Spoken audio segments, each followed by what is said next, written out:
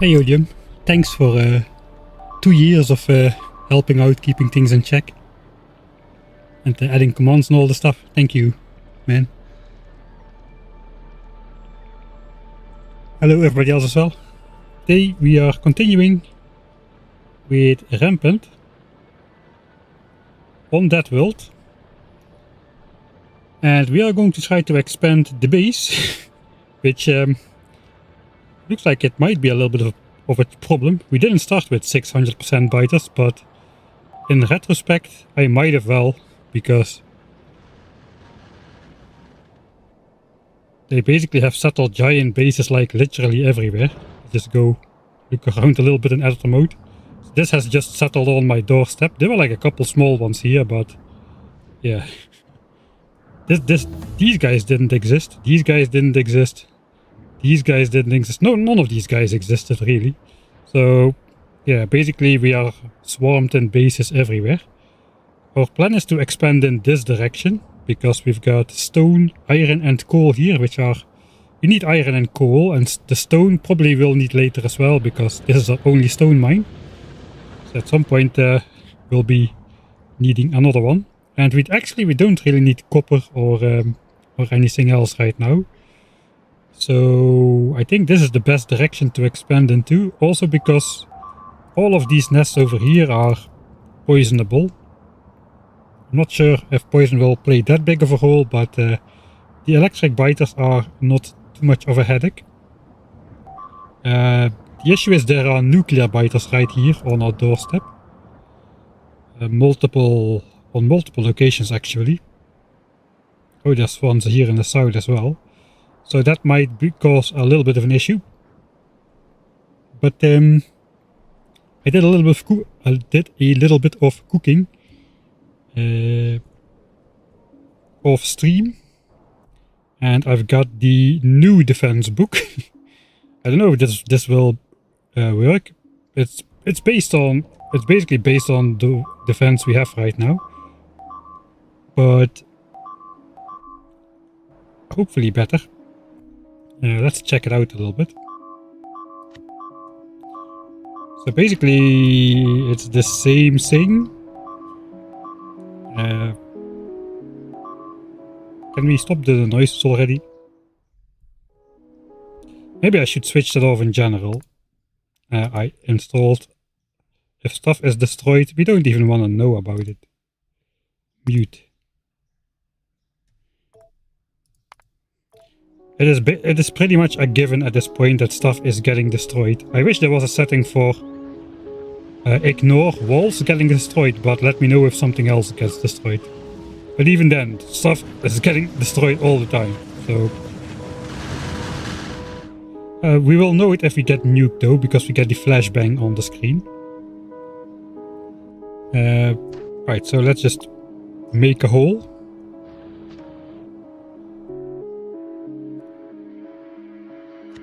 So this is the new defense corner. It's basically the same structure. But the walls are different. It might look like a random jumbled mess of walls, but there actually is method to the madness. Let's also put the straight one down. We need to add this one to it. It works a little bit strange. It's not a very intuitive blueprint book, but it does work. And we can even offset it by half a chunk. It even has the tank repair belt in the back, so that's nice. Right, let's... So what does this do? Well, basically, if you look at the laser turret's range, we have about this much range in front of the outermost wall where the laser turrets can reach. The gun turrets cannot reach. The second wall is where the gun turrets can reach, so we are not even trying to gun down biters until they have at least breached one wall. The fire can go up to here, even further. That does mean we will get spitters in this box trying to snipe the outer wall where we cannot destroy them back. But we're just gonna accept that. They can snipe the walls. Walls are cheap. A nuclear strike takes out like 200 walls at a time, so we can... Some fire spitter can just pick off walls one by one. We don't care. The thing is, if we get... let's try that out. I want to try it out on the vertical really.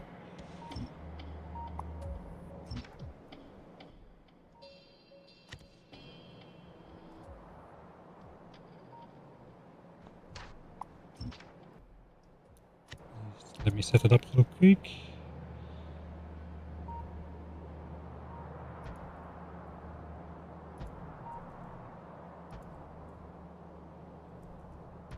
Alright, so that is how a corner would look like.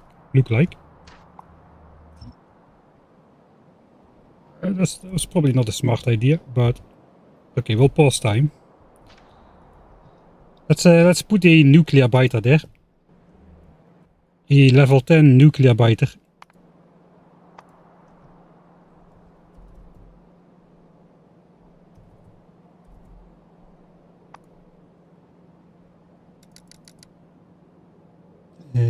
This guy.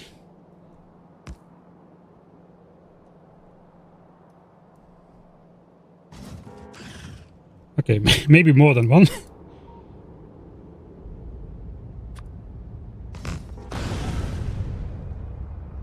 Look at that. No turret was damaged in the nuclear blast. So basically what is happening is nuclear strikes will happen anyway. It doesn't really matter. There's just a group of like 40 nuclear biters running in. And I will not be able to snipe all of them, especially if they're mixed with other groups. So this is going to be my new nuclear defense. We can actually see how much that took out. So that took out 80 walls in one go. So that is basically the defense against the nuclear biters. So why are all the other walls there? Because if it were just nuclear biters, we could have done something like this. And we will be fine as well, and we will lose less walls even. But of course, the walls are gonna break. Now they're in perfect shape, but they are not gonna get repaired. So they will break, and sometimes quite quickly. So that means we have those poison biters. Let me find them. Poison. Would help if I could write. So here we got some poison biters.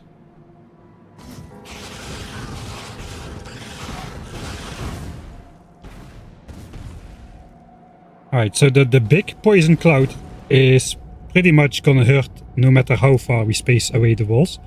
But the moment the poison biter is attacking the wall, maybe we can...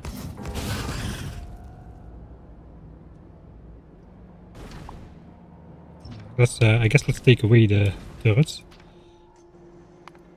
So that's going to be the theory behind the wall at least.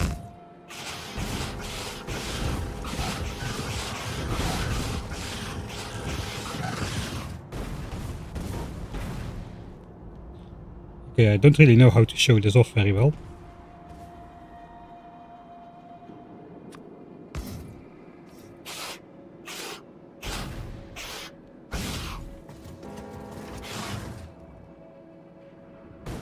Maybe it was the other one.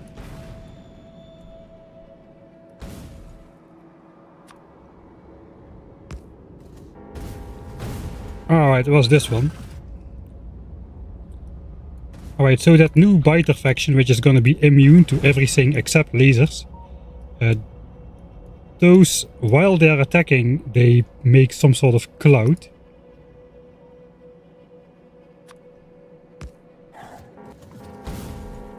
You see, and they just melt through that wall. The entire section is getting melted through.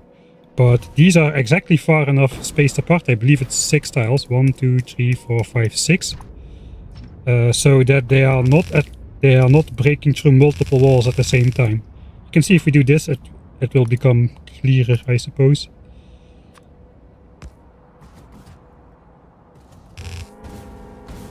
See, these walls just break at the same time. And then the poison cloud does less damage, so that will be a slower effect. It will take out more walls, but that is fine. So if a group of these are gonna be coming to attack us,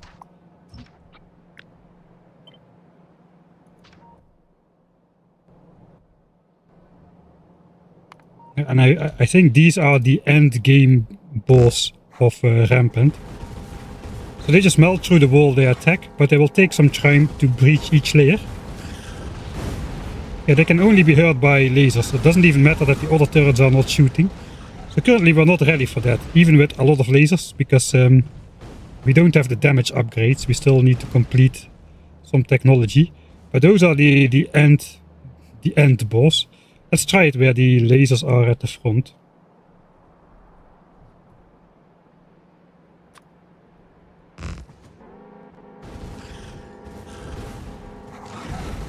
So they break through it quite quickly. They literally melt themselves through the wall. But they will need to melt themselves through each layer, that is. So yeah, but that poison that is going to be a problem. So those are probably worse than nuclear strikes. So yeah, the outer wall prevents nuclear strikes from penetrating into the turret layer. The spacing then gives the boss biters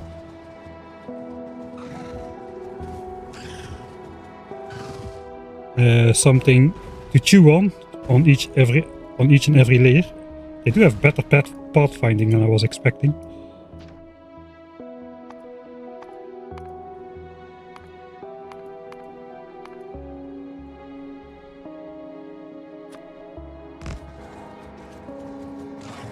So yeah, as soon as they start chomping on something that they have an extra sort of cloud which does a lot of damage, way more than the poison at the end of it.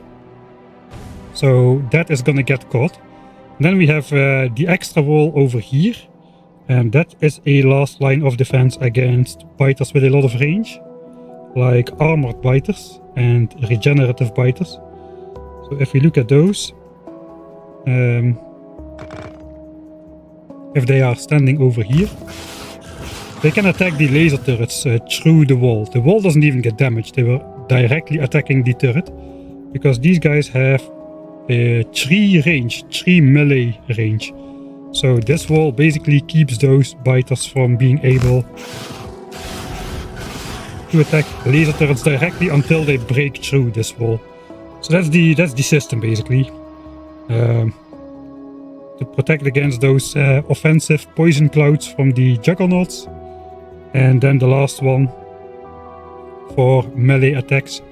And then the first one is also a nuclear strike offense. And we have curved this wall just around the range of the laser turrets in the corner here. The weak spot here is gonna be the corner basically, because our gun turrets here, I guess we cannot really see that very good on the overlay. They do not extend out beyond this range here, because our gun turrets are located quite a bit further back. The one with the purple mark. But the corners are weak anyway. There's not much I can do to strengthen those further, I think. Except we could put more gun turrets more in the front, but then we need to get ammo there, which means less laser turrets. Of course we can move the entire defense to the front, but then we need another wall in the front, and then we're back to square one. So that is the goal. We're going to try to expand with this blueprint in mind. We're going to test it out. This is a good area to test it out, because there's nuclear biters, like a lot of them up here, and then there's a couple ones here in the south already. We might be able to take those down. I don't think we'll be able to take the big nest down. But yeah, there's like 4 locations with some level of nuclear biters, and there might evolve more.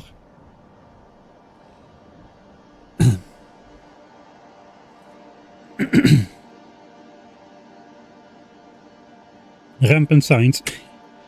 Yes, that's going to be the multi-layer wall we're going to be dealing with. I'm zoomed out way too far. Every square is not a tile, it's a full chunk. Alright, so these poison biters which are basically the bane of my defenses, are not even the worst enemy. The worst enemy is gonna come at 82% evolution, about 4% away from where we are now. And I figure once we take out all these biters, we'll probably be right there. So let's go. Yeah, here is where I designed the wall, so let's go here. So we are researching damage 5 for energy weapons. I think we will probably wait attacking until that is done. Question mark? It's 10 minutes. We can do some other things like we have a tank on a belt right here, which used to serve as just the top part.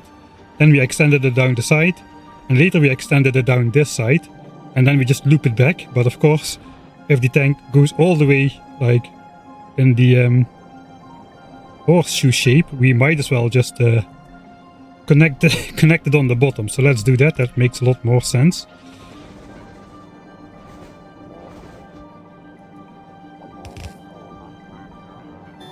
Okay, let's hide away the repair packs again.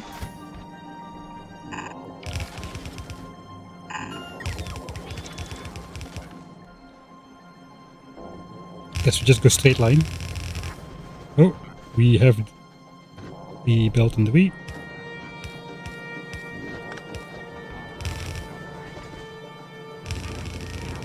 Alright, tank is coming, that is good. So this is not going to be part of the trajectory anymore.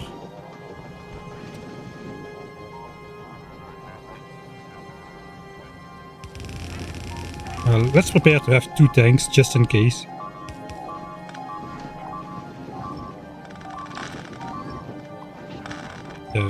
Currently we have 1. I think we'll keep 1, but if you do 2 tanks next to each other, they will block each other.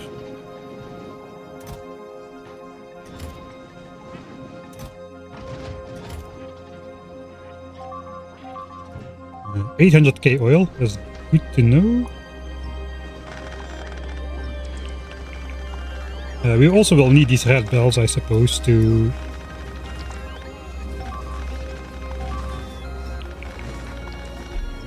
build out the new expansion.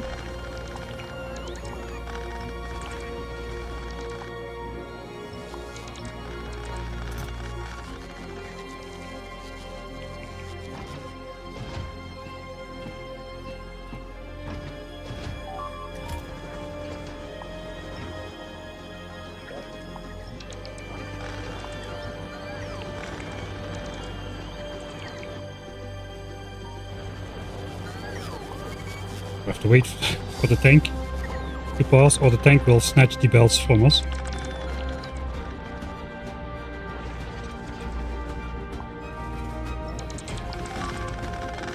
And I think somebody commented we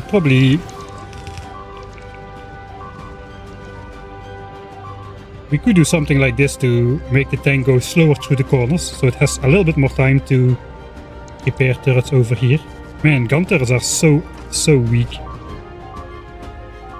I wish we could upgrade them somehow.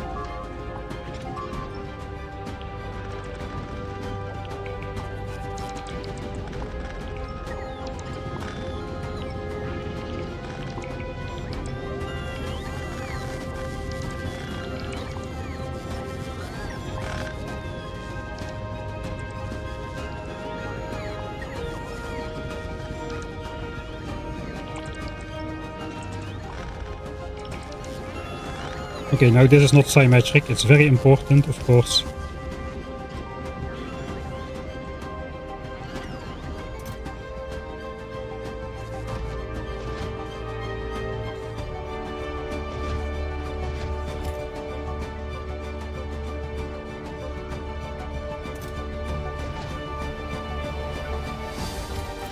Okay, we don't have walls.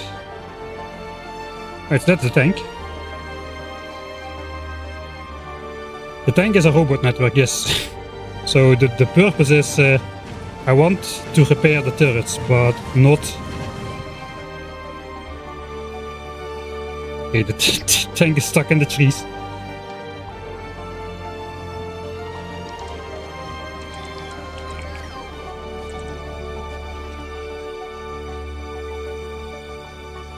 Maybe we can see it on one of the other tanks.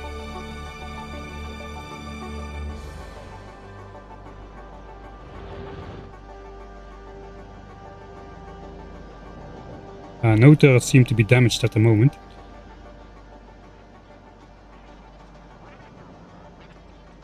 Yeah, we want the range of the tank is just so that it can repair the turrets, but not the walls, because they die on the walls, but not on the turrets. And the walls are cheap and turrets are expensive, so we would like to at least attempt to repair those.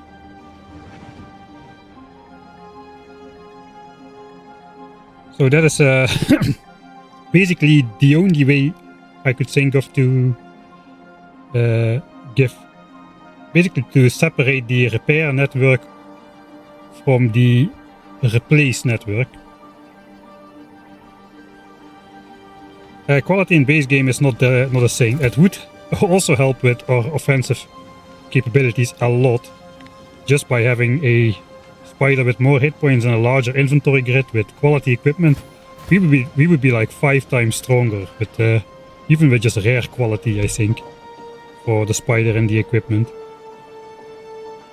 It's probably not feasible to make quality rockets, but just the one-time spendage of the spider and equipment would be very welcome.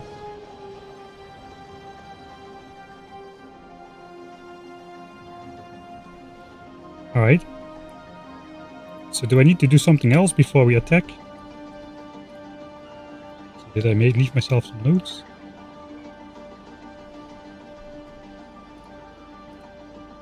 Yeah, I think we are gonna build the third wall before we attack, just to have a little bit of extra security once all the revenge attacks start coming in. That probably should be enough. We can manually build that. So here we got the bots in here. So let's say I cannot damage any. I don't have a gun. I don't think one explosive rocket will blow up stuff. Okay, that was my spider.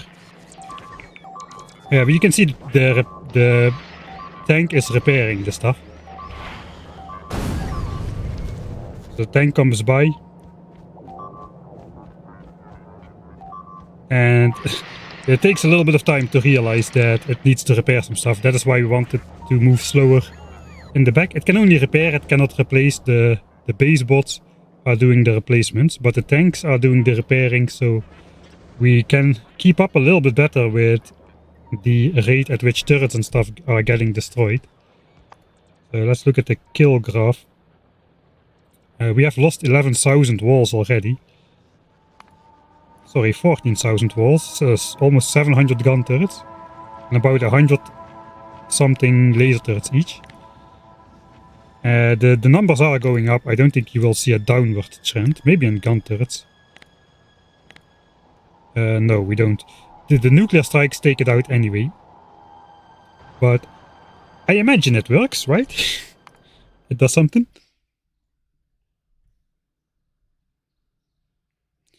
Yeah, the thing is, the only bots that have repair packs are the bots in the tanks, and the bots in the tanks don't have access to anything else, so it's a separate repair network, basically.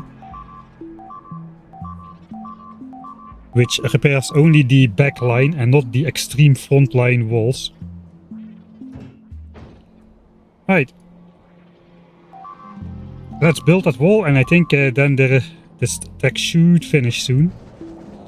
We'll try to build it manually, it will go faster. Don't mind me, I'm just passing through.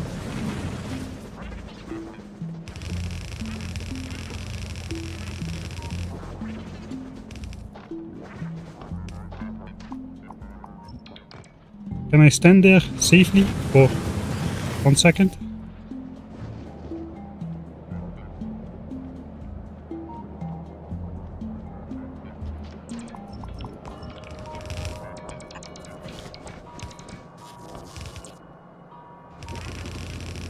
So this wall is already in the right location for the new wall blueprint. So we might as well build it.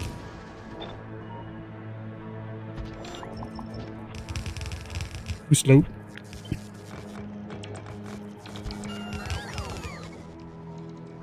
I'm rolling the dice a little bit with the enemies here.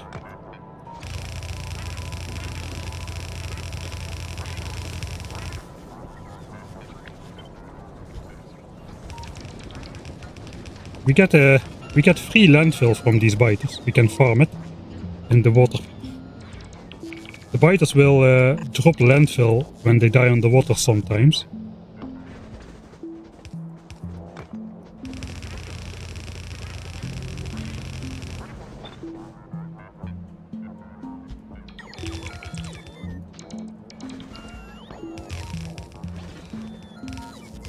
Yeah, the blueprint system has changed over time a couple times, which is why you sometimes end up with weird contraptions like this one.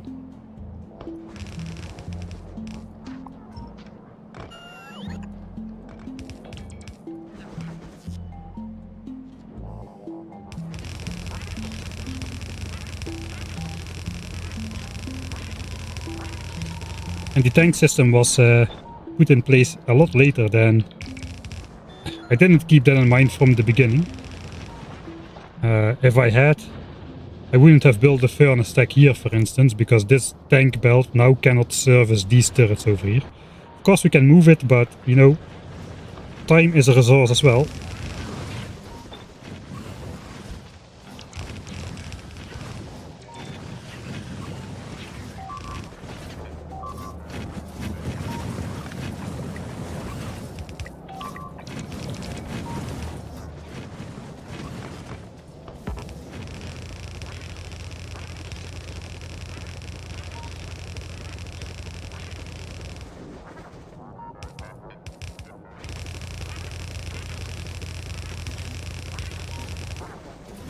Oh, okay, let me get out of the way. Sorry, I didn't want to get in your way, biters. Like, it starts to be the time where I have to be pretty careful with my own flamethrowers. They do a lot of damage there already.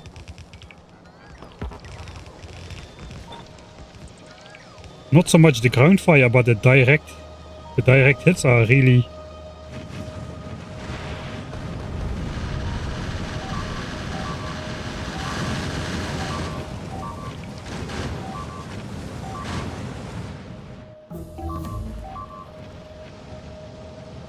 Right, we got laser damage 6, which is good. Do you mind if I get my bots in, guys? Real quick. I guess the base bots are gonna do the rest. So yeah, those arachnids, they drop like... When they die, they drop an egg. And if you don't kill that egg in like 5 seconds, it will just turn back into a full health biter in an infinite cycle. So... that is something. It sounds absolutely unbalanced, but you know, flamethrower turrets exist. They do have high fire resistance, but they are not fireproof like some other biters. Okay, we are losing oil. We had 800k before. Okay, how's it looking with science? We still have enough science to also get this stack in.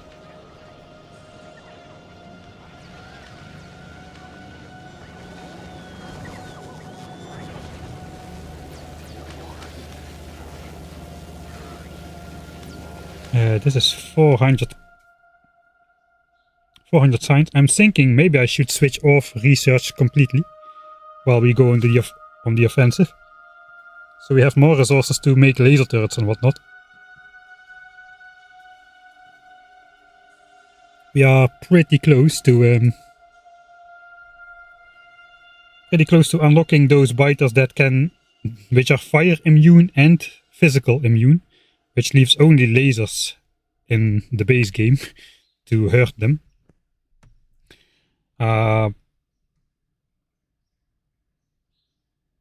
So we probably want to prioritize that. We got 1 more damage and two more shooting speed levels to research before the rocket silo at least.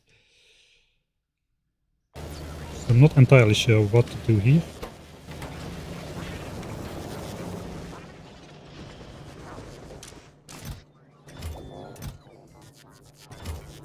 I guess I set those aside for turrets. Right, so the thing is, we are requesting steel to low density structures and whatnot. I think we're gonna do that. Let's just hook them up and we'll set it to enable, disabled by circuit network, which will just shut them off if we don't give it a condition. And we can remotely switch them on again as well. We'll do the same for blue chips. Because those eat up a lot of resources. So that way we should start to collect steel for other purposes, like laser turrets.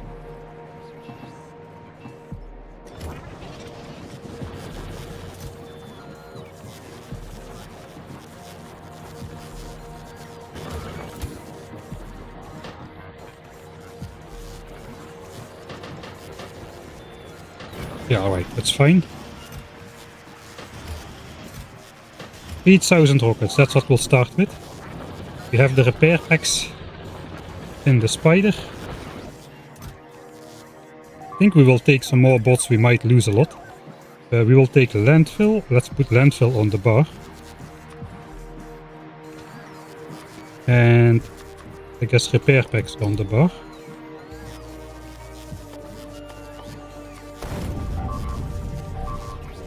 We have poison capsules and we have nuclear biter deterrent. We can throw defender capsules at the nuclear biters and they will sometimes explode to destroy it. I think we got most of the stuff we need to start building out the wall, but we'll probably make some more. Question is, do I try to repair the wall? I think that's a waste of time. Huh? Probably a waste of time. Let's check the other networks if they still have access to what they need. This looks very good.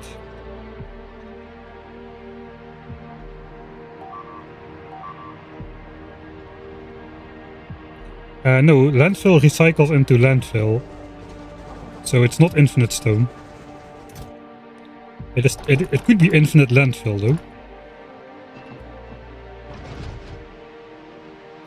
Alright. I think we're ready. I'm just nervous. The fire damage is not gonna help us.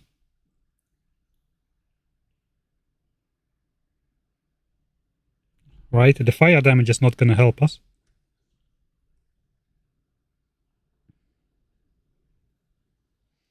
But it is going to help deal with the revenge attacks from the biters to have a bit more fire damage.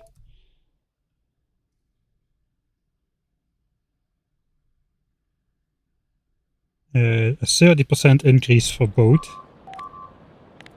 It goes from 1.6 squared to 1.9 squared for the turrets.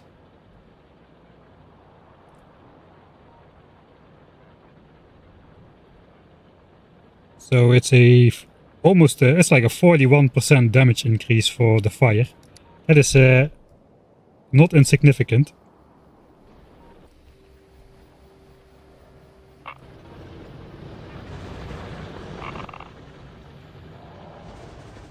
What else could we possibly need? I think we are ready. Okay, so I think the plan is we are going to attack. That's going to give the biters a lot of points. In fact, let's see. We'll just put the point spending in here so we can see how high the number goes. Number goes up is always fun. They'll probably rack up several tens of thousands of points in the process. I think then we are going to wait until they spend all the points. Hopefully they'll not spend it to settle back the area. If so, we can just take out whatever settles there.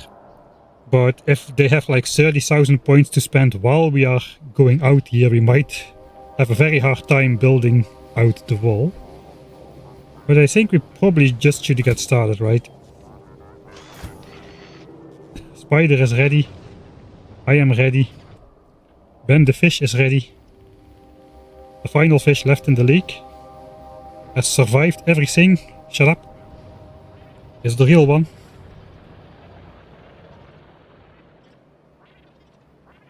So I think we're gonna go for it.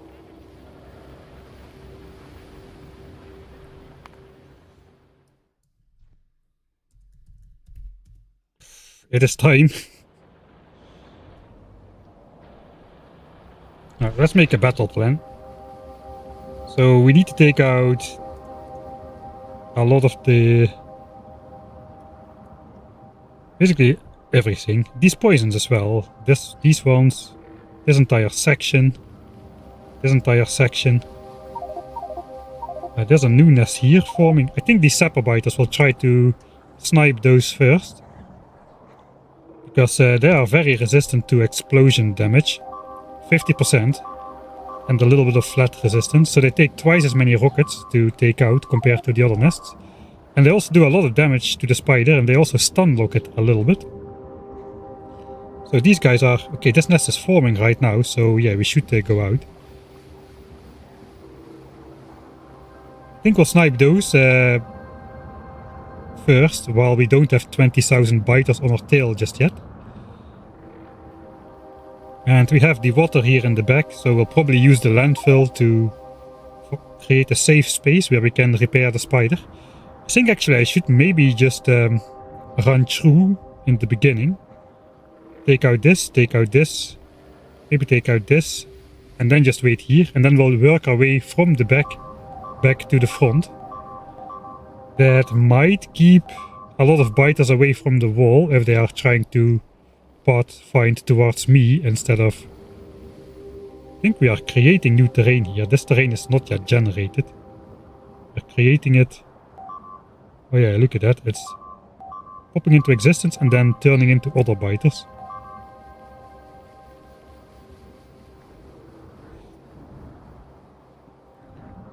Yeah, we'll have the tactic to go from the back to the front. It is a lot of nests. We are at 77.77777% evolution. That is the start. The mark to start. Here we go.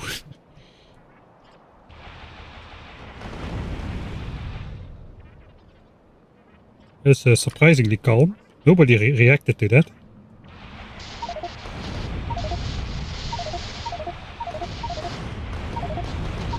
I'm trying to snipe the sturdy nests.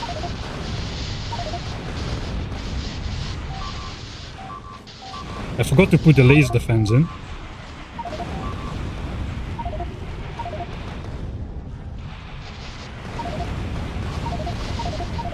We might have already lost. Right, cheesy landfill to the rescue. A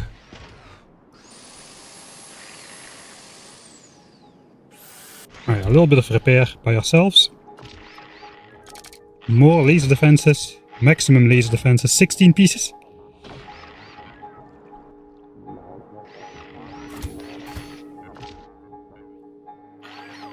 $26 damage, 3.5 times a second a piece, so that's something. We need to be really careful of those nuclear biters. A single one could be very bad news.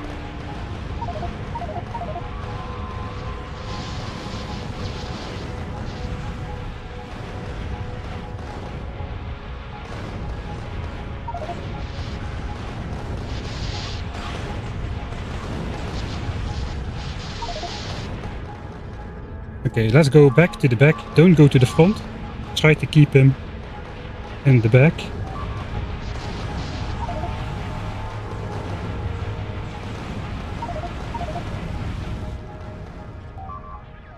So far, so good.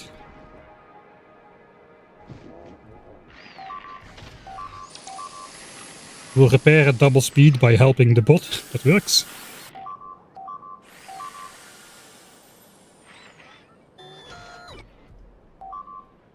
Okay. We're not getting owned too hard yet. Yeah, these are the nuclear biters. Let's try this out with the defender capsule.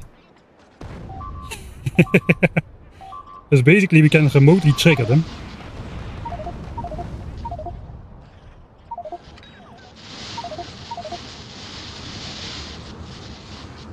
Okay. Okay, there's too many biters there to circle strafe.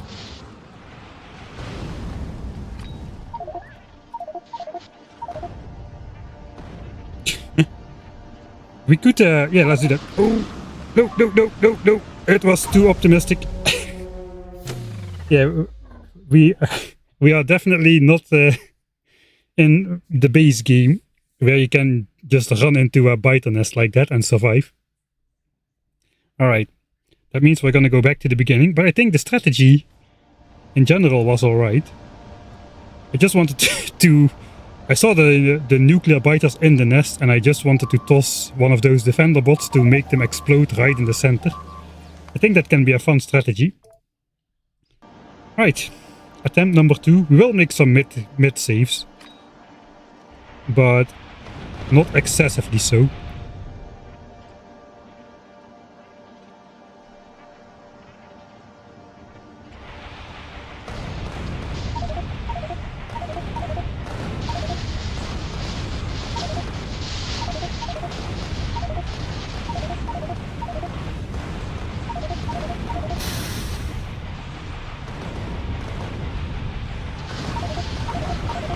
Oof.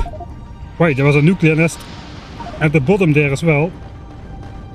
We are not on fire. We should be able to make it.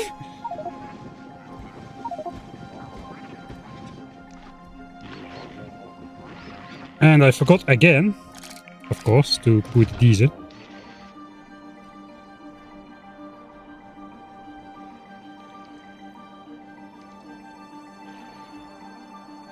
Is artillery not effective against those nests? In general, not really, I don't think.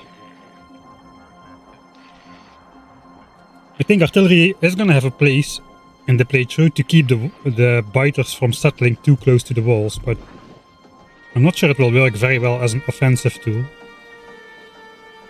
Alright, we'll save here.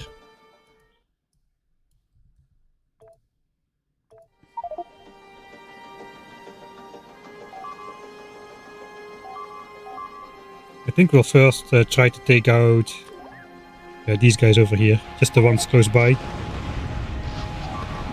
That infernal fire stuff is really damaging. So we probably cannot survive too long walking around like that. They also have that predictive aiming.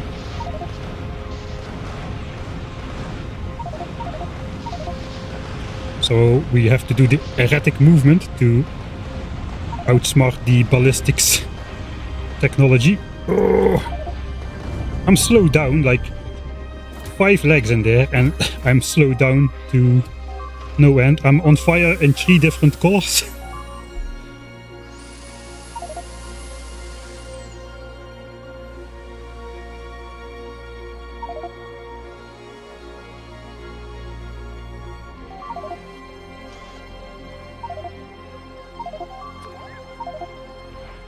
It's getting night, that means at least we will be able to better see the nuclear biters in there.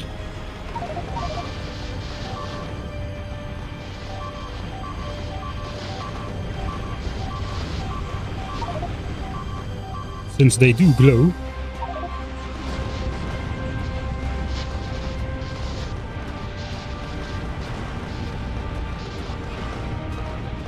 I cannot get through there, there's too many.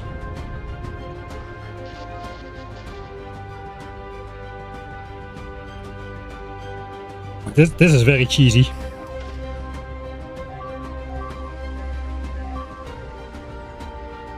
I think we'll have to go intercept some of those nuclear biters, because if they go to the walls, already 10,000 points, we have hardly gotten started.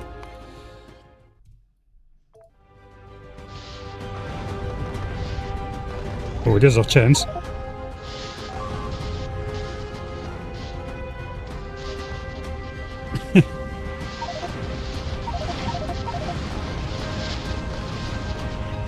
It is fairly risky though.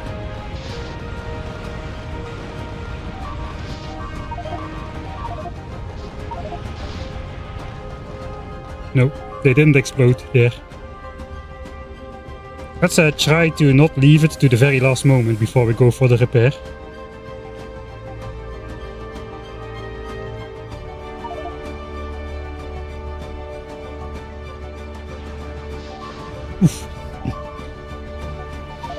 Alright, this is such a... Come on, nuclear biters. Ah, yes, blow up those nests. We're using the rampant biters against themselves. I think it's working.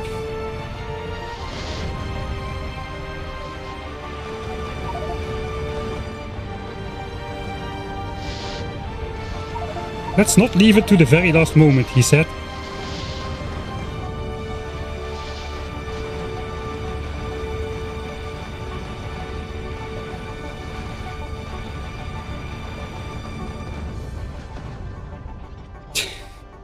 I just cannot stop throw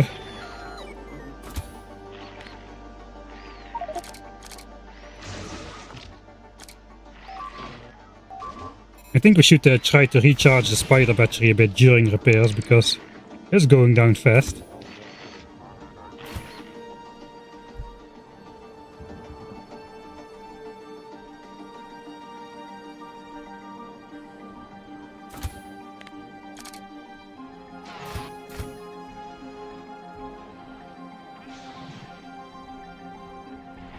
Are you kidding me? They are settling right here? No, you're not. Alright, this base is cleaned up. I think it's time to start poisoning.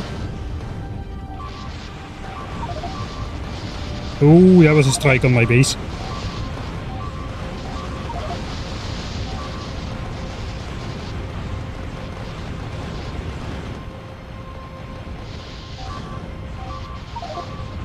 Fighters enraged. I think that... Ooh, whoa, that makes them faster. I don't know what that was, but that was a big chunk of damage in one go.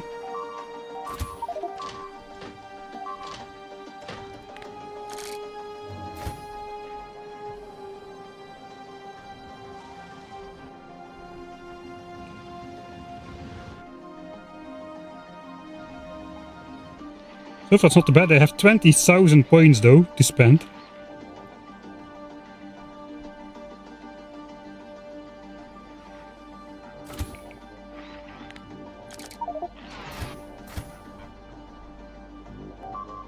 Oh boy.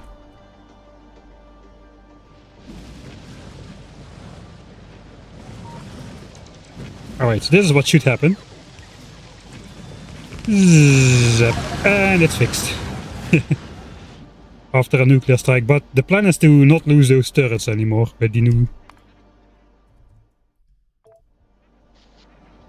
update to the wall blueprint.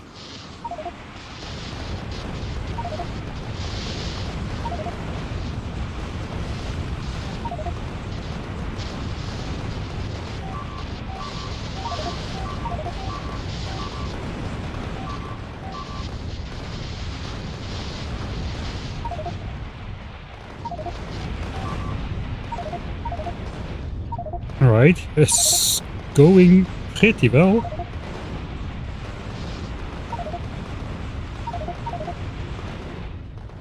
I'm walking myself into a corner. Nope, too many nuclears. Guess we're going around this side. Oh boy, we're going all the way back to my own wall. That is not optimal. Okay, I don't know where that guy exploded, but that didn't do any damage. Nothing broke, according to...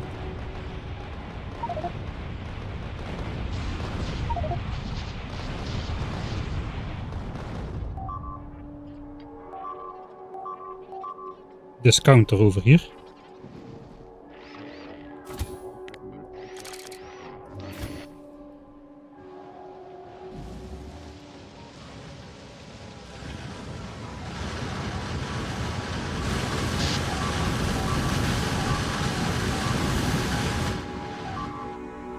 Oh boy.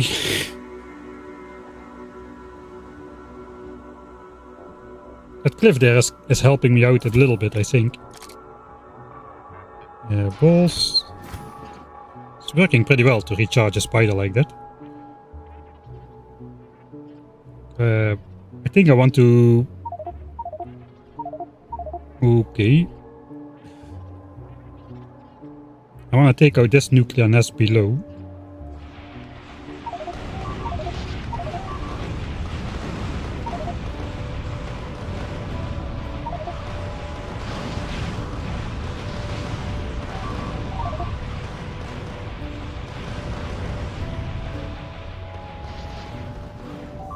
just to make the biters focus on a different location. And also that's gonna help us when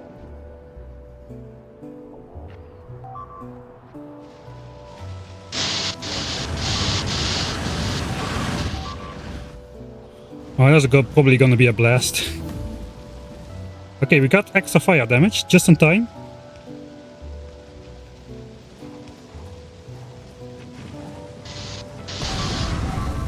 Yeah, if you don't kill all nuclear biters, you kill no nuclear biters. Alright, let's take a moment to re-chat a little bit. It's very hard to do that. Alright, see you, Odium. It's very hard to do this during the playing.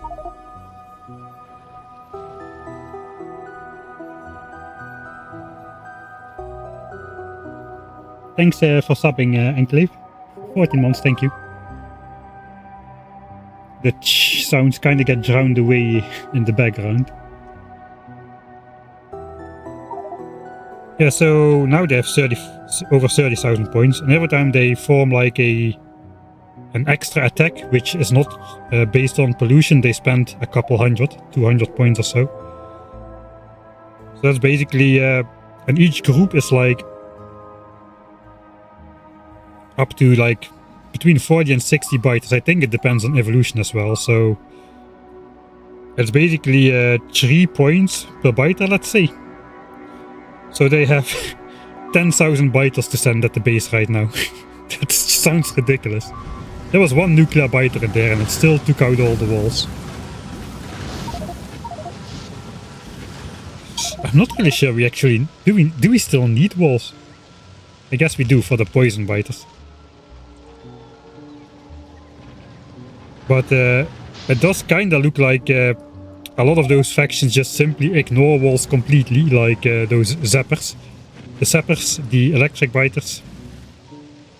The nuclear biters also kinda ignore the walls, they just blow them up. And then the regular spitters, they don't get a chance even to attack because they die in the fire. I think we should not do away with the walls, that sounds bad. Would nukes help with clearing the nest? Yes, but first of all, we could research them, but it's 1,500 purple signs and then 5,000 of both of the expensive science packs. We haven't even automated purple signs yet because we don't have the resource flow to do so.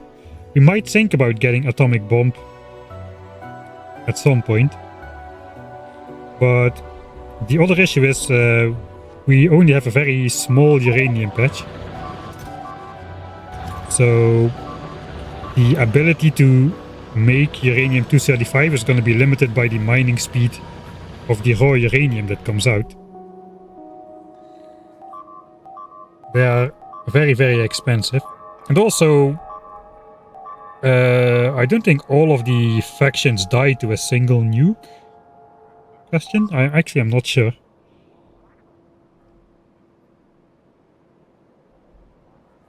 How did we get a Spidertron? We got a Spidertron from the starter patches with this iron by very precisely hand feeding the ingredients for 2,500 yellow and purple signs to get the spider. That cost us all our copper, save like 3 or 4, 5,000 copper. And then we could use the spider to claim a new copper source over here, which we then used to, you know, level up damage and whatever. And research into the end game, basically. So now we are in the end game. Now we're again trying to expand for access to the rocket silo and infinite technology. And at some point, hopefully, we'll get strong enough where we can actually go on the offense indefinitely and go for world peace, which is the goal. I think nukes only deal explosion damage. Yeah, let's check that out. It's literally only explosion damage. And there are factions that have that over damage protection, although I don't know if that counts per hit because the nuke makes 1,000 different smaller explosions twice apparently. So that might circumvent the over damage protection. If we're going to consider going for that, we'll definitely test it out before, because it's too much of an opportunity cost to go for that without knowing if it will work. I mean, it's literally like we could research an infinite damage upgrade from every single type of damage for the same price as unlocking nukes. So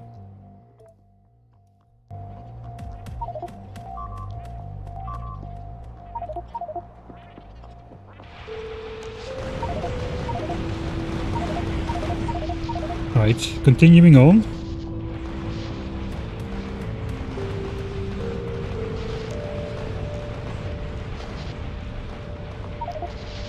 Because the trick is to not stay too long at the same site. You can make a big bada boom. Come on, biters, come here, come here, come here. Heck yeah.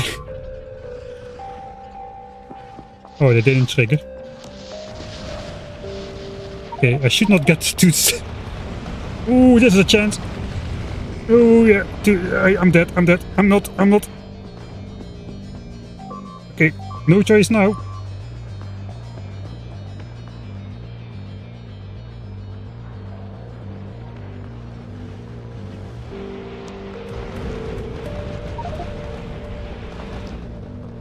Okay, we got rid of the nuclear biters. I think Tess said we could also step on this lake.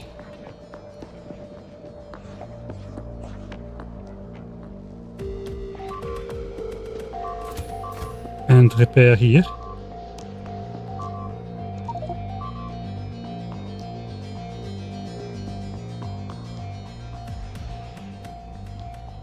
And we're gonna try to intercept those nuclear biters as well.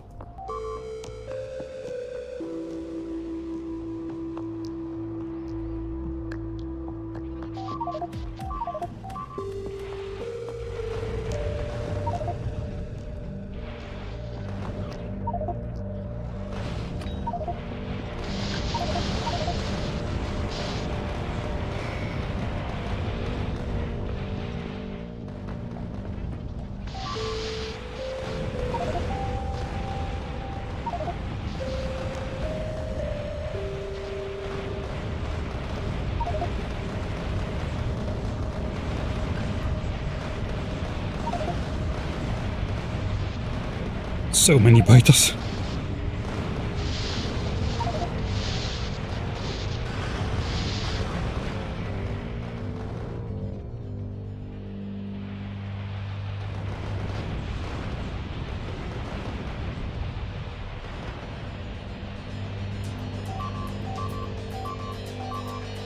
Alright, let's go for the repair. We have cleared a nice section. Evolution is up 2 points, I think, from where it was. I think this is starting to go down as well. Let's put that back. We can...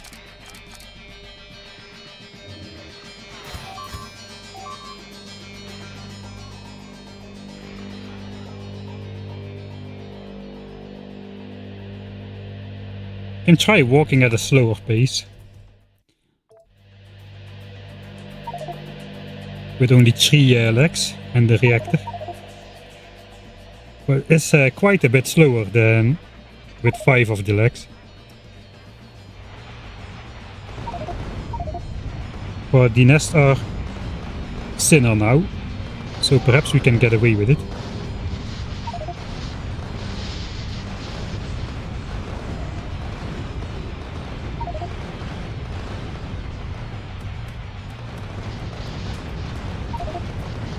It's quite difficult to get in.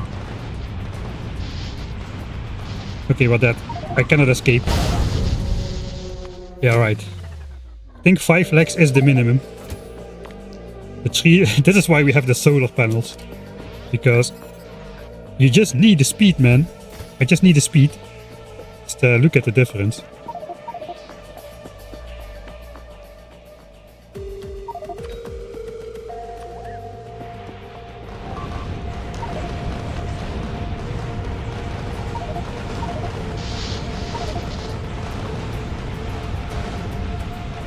It's so much easier to avoid getting hit a lot.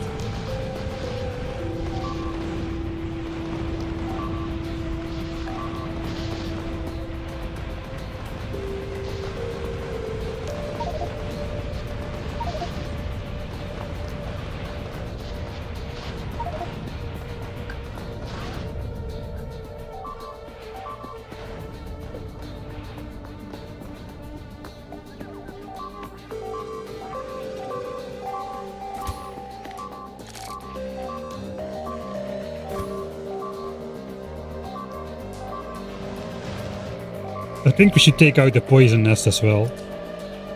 Maybe some more poison nests all over, because we're gonna be in this area. Gonna get a lot of poison revenge attacks, I feel. How's it going with resources?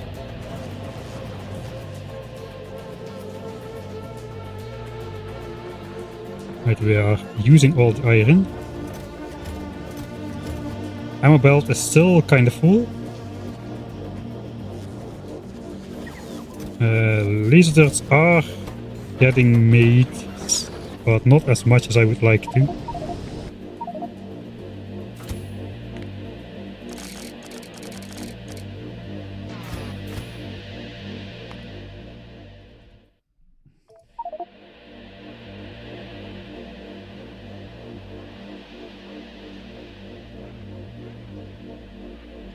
The Biter's won a few hundred timelines. Yeah, we have that guy from Avengers to help us out. Doctor Strange, or how is he called?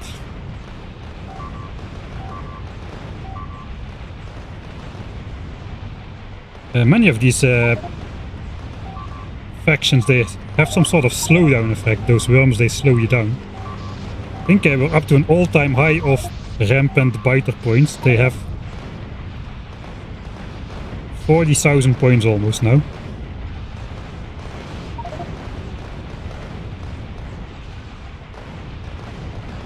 Okay, let's try to take out these poisons as well. Oh boy! Rip. I think the poison faction is by far the strongest against the spider. They instantly kill it. Another one rip to the death counter, which we don't have.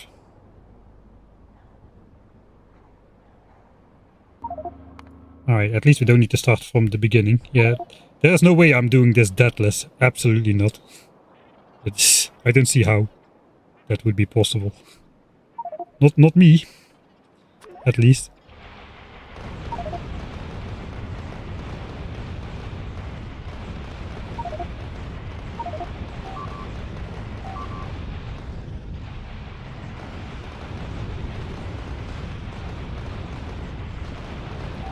Those hives now have like tens of thousands of hit points.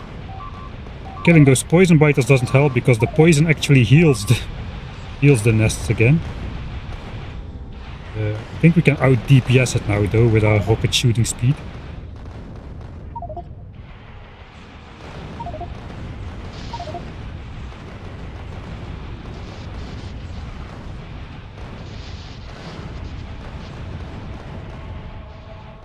Alright. Not too bad.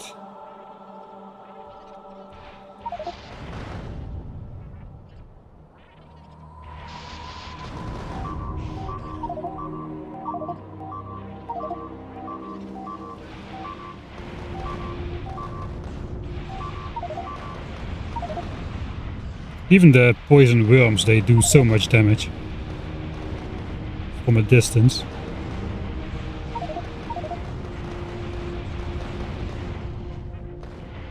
I cannot get close by enough.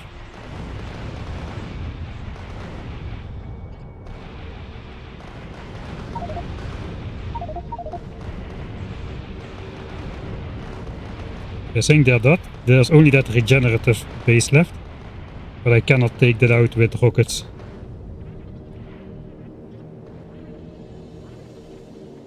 No survivors here though, so that's promising.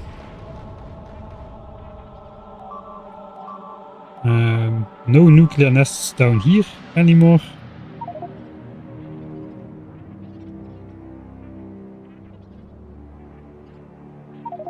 I think it's pretty much a wrap.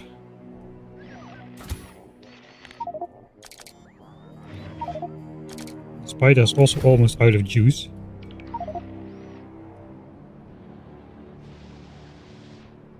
We didn't take as much damage as I thought we would.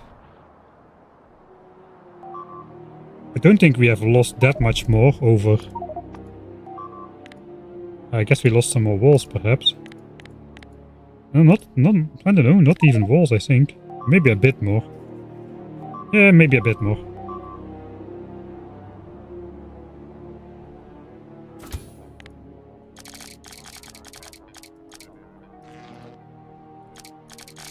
Don't steal the energy, roboports.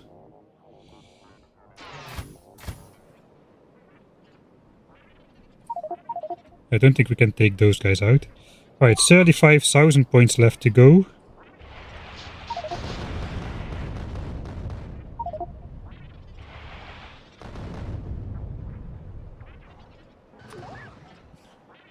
I have to do it once more, it's just too much fun.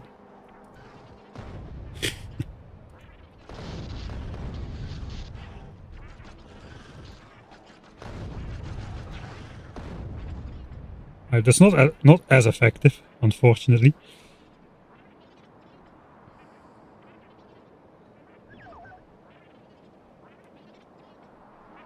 Okay, the regenerative faction, I was gonna take them out with laser, but looks like they respect into poison. So that's gone. 80% evolution, not too bad. So now they have, I think that's the area clear.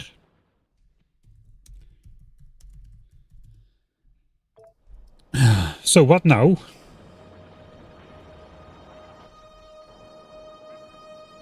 Let's just do one more loop.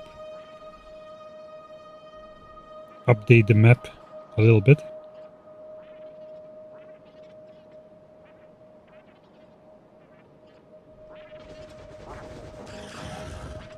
Armored biters, but not against laser turrets, they're not.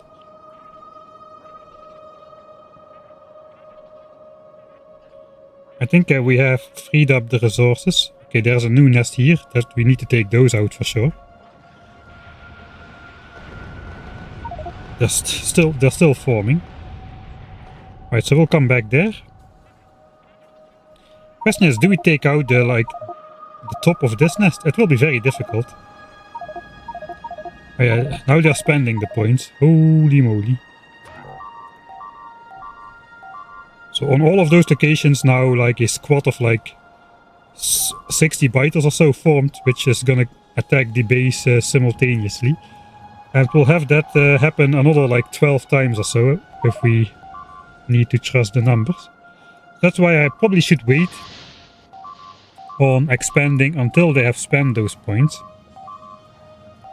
They can also spend those points to settle new bases though, so that's kind of a catch-22, because then if they settle here, we'll need to take them out again, which will give them a refund on their points, I suppose.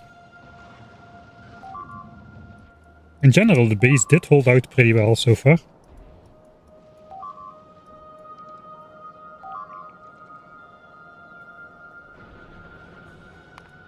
Right.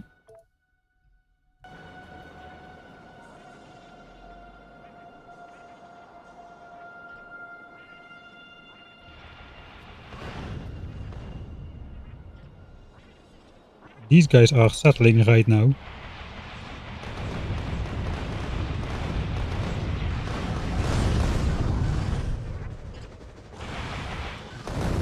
The biters are actually not reacting to me. The biters that do the settling, they are...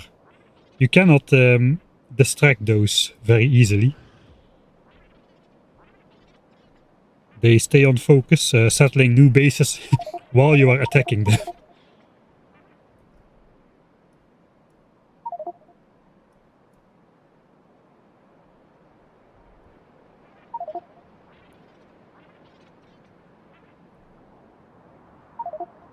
I think they are making migrate squads. See if they're attacking or are they going to settle. Those guys are gonna settle. No, you're not.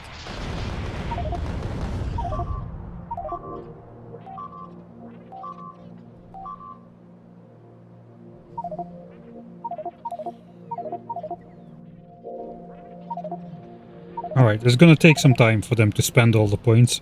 Do we keep it on screen? It's a little bit of a mess. I think this is not fast enough with the inserters here. Oh, we got one of those coins.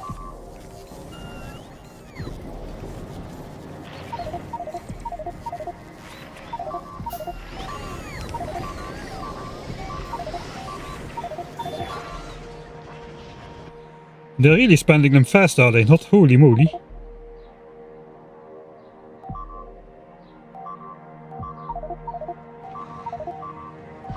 We might want to help out with the defenses a little bit. Let's go over there. Holy smokes, they're spending him. I never saw this before. Oof. Where did that happen?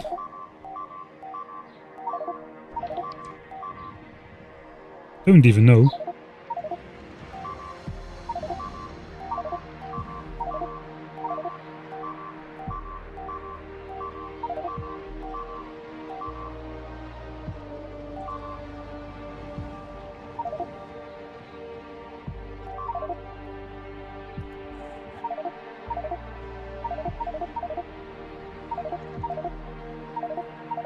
Okay, it looks like we don't need to wait that long for them to spend the points.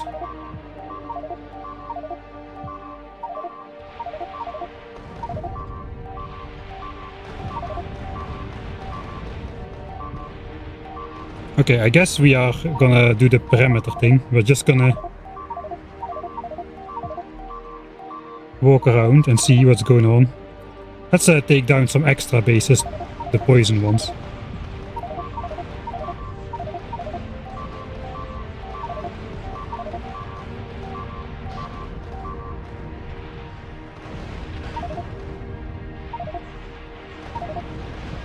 Oh wait. Oh no, my battery is empty.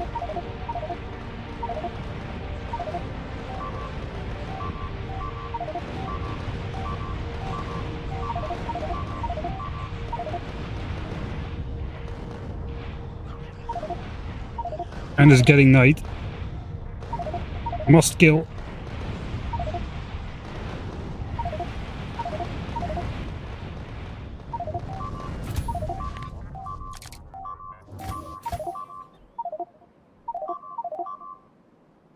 Well, less than 10k points remaining. They really mean it. Holy moly. Hey boy, thanks for the raid. We're getting like destroyed with revenge points right now. Okay, they're literally settling on my doorstep. We need to keep destroying those guys. No, you're not gonna settle right there.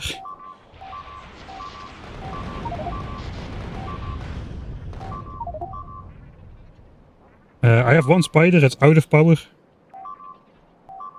Guess that's fine. Let's go in the base. Let's have the tank repairers. Okay, we got some settlements like right on this side. Do we care? I think we care. It's too close to my wall.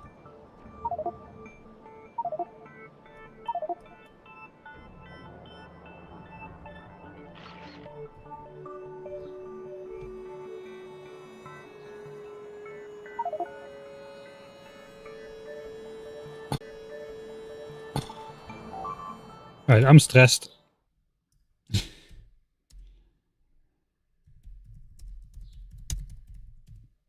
So we have seen the biters spend like revenge. Blast. We have seen them spend revenge points before. Yes, that was the biters nuking my base, not the other way around. But I never have seen them spend points at this rate. They had like almost 40,000 points and they spend them like instantly, man. Looks like the settlement siege. I think siege is when they try to settle on your walls. They specifically try to settle on your walls sometimes. I think we're gonna be... yeah, like these guys, probably.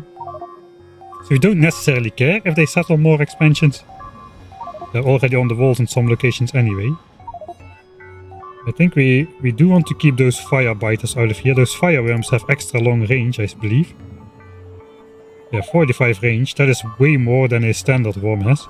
And also way more than my flamethrowers have. So if this nest grows, they'll basically just spawn worms that can shoot my turrets, but I cannot shoot back. So I think we need to take that out. That's gonna give him some more points, but so be it. They're settling tons and tons of locations. They're literally on the wall. I would rather have the revenge attacks, to be honest.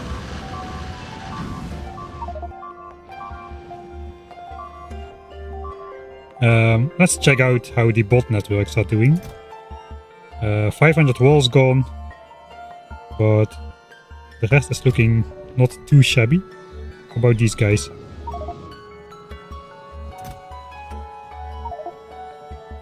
Oh, this is fine. I guess it's further away from where we did all the action stuff. There's probably some distance-based stuff going on as well.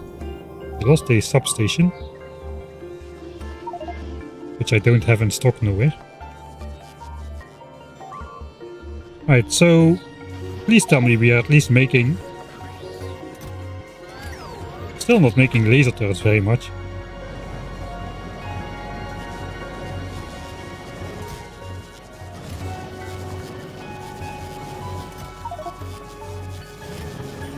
Where is all the green chips going then?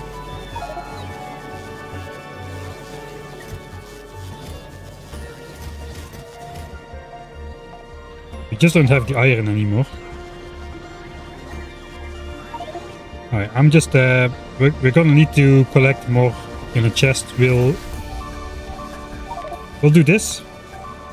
And then we can manually distribute those into laser turrets in my hand feeding area if we have at least a matching amount of steel.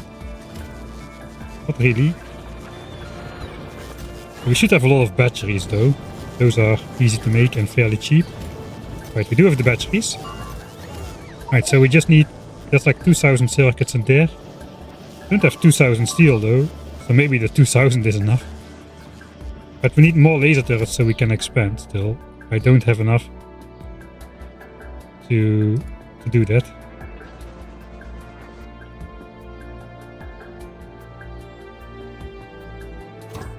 Repair tanks, okay, they haven't lost a bot and have a lot of repair packs left.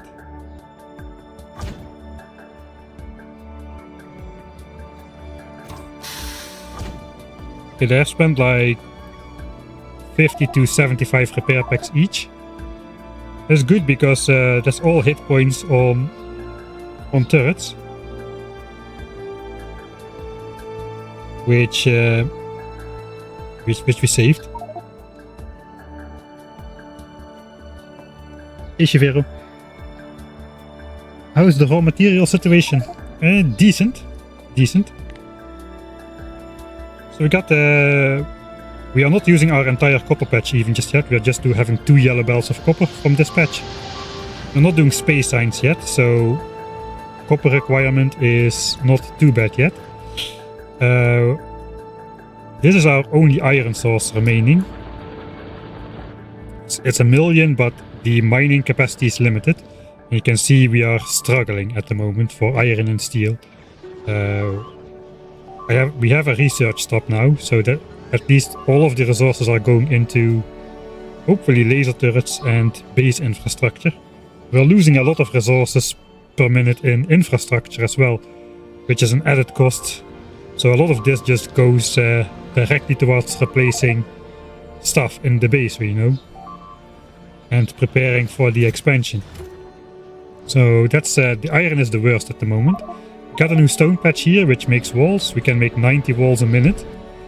Let's check how much walls we are losing. We are losing 50 walls a minute. We can make 90 walls a minute maximum at the moment. And we will get access to a new stone patch though. we will get access to a giant new iron patch and the coal patch. Oil is very poor.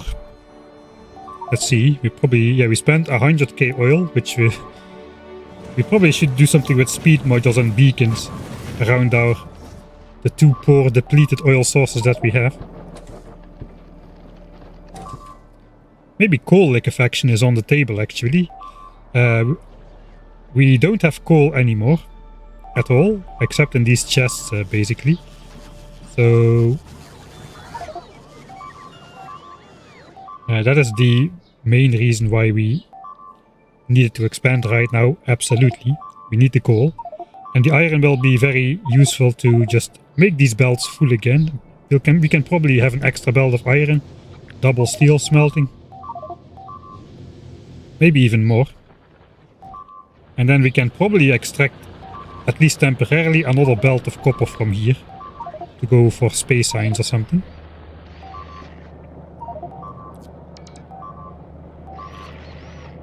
Alright, the repair tank is kind of doing its job. But yeah, with the thing is, with a list of 2800 things that need to be repaired, it takes quite a while to cycle through that, so the tank doesn't always register in time that this stuff needs to be repaired in the corners. Which is unfortunate. Alright, so yeah, this is what can happen, right? The worms settle on the walls. And that is just an infinite cycle. This worm is not even that bad. It is killing my bots as well though, so we're gonna need to defend our walls a little bit. And prevent this from happening. This all did not exist before we attacked, so that's all a reaction. So I think we're gonna try to do something about that.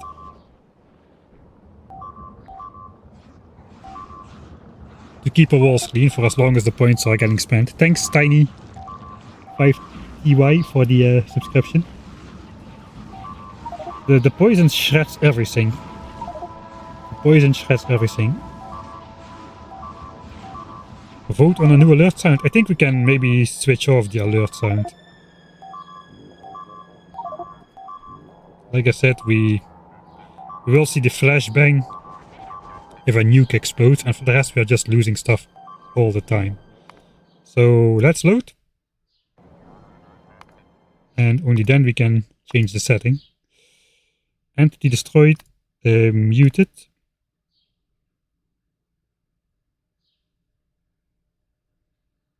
I think the rest is all okay.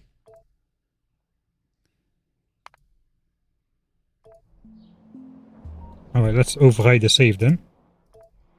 We're first gonna go towards the right.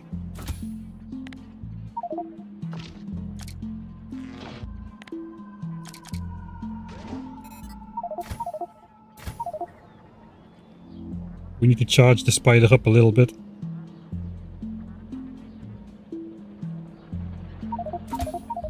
They're not terribly large nests.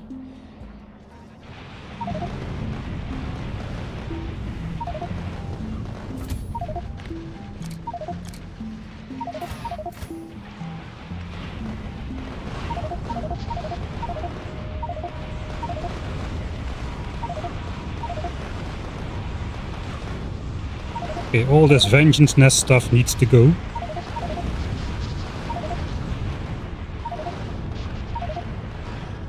Oh boy.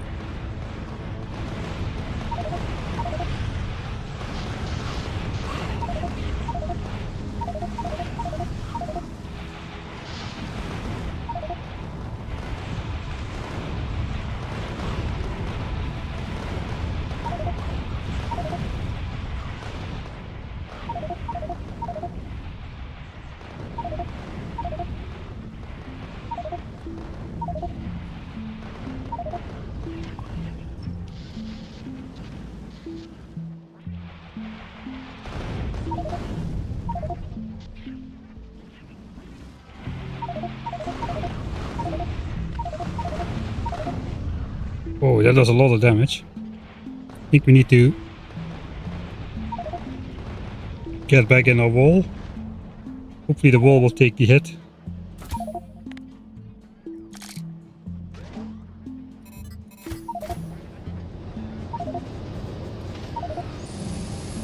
Repair, repair, repair. We don't have a lot of time.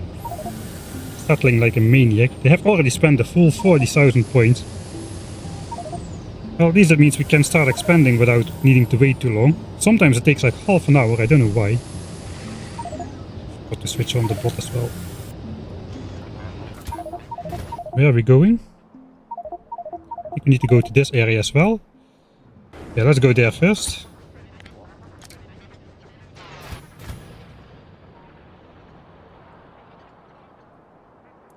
We're gonna try to take down these poisons as well on the way.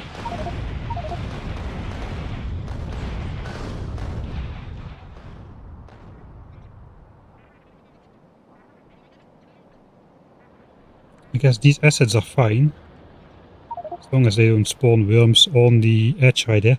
The issue is destroying those extra nests is not great for evolution.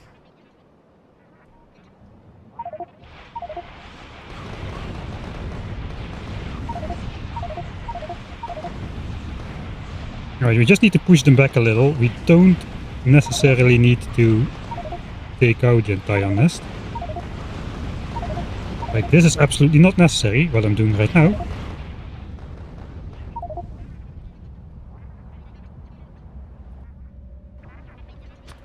Let's cheese the landfill.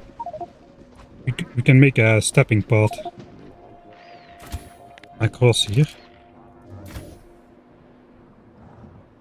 Okay, these settlements are probably fine.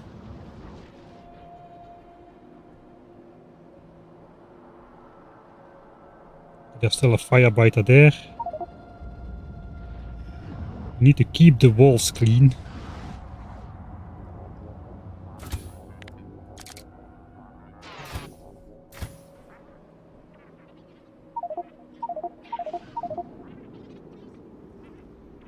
Let's have a look if something is happening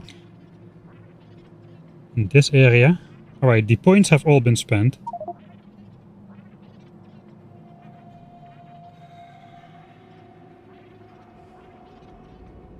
Which means we only get the regular frequency of attacks, which is still a lot, but yeah, I thought so. It's still a lot, but a bit more manageable than all the extra attacks coming in at the same time. Thank you, biters. Oof.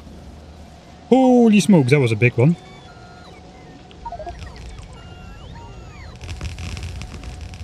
Yeah, that is why we need that new wall formation. I hope that works. I hope we can build it all. Hello, firing squad.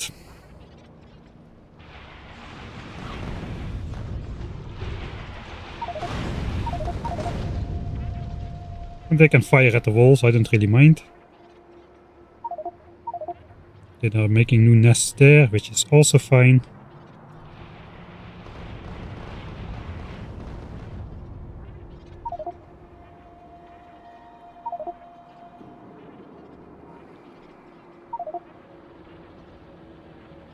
In general, it's looking not terrible. Could be worse.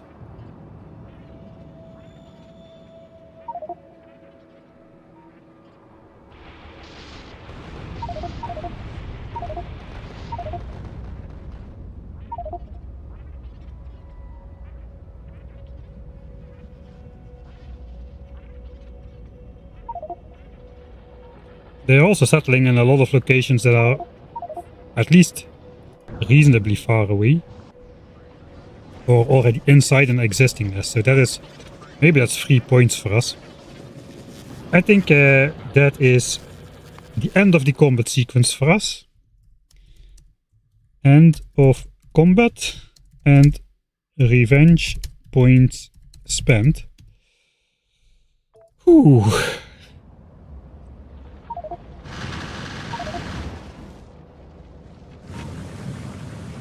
So I'm going to not mine this at all anymore. With the new wall formation, my turrets are not even going to be in range. My flamethrowers are in range, but you know, 100% fire resistant, which is why we have these super long priority lists and ignore unlisted targets. Because if we don't, We're just gonna be shooting fire at these guys. And they are not gonna care about it because they are fireproof. And the worst thing is when different biters come in, it will keep targeting the existing one usually. No, it's switching now all the time. Maybe it's calculating that the damage would kill it or something.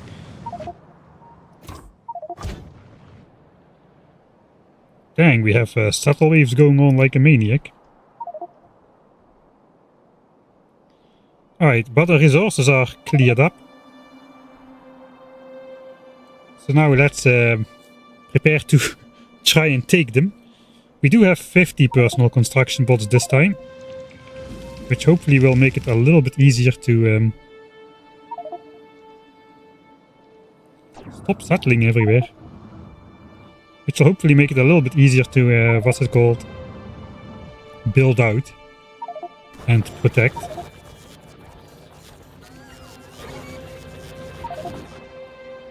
Alright, I'm gonna... let's make an educated guess of what we will need. Let's grab the new defense book. So...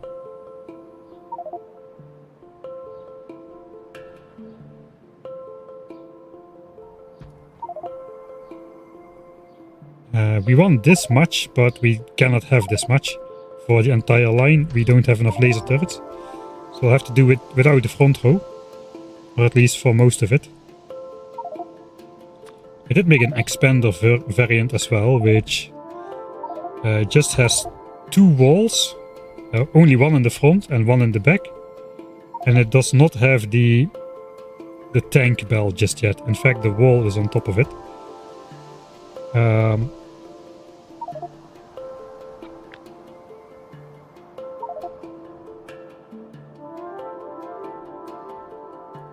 So I guess we will count only the supplies for this.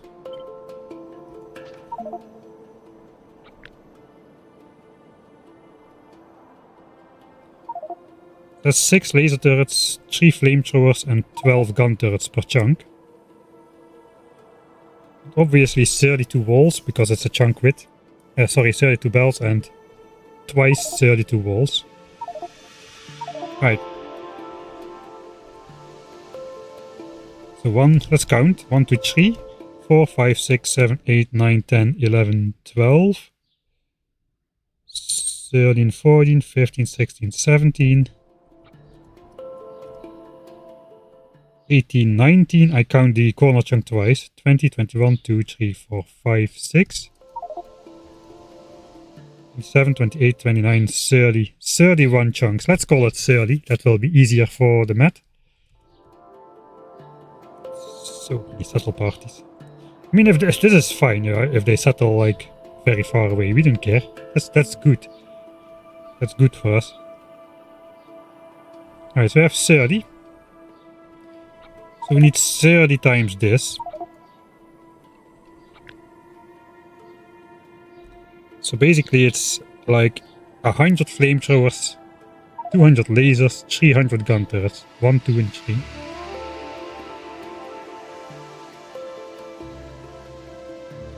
Power poles are for the lasers. Inserters match the gun turrets. And then it's 1000 red bells and 2000 walls. At the minimum. We probably want extra lasers because... and extra walls as well. So we can at least partially build out the extra wall. We probably want to bring a roboport and some extra supplies to just roboport up the front corner. They always get attacked in the corners. So we can already start automatically replacing some losses there. Because we're gonna have 1 power line out, and if that gets destroyed by a nuclear explosion, the entire rest of it will be without power as well. So that's a little bit of an issue.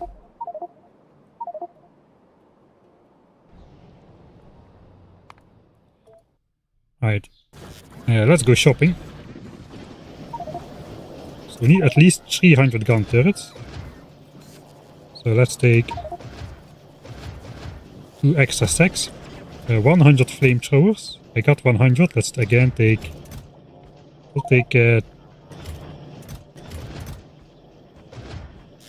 take a little bit extra. Let's switch off one of these. And laser turrets. We need 200 at least. We have 216. I do want more though.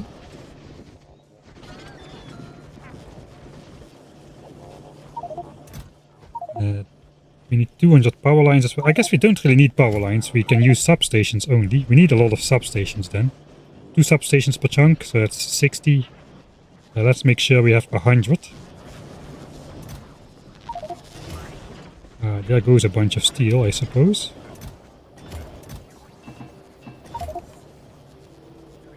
$40, $50, $60, $70. Oof.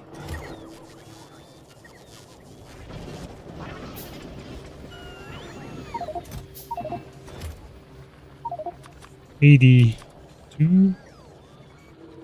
$5.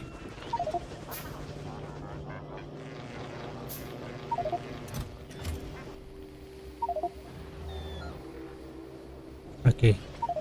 The nuclear strikes start to feel normal. It's that bad. Right, we have not been really using a lot of poison capsules anymore. Let's not remake those. We have been using these for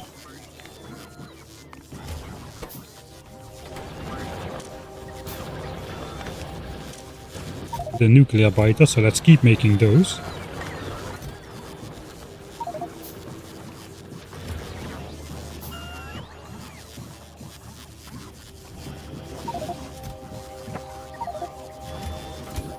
Oh, we didn't spend that many rockets actually.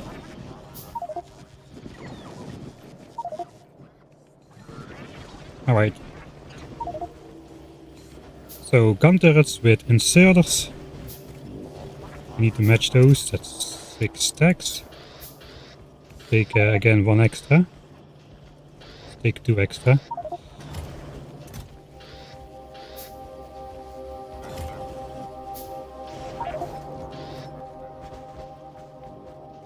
Power lines. We don't need power lines at all. We're gonna go with just the substations. We take 1 stack.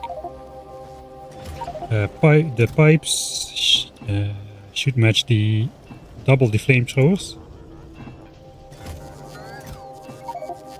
We'll take some regular pipes as well. Belts, it should be 1000. Take a bit more because I cannot count. And then walls. The rest is walls basically.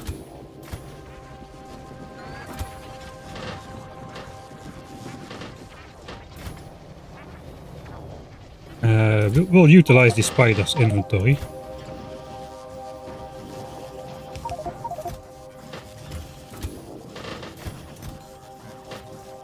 So we can carry the walls and the spider.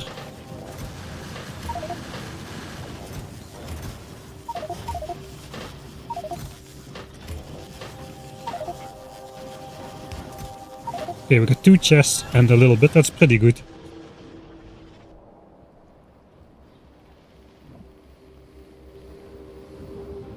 Okay, we got another settle party which we need to take out.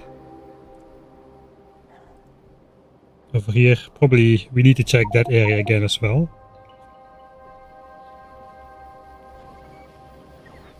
Okay. Do we need landfill? Don't think we need a lot of it. We probably will need some in that corner there. We got some, but not a lot.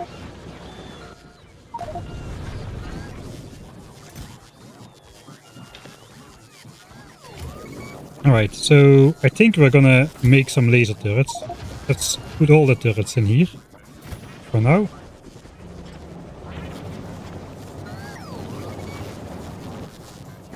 Let's grab all of this. All of this.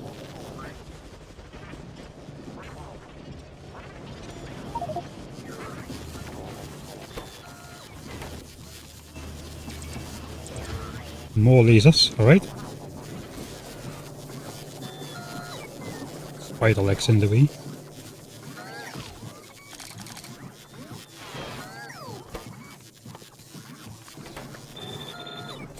Oh, we need to take steel still. Alright, we'll spend everything we got on laser turrets. I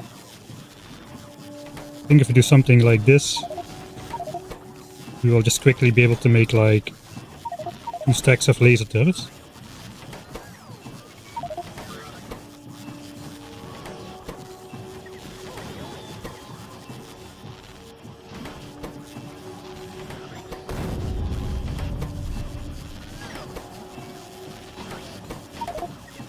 We'll probably run out of steel first.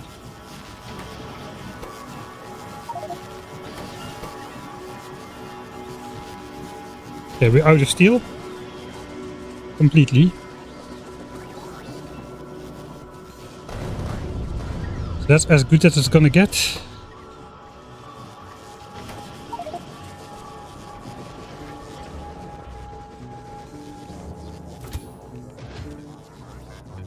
Okay, we got 230 laser turrets at the moment.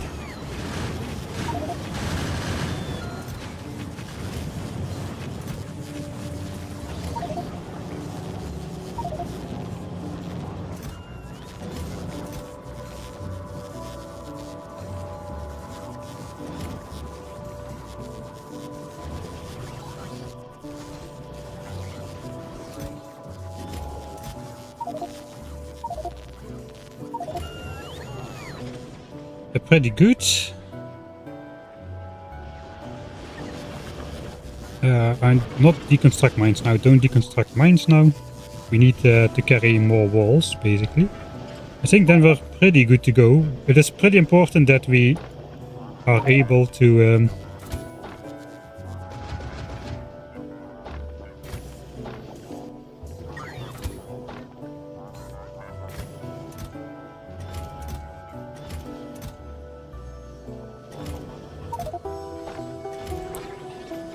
go in one go. Okay, this is basically done. Okay, 5 turrets per side.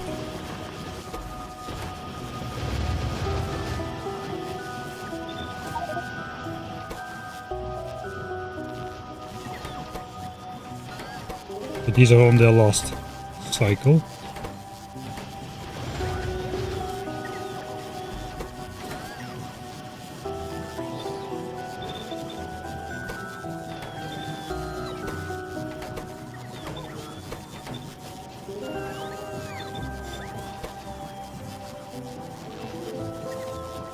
Alright, now we got over 300 laser turrets. Those are pretty expensive, so I'm quite happy with that. That's a decent amount. You know, we also might want to take... We want to take mining drills already. So probably can set up at least one belt of iron.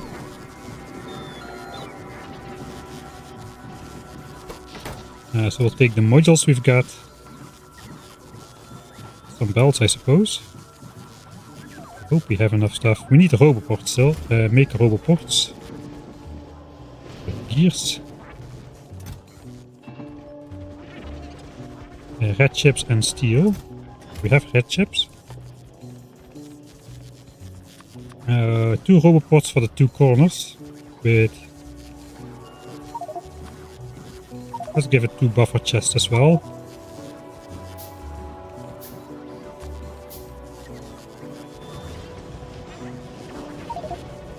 That's pretty much all we can afford. We're out of resources again.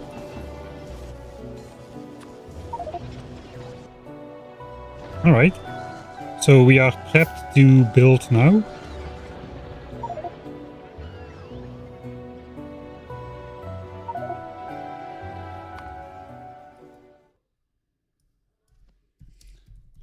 Prepped to expand, I hope.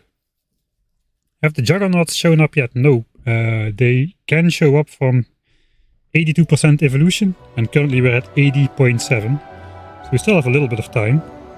But these are evolving. That is bad. I like having my regenerative neighbors here.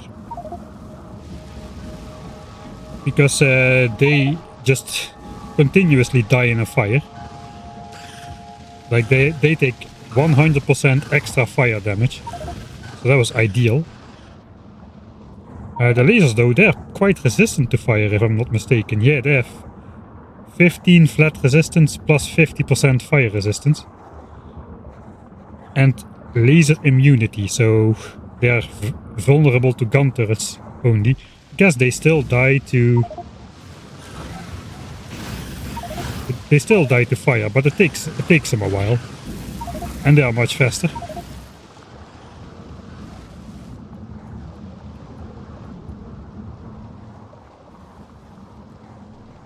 Yeah, we brought a little bit landfill.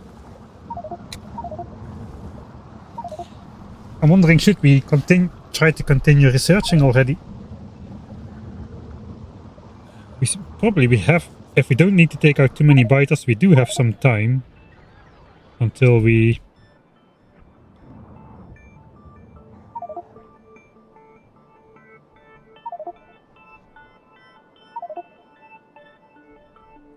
Until we need to deal with juggernauts. It's getting a little bit of problematic here. How is the range on the laser worms? 38. Regen 37. The flamethrower turrets have 30 range only. Those are my longest range turrets. So if a worm spawns in front, that is bad news. Oh no, they're also turning into sappers, that is bad.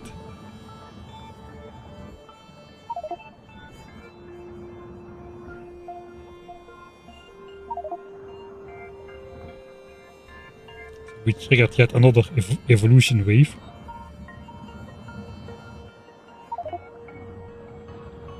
Oh, I think I never put this roboport down far south enough to cover this wall section apparently.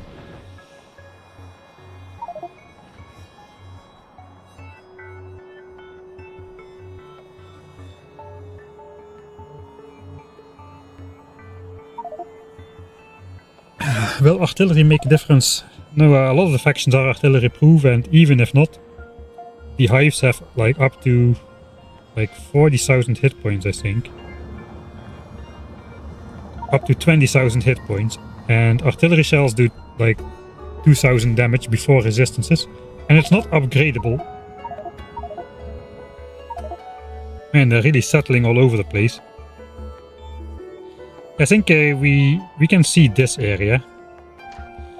I think we'll make a quick loop around the outside, see if anything is happening that we don't want to happen. And then we go for the expansion.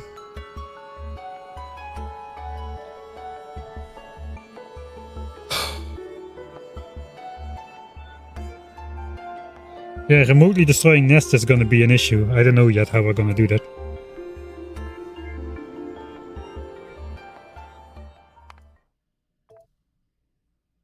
Alright.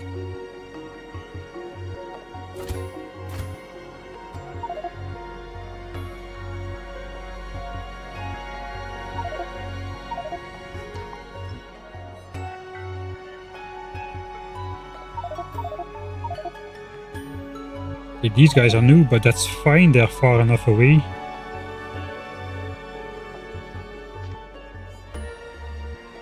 All of this is fine, really. I think we can switch off the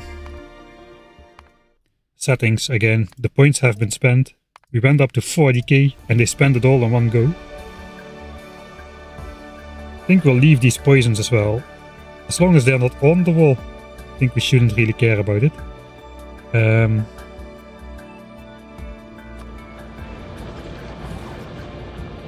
think for the quick solution we are just gonna do that.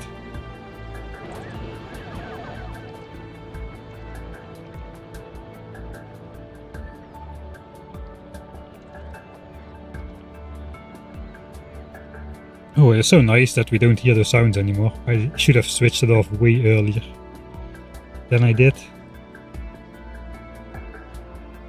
Alright.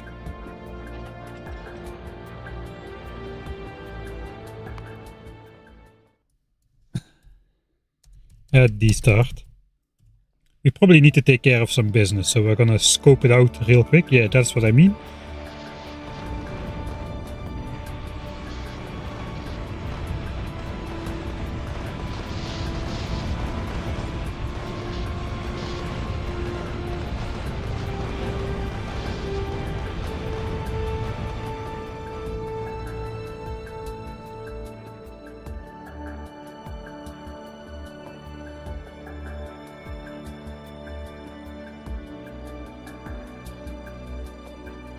That's all though. Just a single nest there.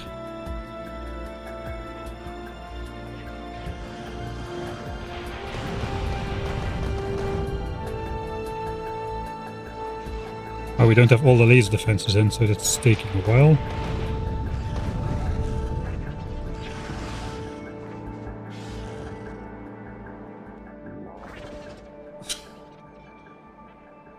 Alright. We're gonna go for it.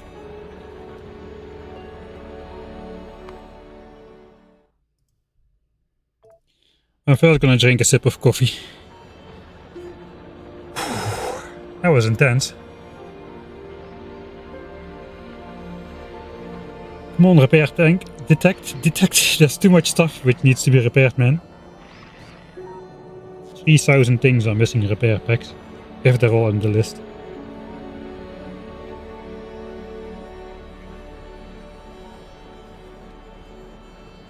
Does evolution even matter? Yes, it matters a lot. Because at 82% that new faction is gonna come in.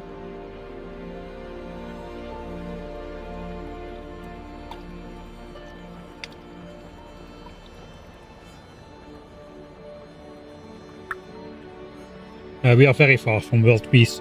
I'm not even sure it's possible.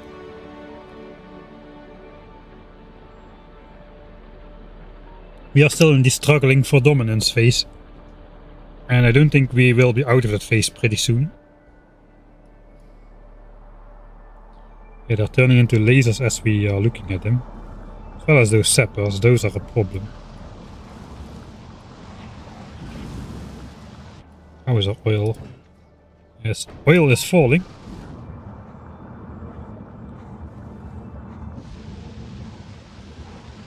Pollution is no longer an issue. Maybe we should try to beacon this up a little bit.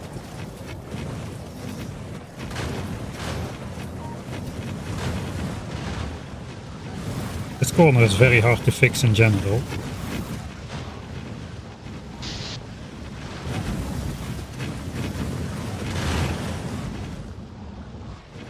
There's no space for the tank.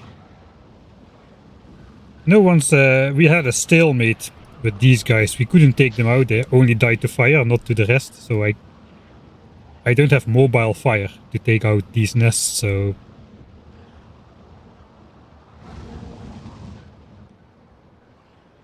But if they turn into like laser biters, technically we could take them out again. If these turn into that Juggernaut faction though, I think this playthrough is over. Because we cannot push those nests. And they will just storm me. It's like an infinite stream of poison biters which melt through everything. So we just gotta hope that doesn't happen.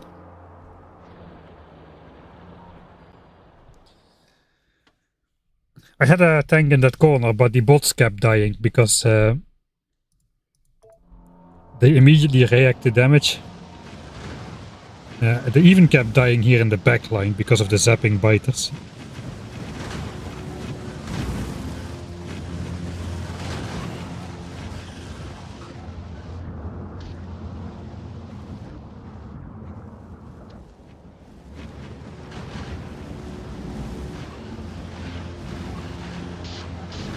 And somehow my new wall design needs to fit here as well. So I'm not really sure how that's gonna work. Alright.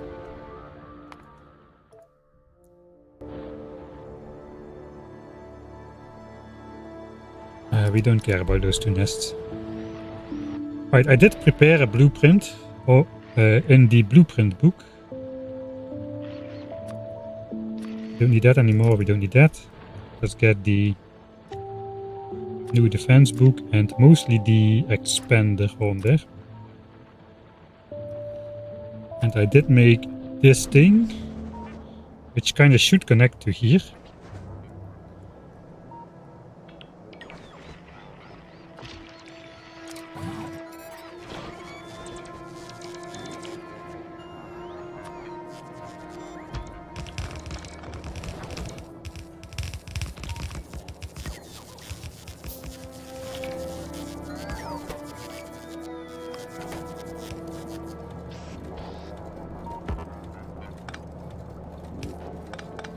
It's a little bit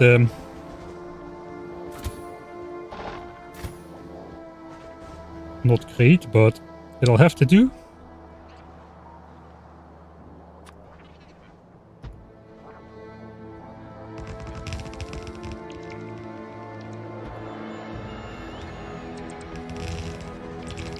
I have to babysit my bots a little, actually.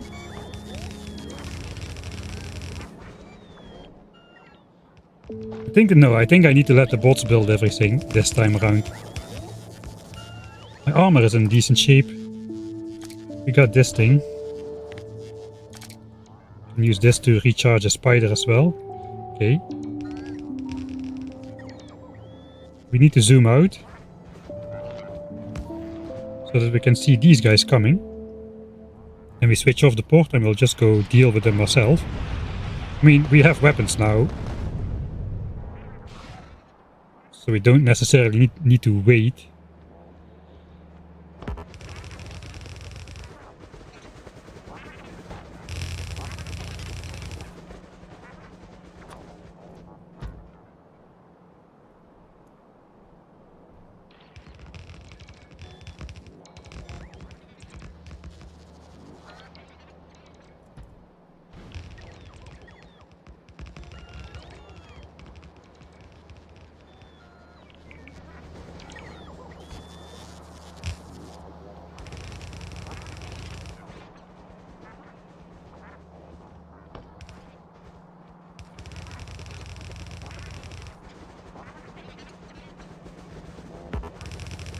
So dark.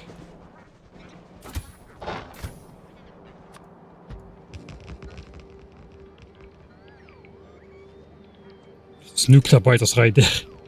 It is a little bit nerve-wracking.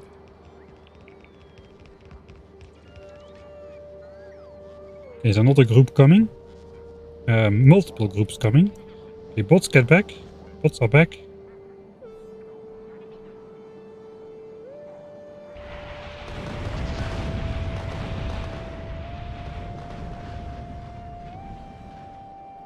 Of course, we have defenses, but they are pretty feeble.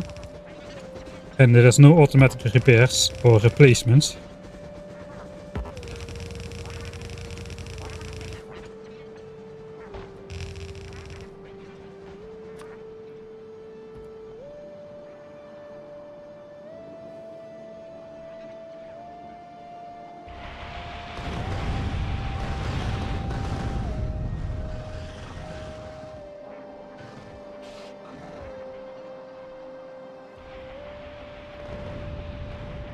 It looks like we're gonna have a couple attack waves.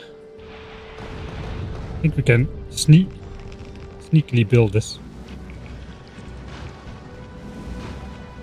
before these guys come.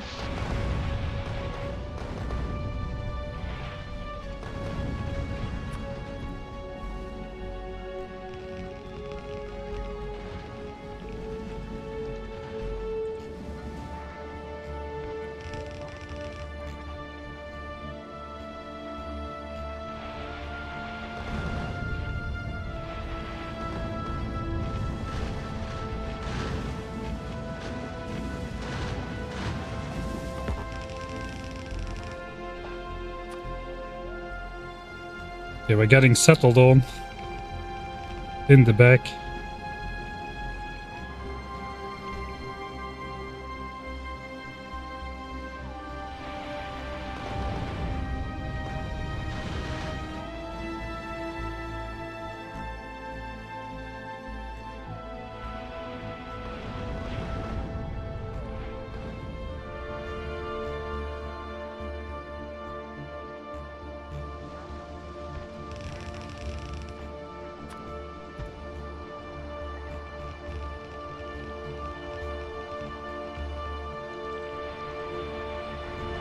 Of course. Oil pipeline is too long.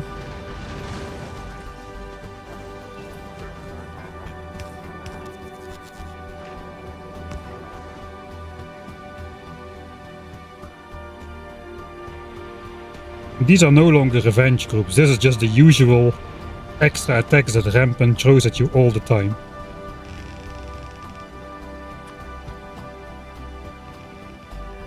But having a good blueprint is actually pretty nice.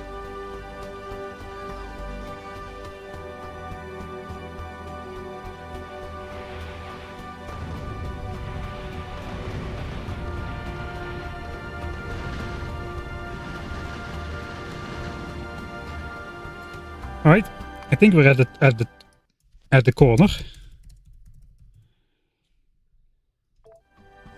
So how are we gonna leave this behind then? Because now we need to go down here.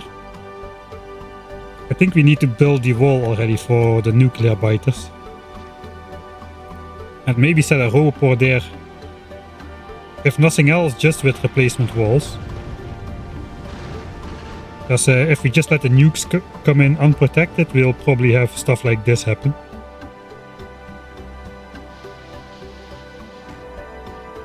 Okay, they all got obliterated. That was nice. Okay, so how do I need to do this? I haven't really worked with this just yet. So the thing is, I cannot... It doesn't connect... Does it connect this?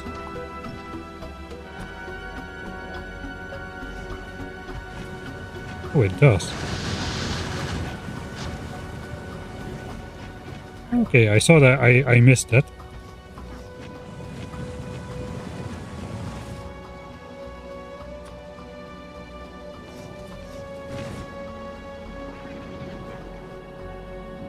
Okay, the laser turret is in a slightly different location on here. And also the bell turns before. Okay, so in the new blueprint... I wanted to do this for the original base as well, but the way the oil and my starter ship and resources were laid out, the pipe network here has exactly the maximum length of 320 tiles. So I had to compromise. Man, those nests are scary. I had to compromise, and the raiders turned out to be like in the middle of the chunk about. So this is a chunk. And the lasers are in the middle, or the raiders are in the middle. But now we have the raiders like right on the edge, which gives us a lot more vision. So the raider is in this chunk, barely, at the furthest most pointy point that it can be, but it does scan all the way out here, or it does keep it visible, which gives us at least a little bit more visible range than on the old wall, which felt pretty limiting. It's the main reason I'm using this alignment, by the way. Okay, so I thought I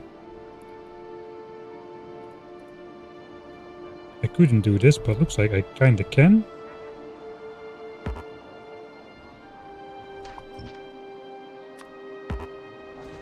Yes, only one laser turret is in the way, right?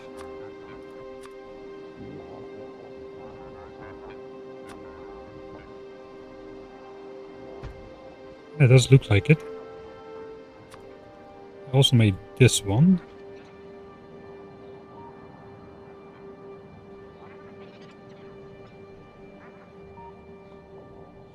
Alright. It does look like we have a little bit of leeway after these attacks come in. At least in this instance. Let's do this. This is just too fun.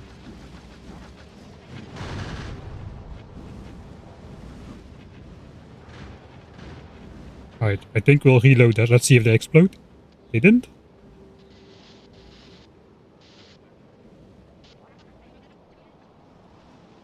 Come on, nuke my base. We didn't get nuked.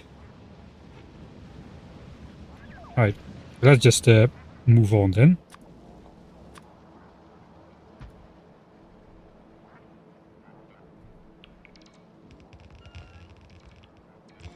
So does this fit?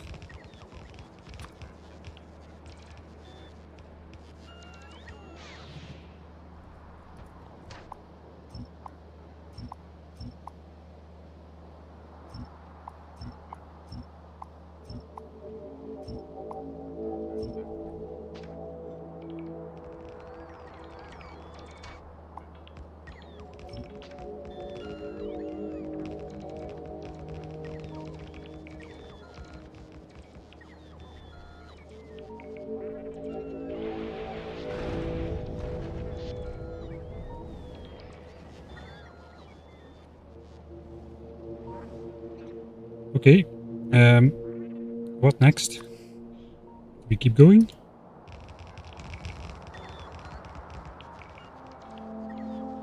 Got the extra laser turrets on there. I need to put the walls up, man. That nuclear strike is gonna happen.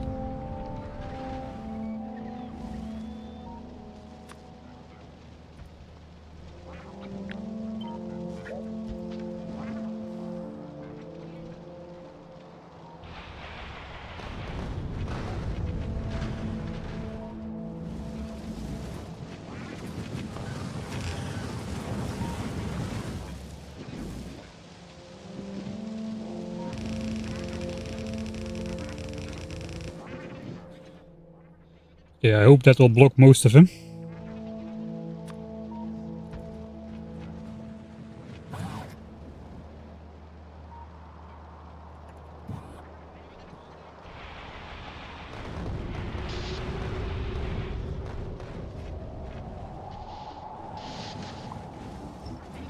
Okay, so for now we'll just defend against those nuclear biters with that super outside wall. So let's try and build this.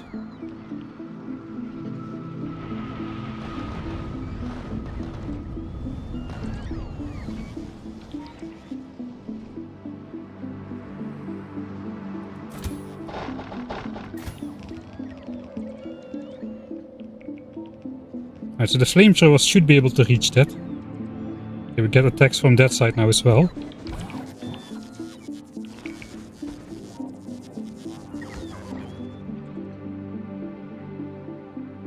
Come on already, guys. I don't have all day.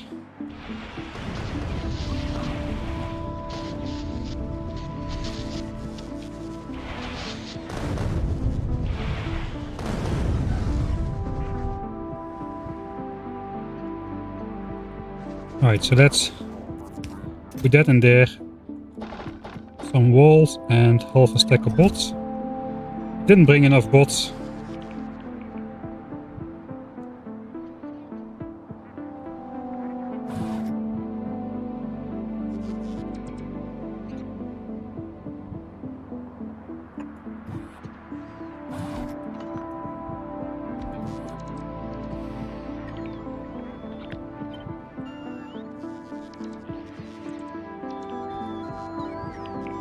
Alright, that far away.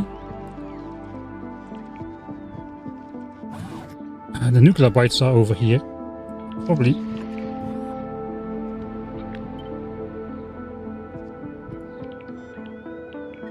Should do this.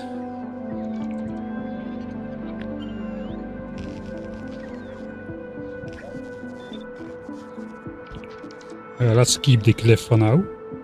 We'll see how that works.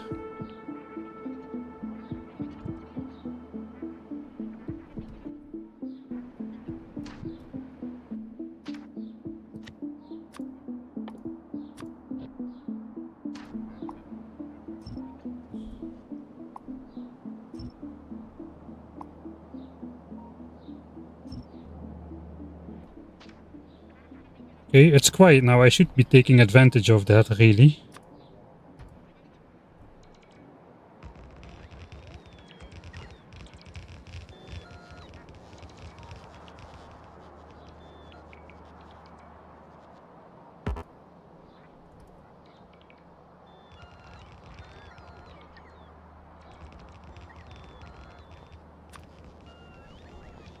Let's just copy this section up here.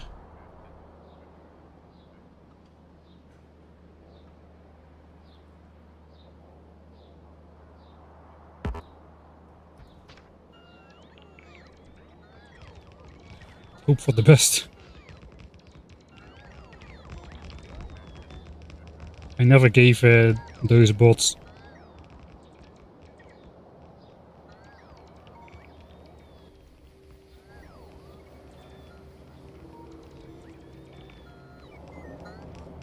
access to the walls. I don't think I put walls in there. I put the construction bots in the chest. Alright. That also counts like a fail. We got some sapper biters coming in. I don't have time to wait.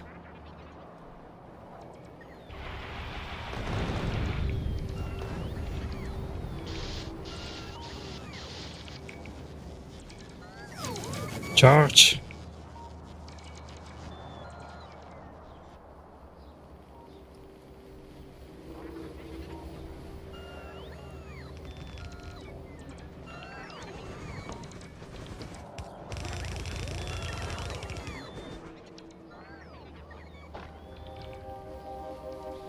So far so good. I'm amazed at how well it's going.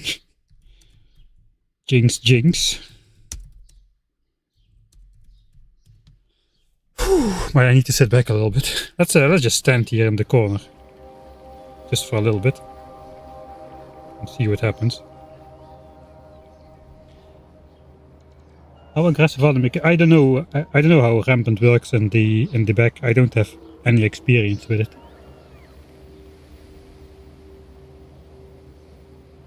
You cannot filter artillery turrets for target priorities the same way you can with the gun turrets and laser turrets and whatnot. Alright, good job, Artie. The first spaceship is quite a struggle.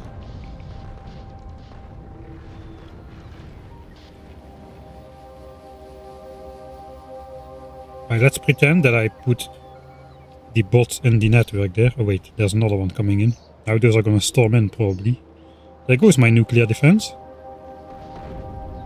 Okay, no, it works. It is working.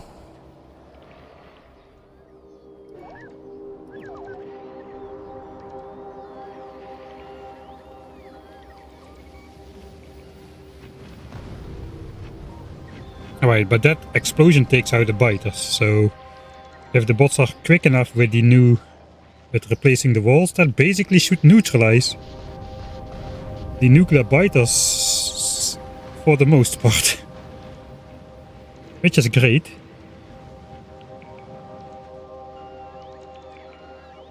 I guess we don't need to put all the walls in there just yet. We can wait until the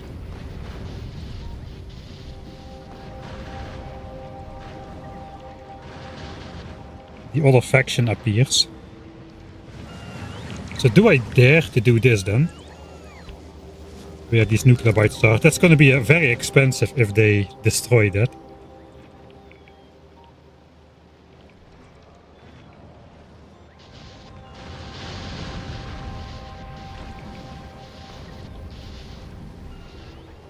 I think we need more bots in there, to be honest.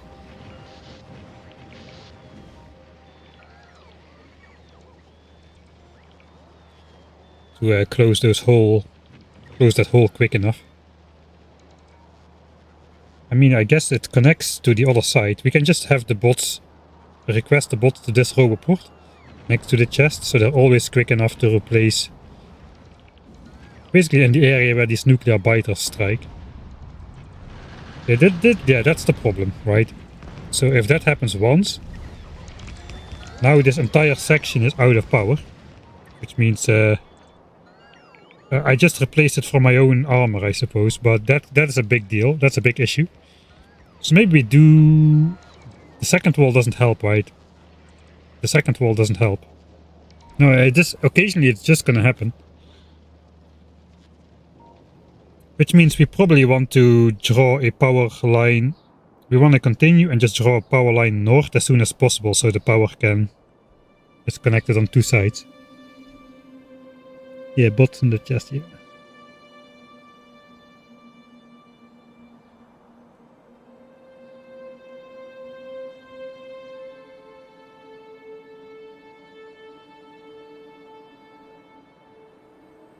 Yeah, the small bodies of water don't block the biters. There's underground attacks, which also can go underwater. And if there's a hole in your defenses, like if this is not walled, they just go through. They do surface when they meet turrets though, so there's that. Okay, I think we are not in bad shape. Let's continue.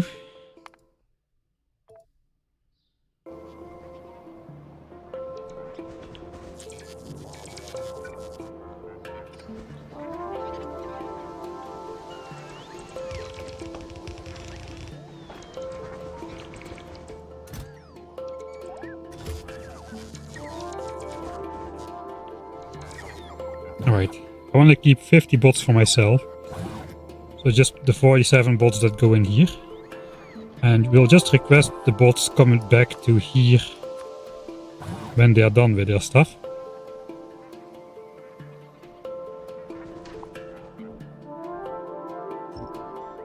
Yeah, and meanwhile we can try to build further out here, which is going to be a little bit challenging. Because that's probably going to trigger revenge attacks.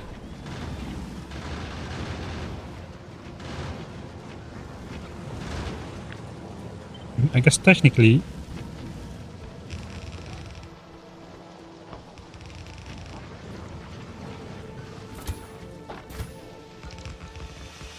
we don't need the back wall anymore.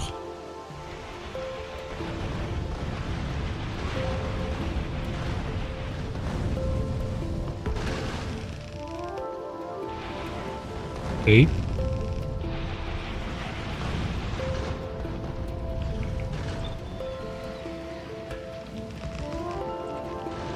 I want to get through this section quickly because we're gonna trigger a lot of proximity attacks doing this.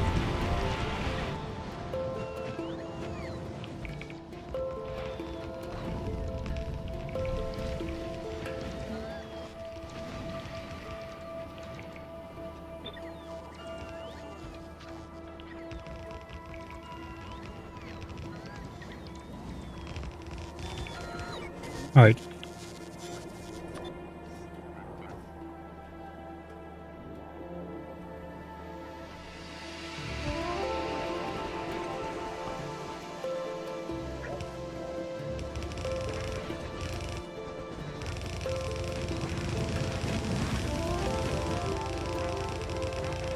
Here we'll do the normal double wall.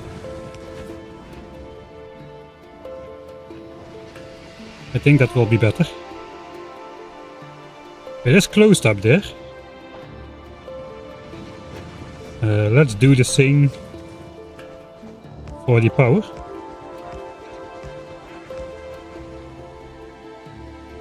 The bottom one is not connected, of course it isn't.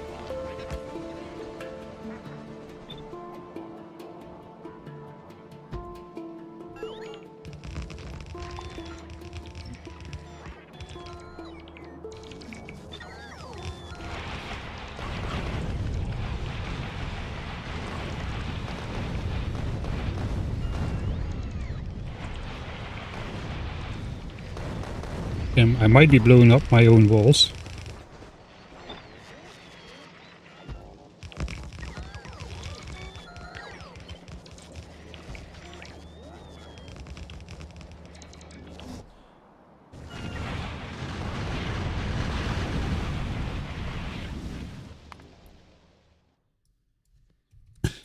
Kind of closed. Alright, we kind of made it all the way around. I think I just need to get out of here. And that should stop the proximity based attacks, because right here we are not getting attacked almost. Oh no.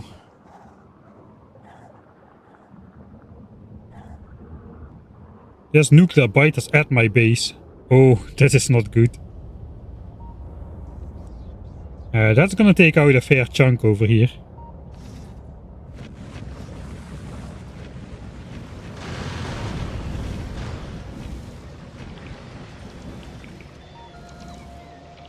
Alright.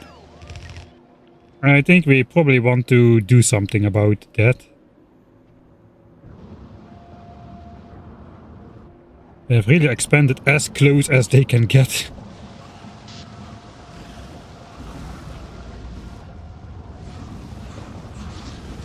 Alright, here we got the worms too close. We're gonna have to take care of this situation as well.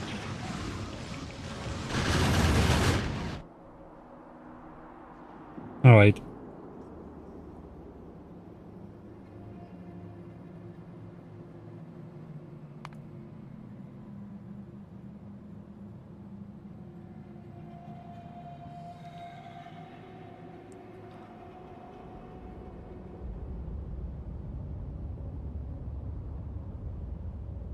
Here's one of those underground attacks coming in. They might actually go under this wall and just pop up right here in front. So they are digging through the wall. Actually damaging the wall, are they? Right, there they are. And they just start zapping stuff straight away. So that's a problem because we didn't supply the bots with pipes. Perhaps I should just give them a little bit of everything before we move out. How much of a priority is this?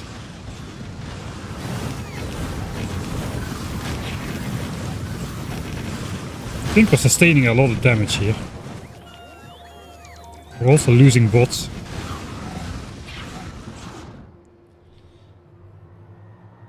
So I don't think we'll wait around to set up the mine.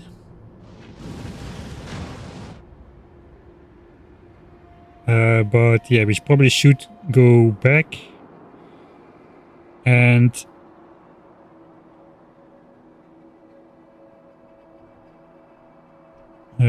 deal with these worms, deal with the nuclear biters.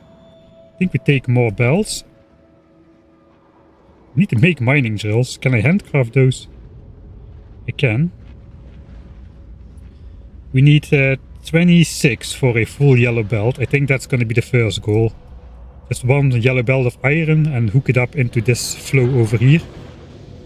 That is gonna do... That is basically we are missing. This is half a yellow belt of iron. Oh, sorry, this is one yellow belt of iron that we're missing. So we have one belt here and then one belt here. The outside half is steel, so that doesn't count. So if we hook in one yellow belt of iron, this will be producing in full swing. And then we'll come back and hook up more belts of iron, I suppose. Still not 82% evolution. But yeah, we should get out of here because we're getting demolished if we stay here and we don't have...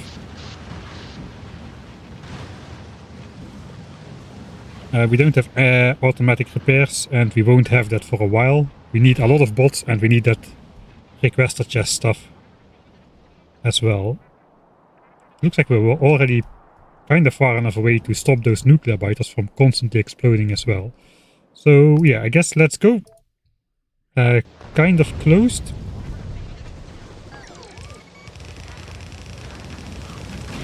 Look.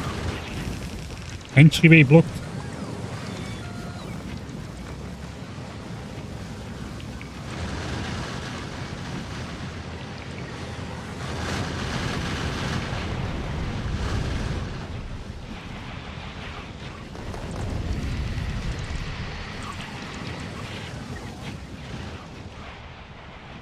Okay, don't spend too much time.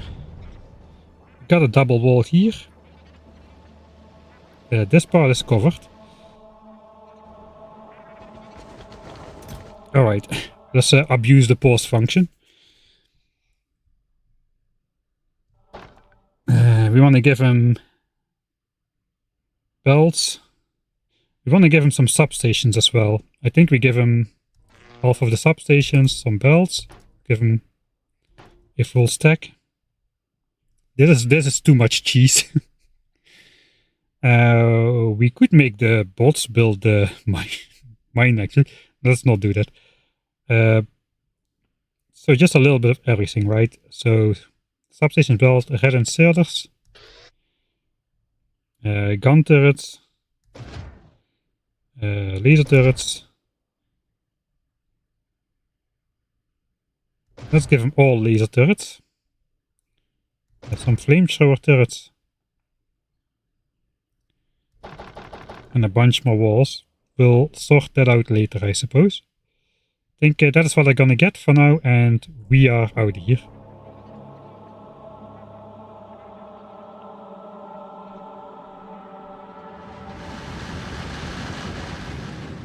Okay, that was pretty decent though. Alright, so hopefully that's gonna deter revenge attacks away from that area. Hopefully this gap is not gonna F me over. I wanna go all the way back to the base. Back to here basically. I need to resupply in my mall. I made a mall like a normal person.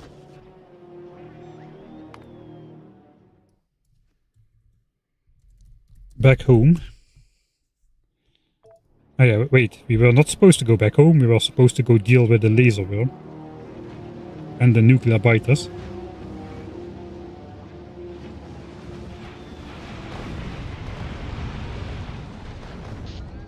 Okay, that'll do it.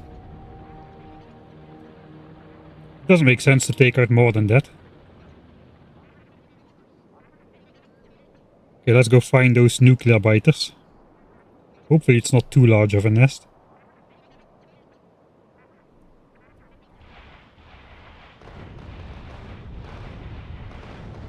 It's pretty large.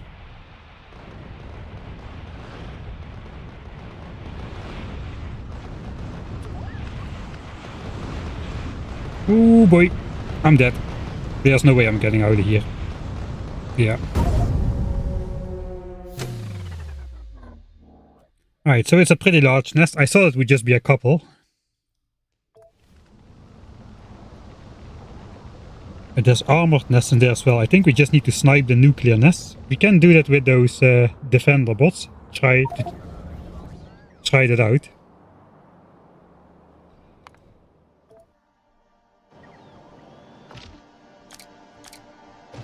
Let's go with this.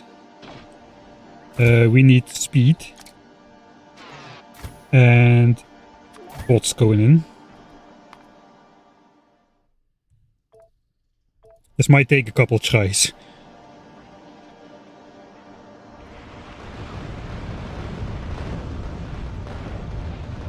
Oh, that was that good?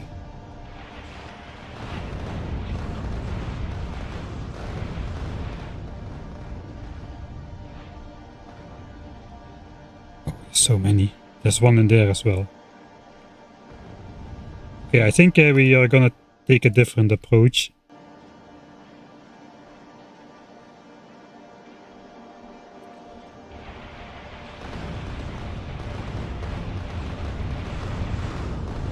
Gonna try to take less damage.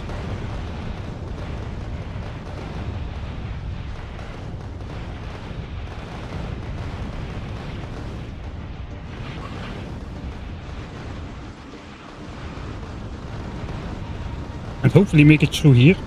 Yeah, that's wishful thinking. Holy moly, they do so much damage. I think those laser worms actually do a ton of damage. I think if they do a direct hit, you also get a triple extra damage. So that's like 200 damage per hit. And the spider has like 3000 hit points. Okay, maybe we have to just deal with these nuclear biters. I mean, technically, we have a wall that can deal with them.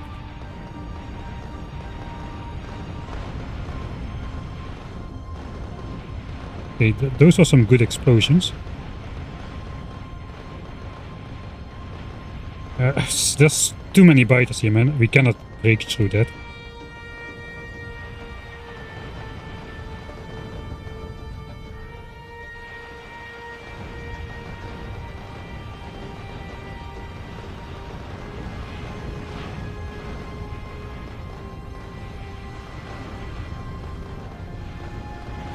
Cannot get close.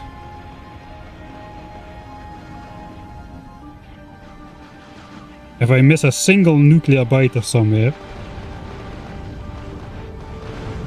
Yeah, like that. We are instantly dead. That is just crazy. I'm trying to send those bots in there to blow up the biters. See how successful were we? We did take out most of the nests in that attempt. The thing is, it's bad to have nuclear biters this close by. We already got blasted constantly when they were up here. We were here in the base doing stuff.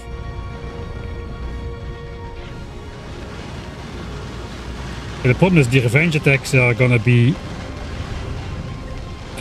They might be game ending. Depending on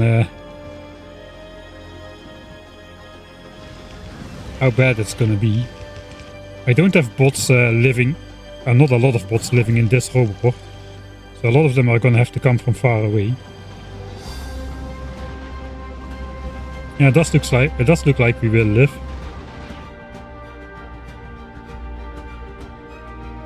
So do we take it out or don't we take it out? We can have another go at it.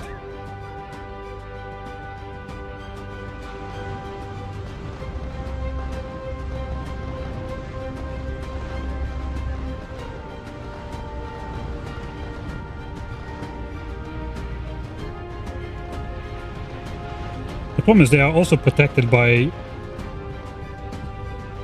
some sort of regenerative biters.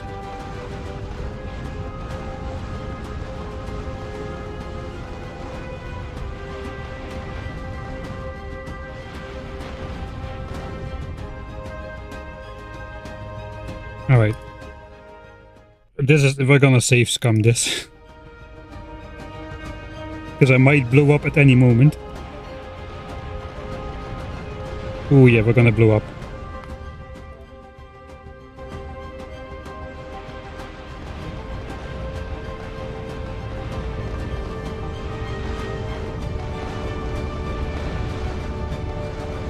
Oh, I'm slowed.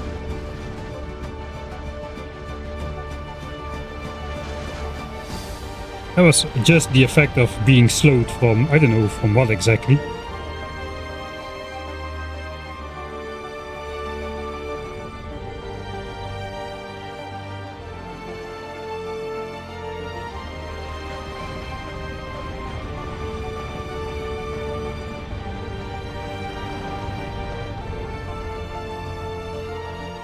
Alright.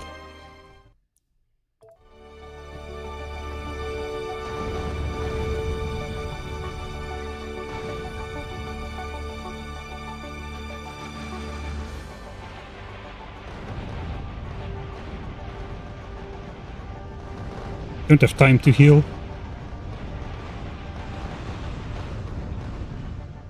Okay, another strike. It's not too bad.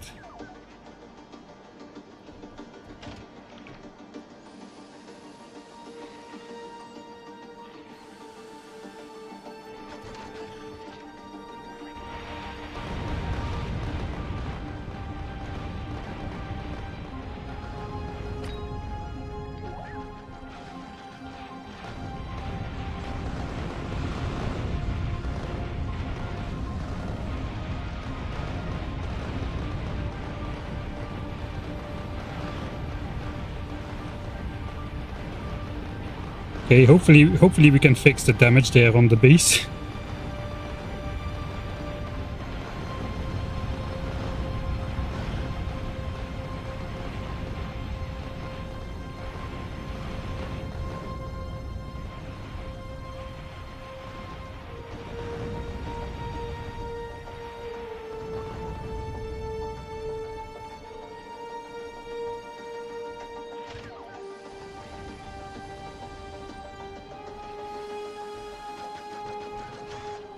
All right.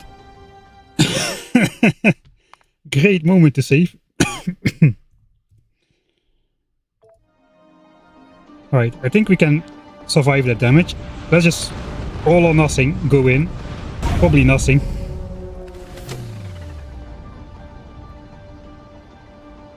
Okay, how's it going with the base? I cannot mouse over in this moment. I mean, we lost some stuff. I think we lost the resource.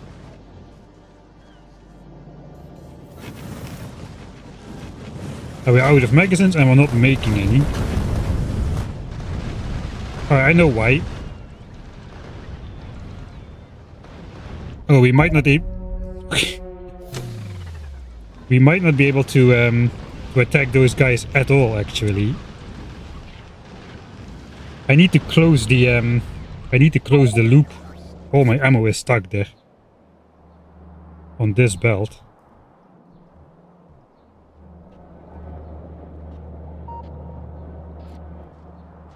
And also the belt has lost its continuity. Okay, so we might not be able to attack them, which is bad. There's 500 ammo on the entire belt. And I bet...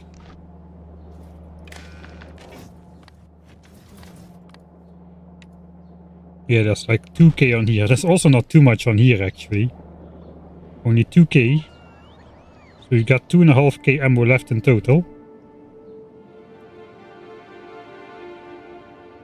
I guess we're going to eat the nuclear attacks then, which are going to be coming in.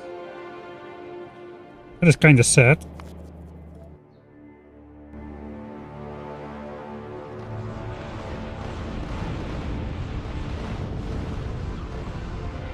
I took out all the nuclear nests though. Maybe we want to see if we can survive this.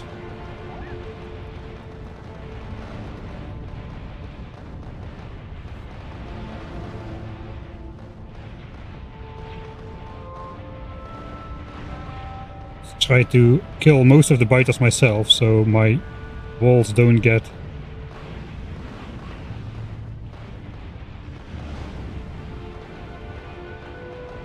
damaged too hard.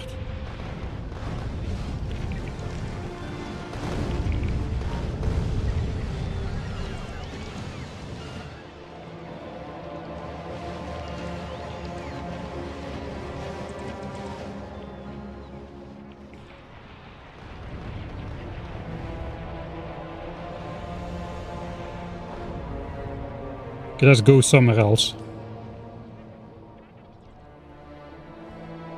If we can, we will try to survive from here.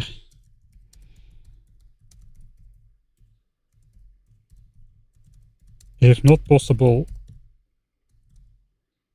go back to probably 310, and we should close the loop immediately. So here we were. Oh dang it! Here we were.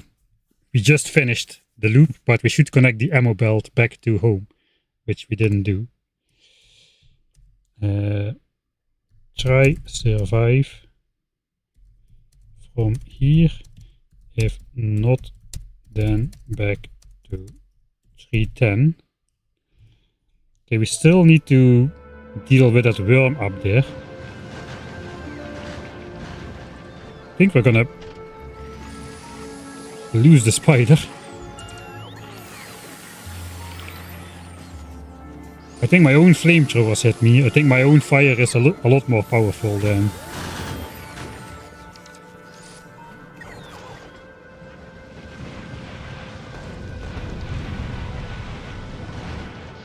Okay. There's another strike in that corner. Just look at that fire show. I think there's just some loose nuclear biters walking around.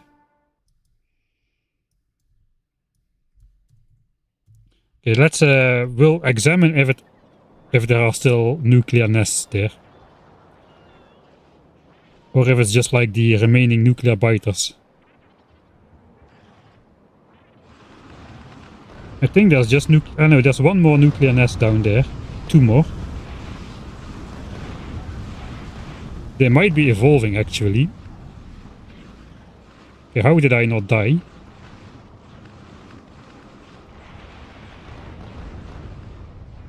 And what are they exploding on? Are they like getting stuck in the forest? Biters take down the trees if they feel the trees are in the way.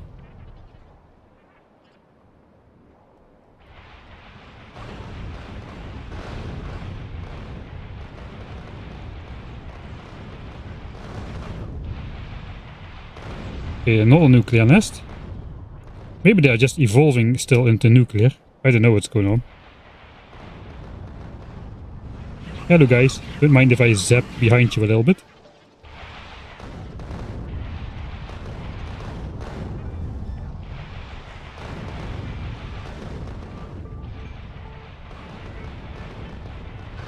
So large revenge attacks. Holy smoly.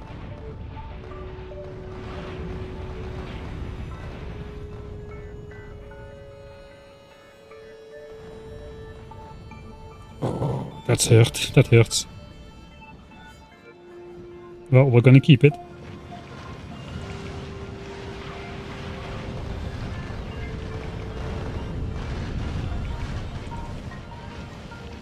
I cannot even see what the state is.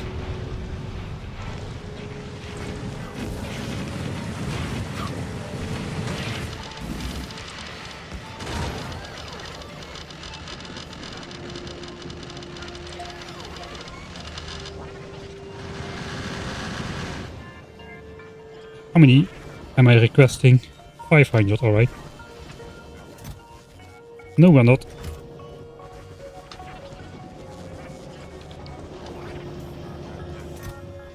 Oh, and this is... Okay, we have 1,000 magazines here. We might have a chance.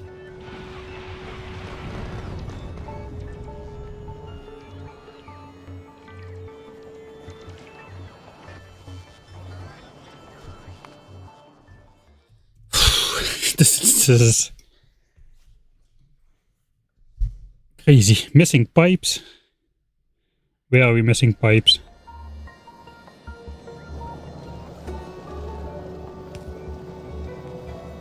Yeah, something is wrong with the oil network.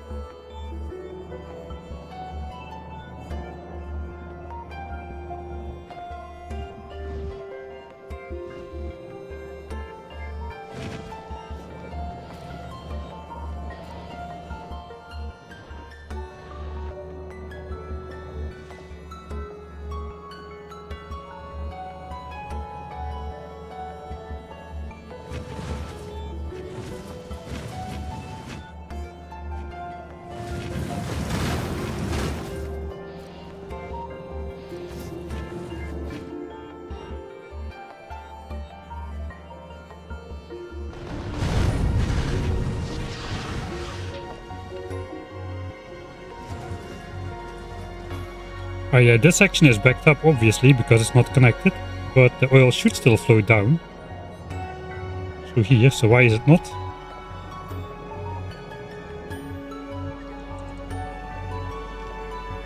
I did notice that sometimes the ghost placements that should appear don't appear. Oh, this is bad as well down here.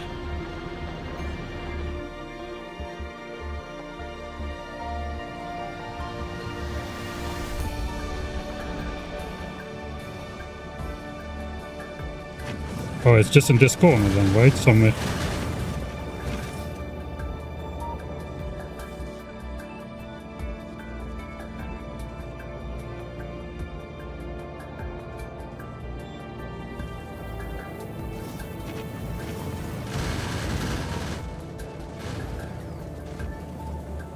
Alright, that's a problem. So, it looks like... I don't know if that's a feature or a bug of the Rampant playthrough, but it does appear that ghost placements don't always survive. Like, there should be a solar panel there as well. There should be inserters here, and an entire flamethrower has gone missing. Like, is that supposed to happen, or what's going on with that?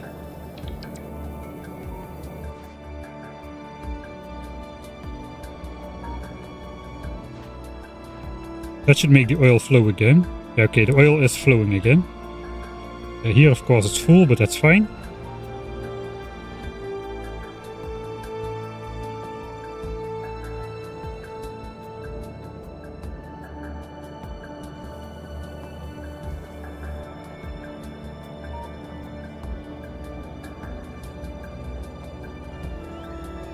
The flow limit on the pump is working in our favor, because if the pipe system is almost empty, the pump slows down, and if the receiving pipe system is almost full, the pump slows down as well. So if you just have a circular pump going on, there should be oil everywhere, with most of the oil being over here where it's connected to our main storage.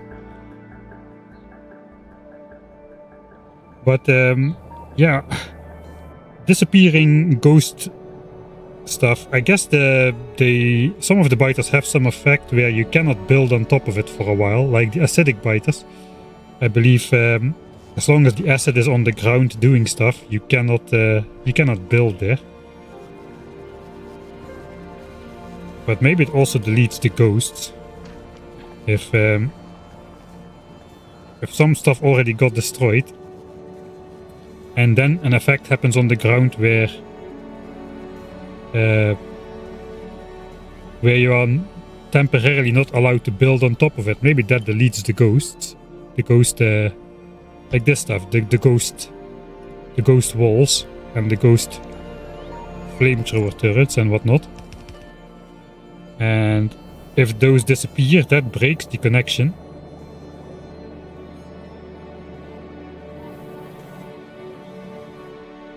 That's kind of bad.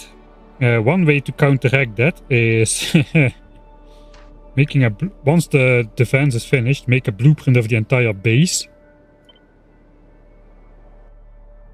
And then we have to delete everything inside, so we'll probably have to do that in editor mode or something. Or just make a grid-locked blueprint of the entire base. And periodically stamp that down to put back any missing ghosts. We might use the circuit. We could set up some alarm. So one thing we could do to counteract that is just put a storage tank of oil in every segment. We'll quickly try that out. We can also see if the base is gonna die or not while we're doing this. Okay, it was not a nuclear strike. Okay, this time over here.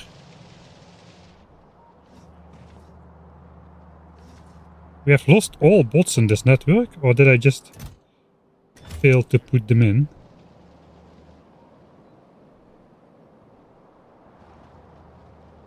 Okay, things are not easy at the moment. We just want to have a proof of concept right here. So after this pump, if we... Okay, that is just going to fill up, Mike.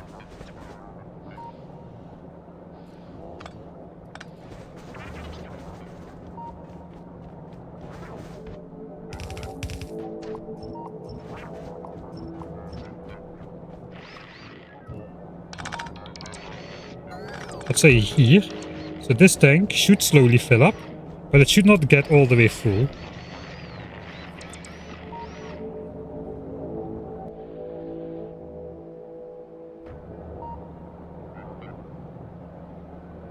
So yeah, now it's at 5k. So basically what happens is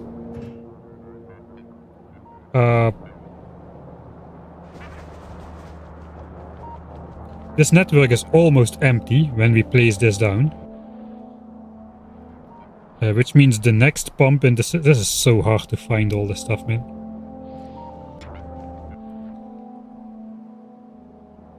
I guess we should make markers where our pumps are if we want to use it.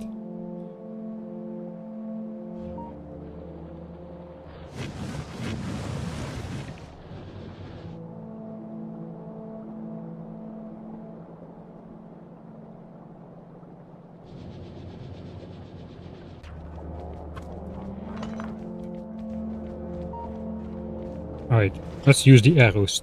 215 meters down.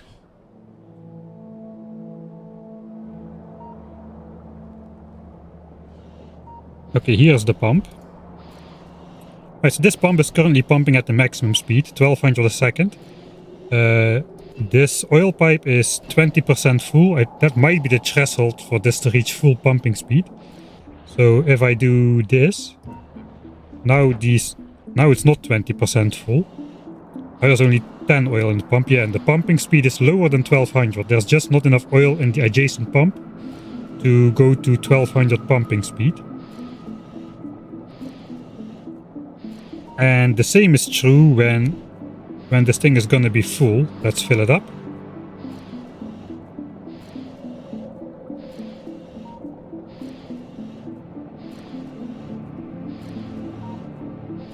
Now we're going to fill it up all the way to 100. Ish. That is going to go very slow. That means, let's flip this. That means now this tank is full to over 23k. And that should mean that whatever pump...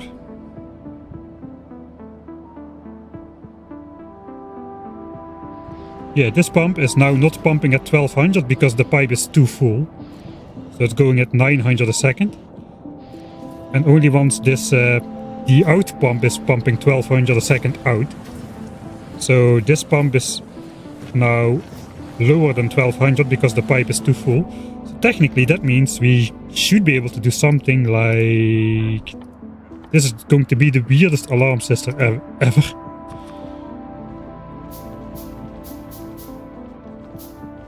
Alright.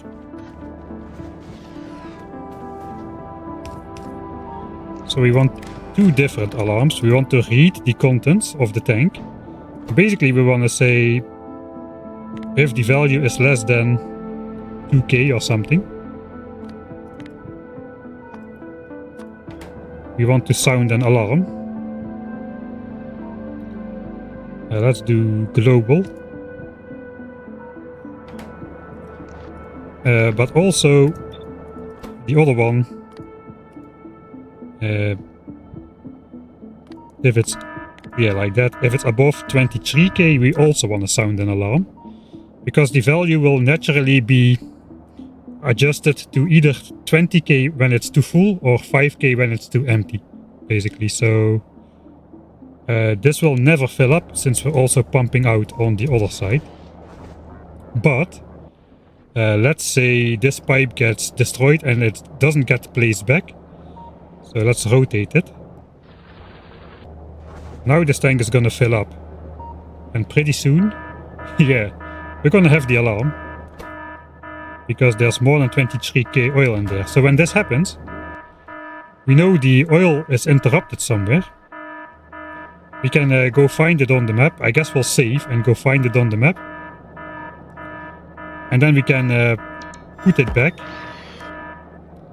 And once it's put back, yeah, it should, the alarm should go away again. So that means if we will ever have a situation where the fluid system is interrupted because of one of these ghosts getting deleted by some sort of weird biter effect, we will know about it. And I think we do want to know about it. So yeah, let's finish this up. We don't need it. Maybe don't need the volume to be so loud.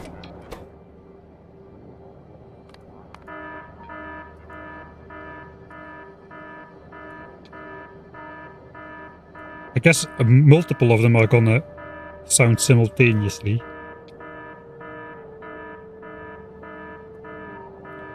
Something like that.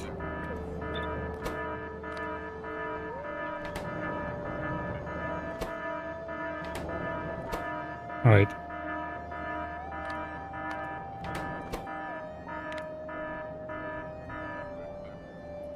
Let's make a blueprint from that.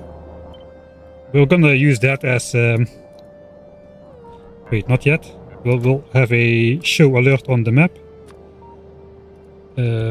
Oil flow broken.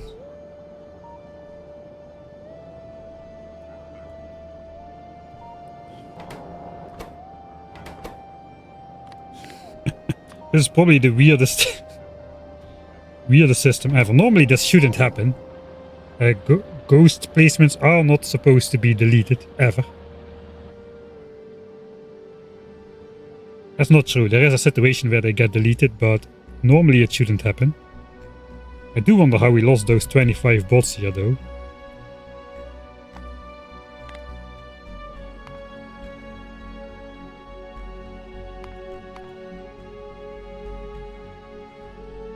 I have no idea. Right, now we'll make a blueprint. We just made a blueprint, right?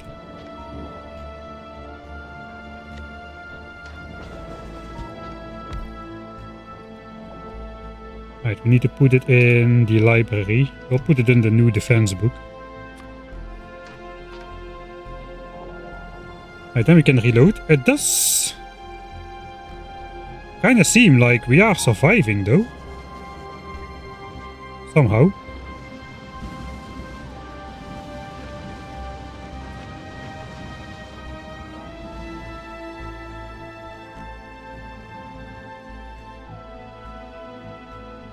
It's still not 82% evolution. We have a little bit of time left before those new guys show up.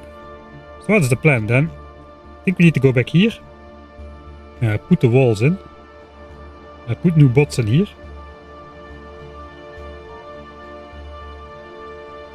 build a mine, connect this to the home base so the ammo flows again.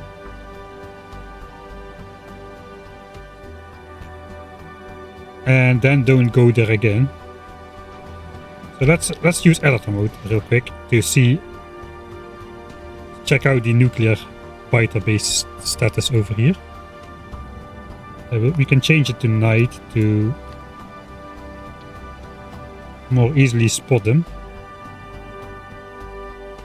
I think we sniped all of them somehow. I did not expect that to be possible, man, among all those bases. But that is probably good. They should glow in the night. Let's go up here. There we go. Yeah, they should look like this, so it's pretty easy to spot them.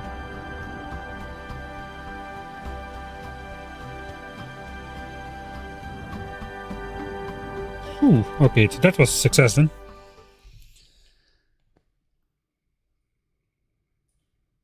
Yeah, the alarm only works because of the ring oil, yes. Because of the new way that fluid systems work, basically. This is not going to be videos. I don't think my video efforts are locked into 1000 times science cost for the foreseeable future still.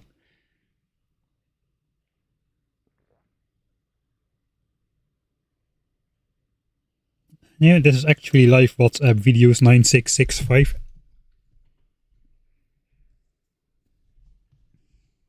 I just I have a hard time reading through chat in a normal playthrough, but this one I feel like I cannot really look away. Don't forget tank support for the expansion. Okay. What's happening? What's happening? Let's see, it's working. Okay, we're out of oil now. Alright. Okay, so then we would save. I hope this is not going to happen all the time. Okay, no, we're not good.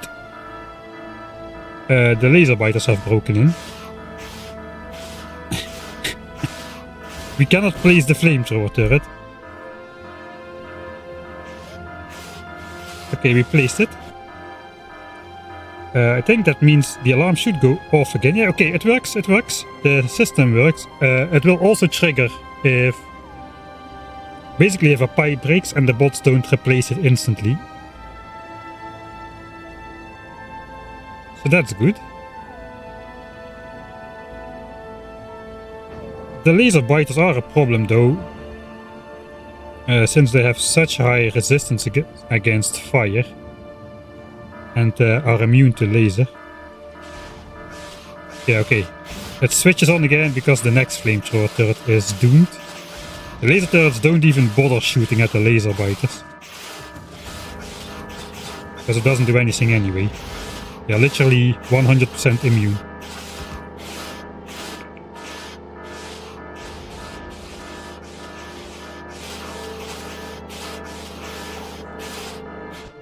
Alright, but the system is working. That is good to know.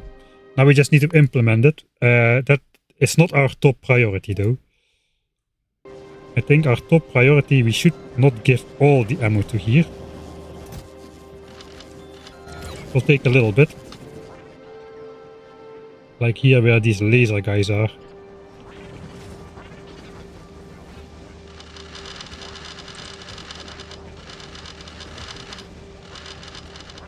Alright. Do we do everything at the same time? We're gonna try to do everything at the same time. Need 6 more drills. Which means I just need some iron and gears. I need a bunch of belts. Not too many red ones. Just a bunch of yellows. We need some undergrounds. We need some iron.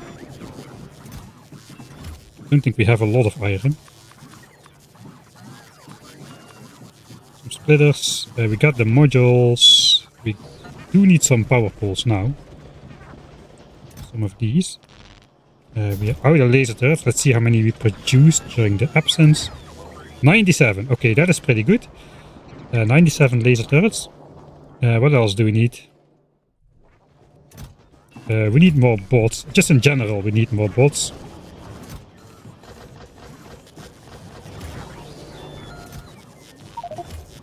We can make 400 construction bots. Let's do that as well. Okay, I think we're ready to move out. Doing a lot of save games now. Move out. Go build mine, connect ammo belt, and replenish bots in West Network. Don't know how they died, but they did.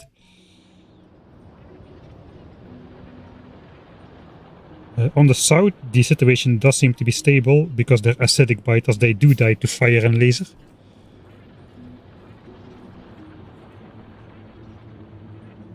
I think our first order of business.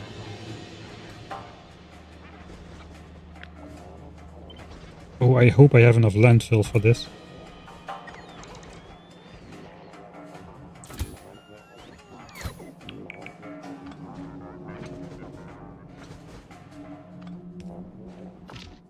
What's going on?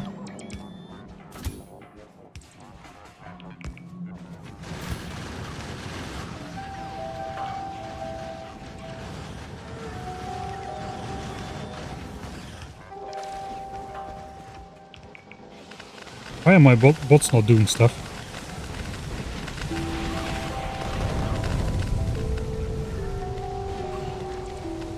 We have Blackfire as well.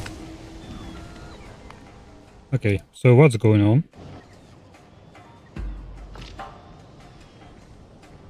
That were not 25 bots.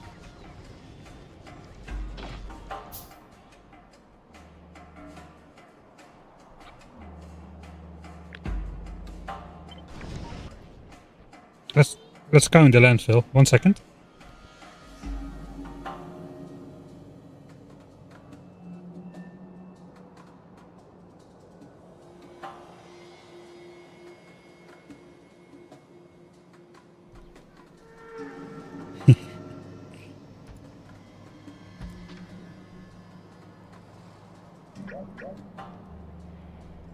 Alright, sorry about that. I kinda lost the train of thought there. See how much landfill we need to take to bridge out over here.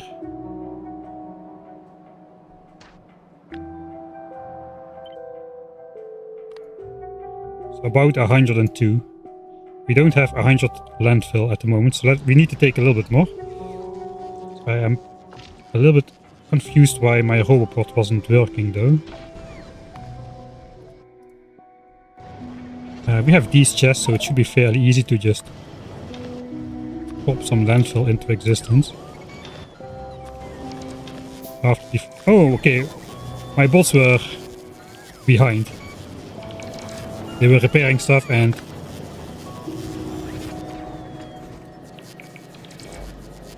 Okay, so that's why my bots weren't available.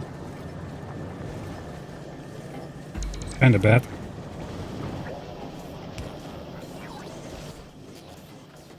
Landfill.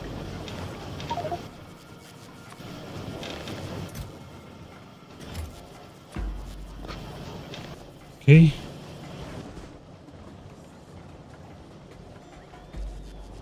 We should have all the stuff still in the inventory. Did my bots just... No, my bots didn't fly out again. Everything should be okay.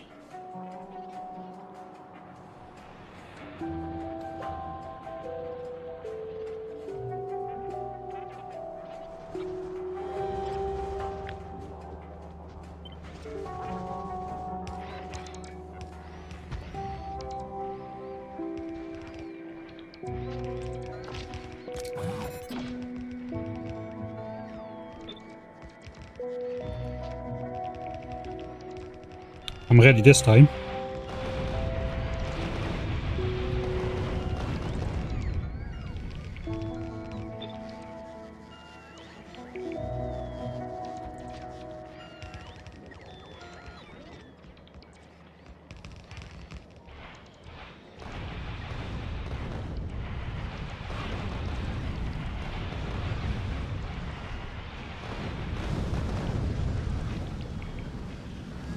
Alright, the oil system is too long. That's fine for now.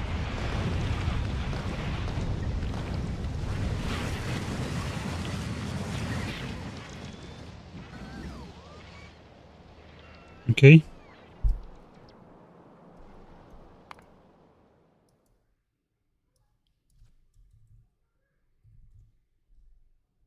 Where is the oil pump? I want to build it like opposite, so I can easily find it. It's over here. So I have to build it like diagonally of the... Actually, no, I can probably just build it like... How long is this network?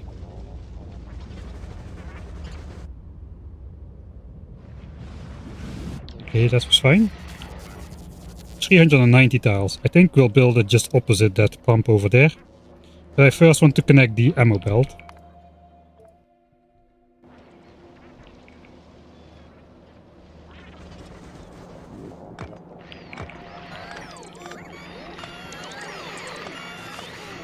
This should stay in place.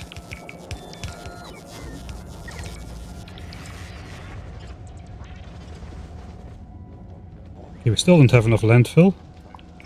Let's harvest the landfill from the bots, from the biters. Okay, ammo is connected.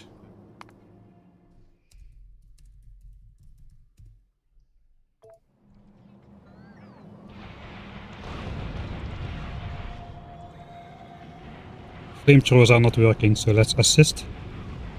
Okay, that probably is enough. And we need to build this thing over here. Ow, ow. Okay, that was the 2 flashbangs. Sorry for the people watching in the dark. I think the walls took the hit though. We'll restore this manually.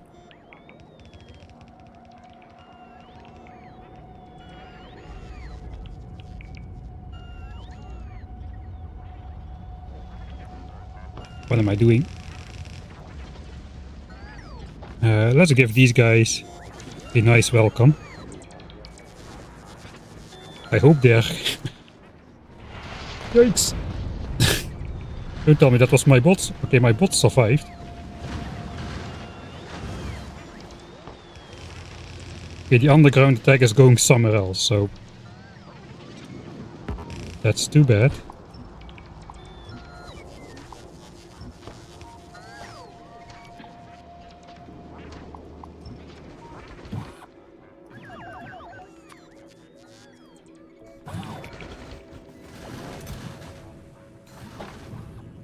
I guess all the walls is fine.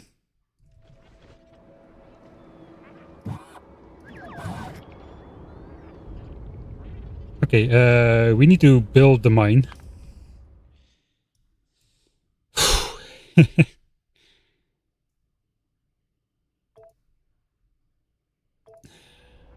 I'm gonna blueprint it and reload it. F that. Let's check how is it going in the front.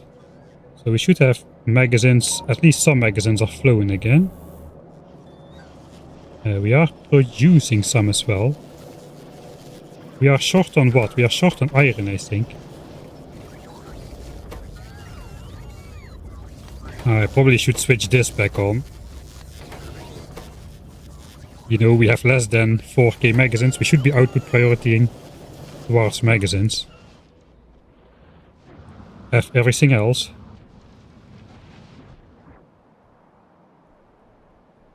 Yeah, we're still very much in the struggle phase, that's for sure. Holy moly. In general, it's not looking super terrible.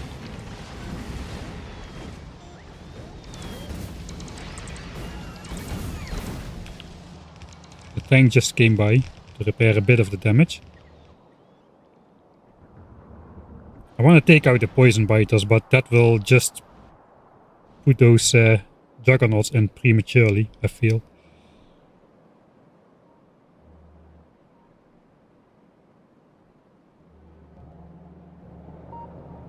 So what are we missing? 3 pipes underground. We're missing an underground pipe. Oh, did we already spend all of those or what? Maybe I never put those in. I think I might have forgotten the pipes. Right. That is a problem.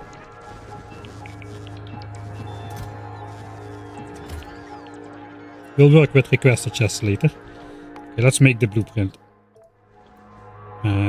So we can basically just copy this. The compact version. I just want to align it so that we can get like 3 belts out of it. 24, we need 26 drills for a full belt. Ideally, the last ones should be side loading.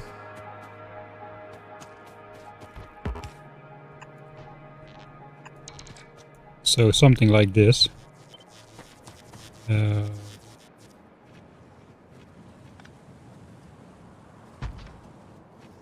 38k, 19k.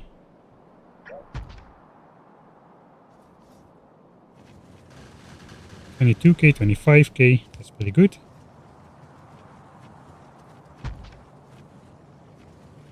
$3k, 82k. 8k. Maybe we just need to move a little bit. Does not quite fit entirely how I want it.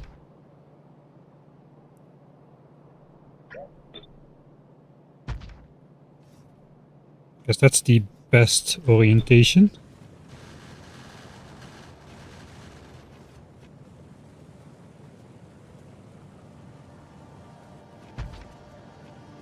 $15.15, $24.60.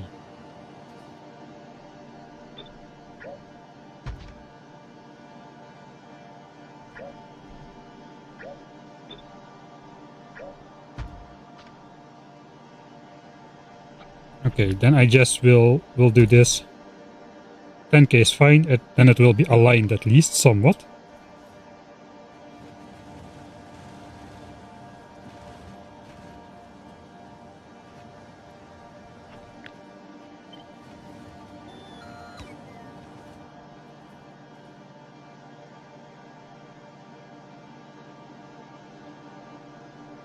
Yeah, we really just care about getting those 3 belts out of here for now. So, I suppose that's how we're gonna do it.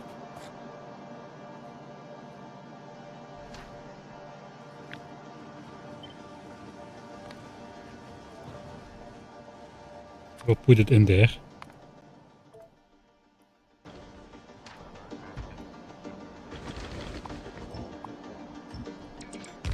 Come on, build it, build it, build it.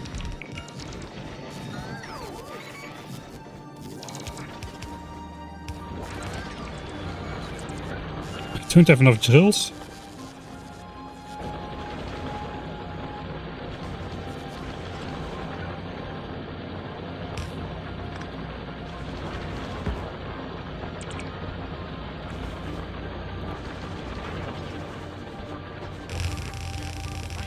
Get out of here.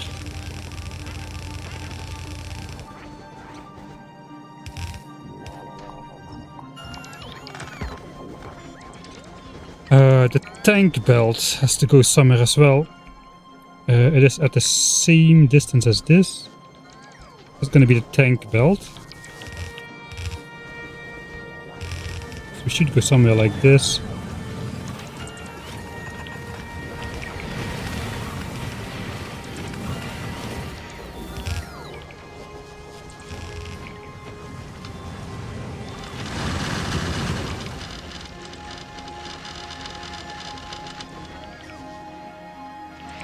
Oh boy.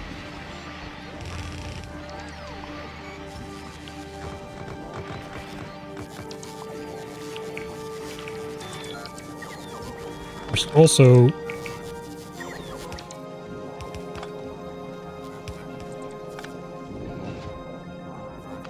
reconnect this. This is probably gonna be too long. Yes, too long. Pump it in.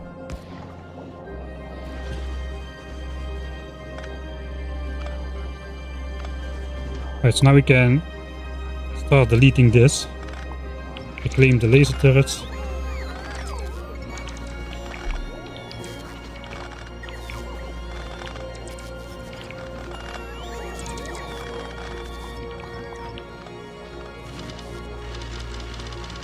Most importantly, reclaim the ammo.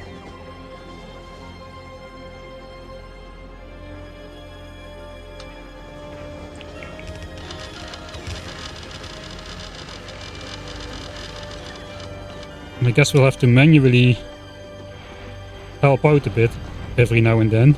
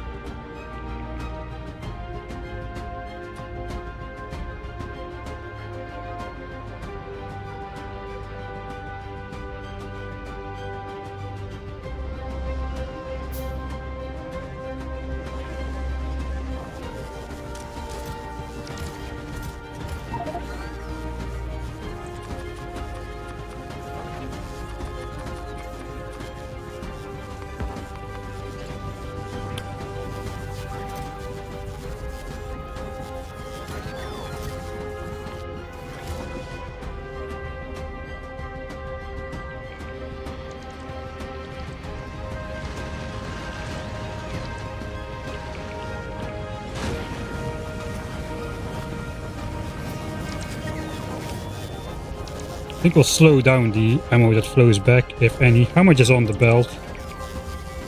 1k. Oh, that is so bad.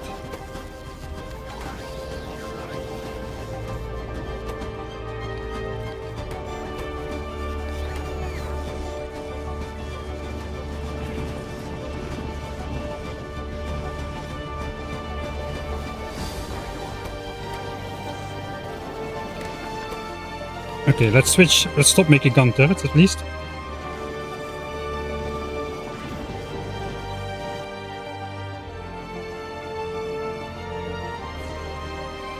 We need to get that iron belt connected sooner rather than later. That is what's really gonna solve the ammo problem.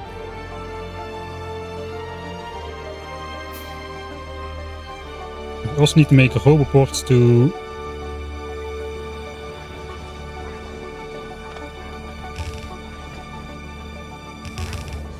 after that, we can care about that later.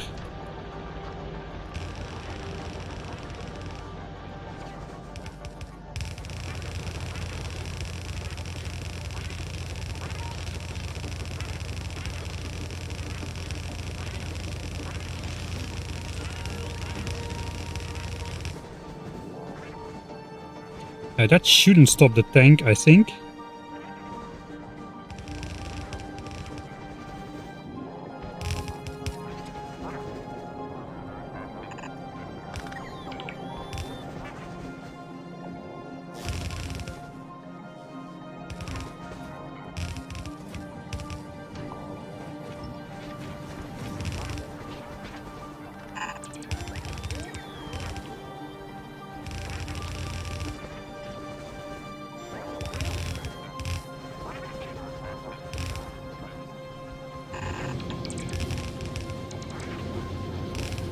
Alright. So I guess eventually we're gonna have 2 belts of iron coming in. We want 3 belts of iron even.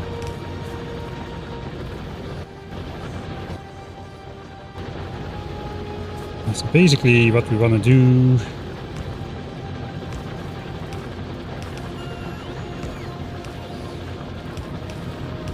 Guess something like this.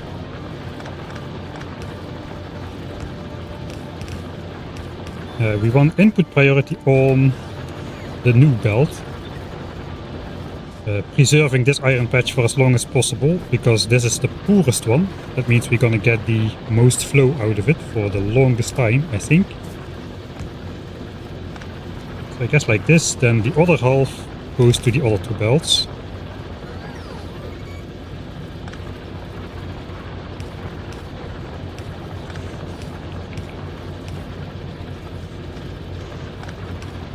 So we want iron to flow in here.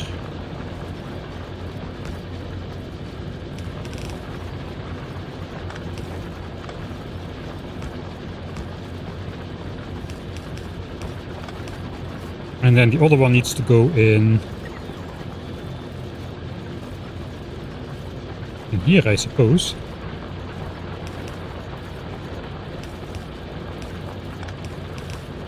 That we can do like this.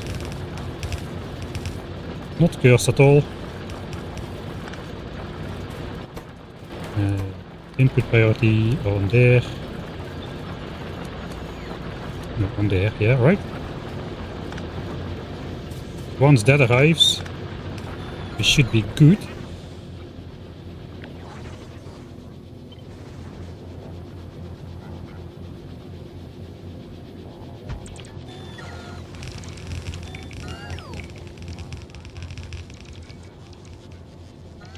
So the first belt of iron should fill it up again. The second belt of iron is going to...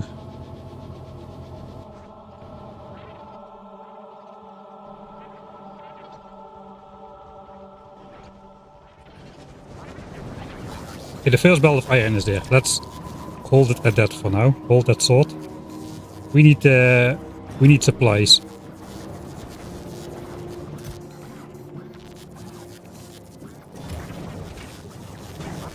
We need supplies.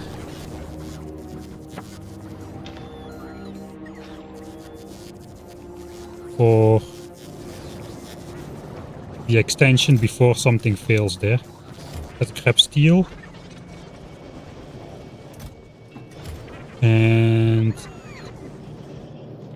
circuits from somewhere.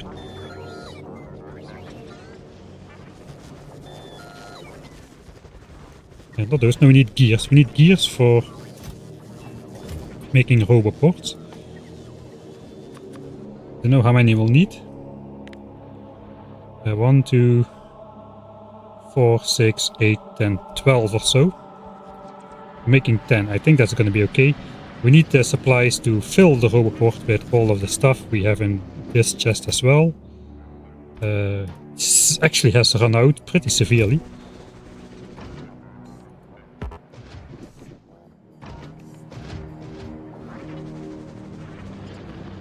How are my laser turrets?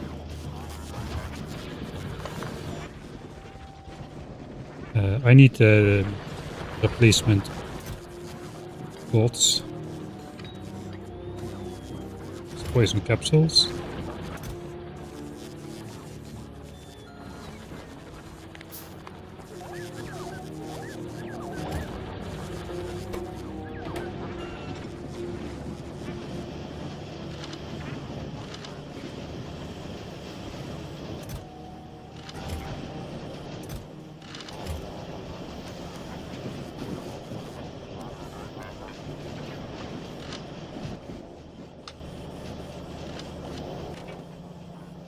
$1.0k on the belt. The number is going down.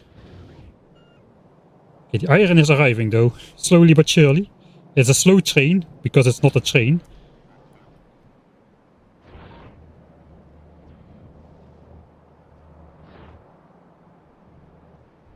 But this train, once it starts arriving, it never stops.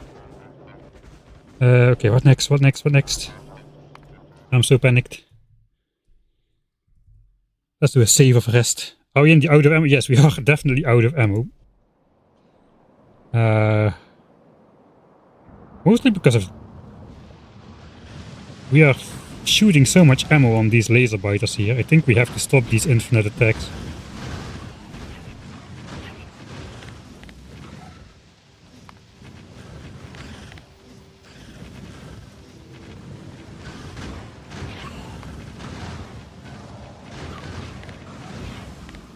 So this is our magazine consumption the last 10 hours. Including science. We have stopped doing science, but these guys have turned into laser biters and now we are consuming 170 magazines an hour.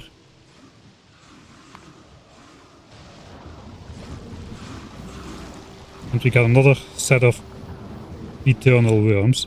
I don't dare deal with this though before... I think we have to try to outproduce them. There is something we could do which I really have been avoiding. But we could set up with each turret with a read ammunition thing. And then only enable the inserter if there's like less than 3 ammo or something in the turret. And that will basically keep the turrets from like taking as much ammo off the belt. Of course, they'll run out quicker as well if there's no ammo available on the belt, but the point is the ammo should then be available on the belt. This is not a very nice thing to do though for every single turret.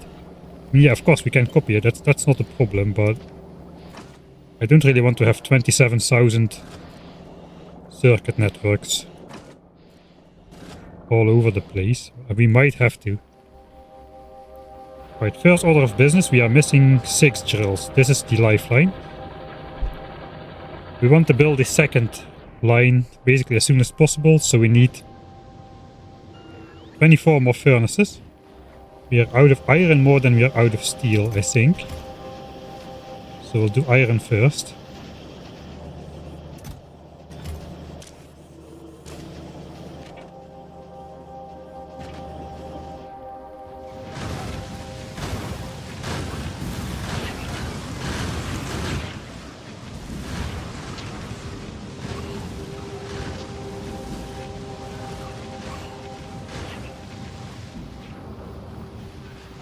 Okay, this worked a lot better when they were regenerative biters. Could try...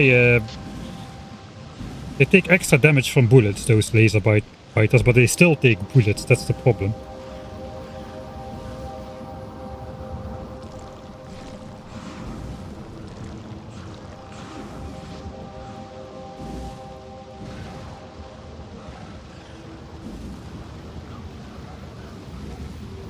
That's a lot of bullets.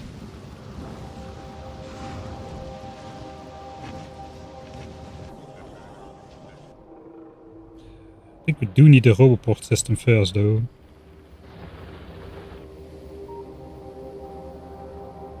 And the tank on the belt. I think I have 1 tank left over in my... some chest over here.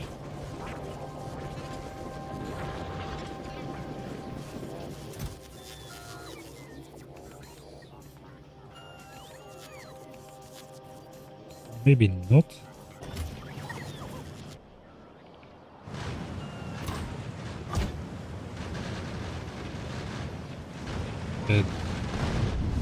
This tank is out of bots as well. I think we can take this tank. We'll have to manually repair the corner here anyway. The bots keep getting sniped if they're too close.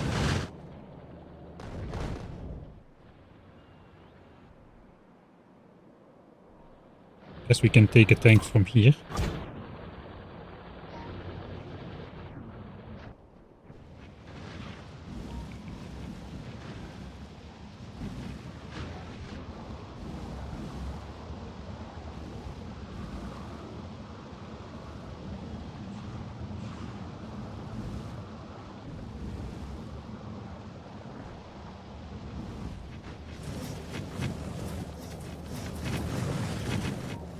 Doesn't sound like a cacophony of ammo.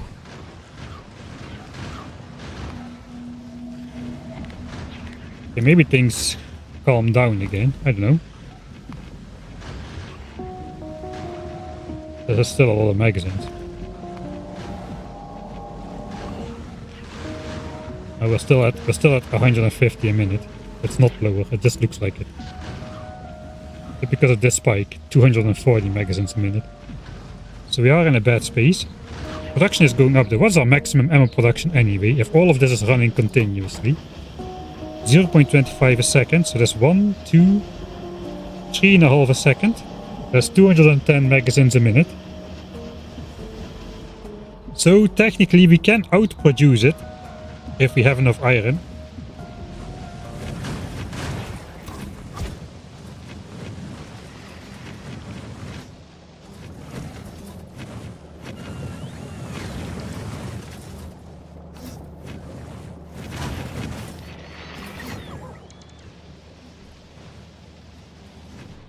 I think we go for the outproduce strategy. Build a second line of iron as soon as possible. Build the extra iron there. Is there nothing on the belt?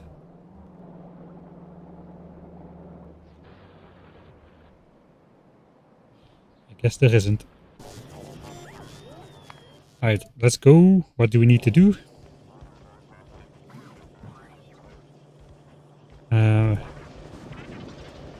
How much iron do we have in these chests? Not a whole lot, but we have some.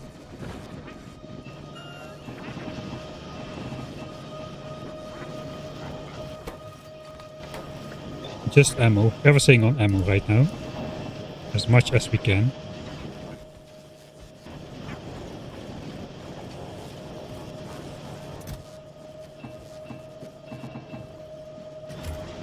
Alright.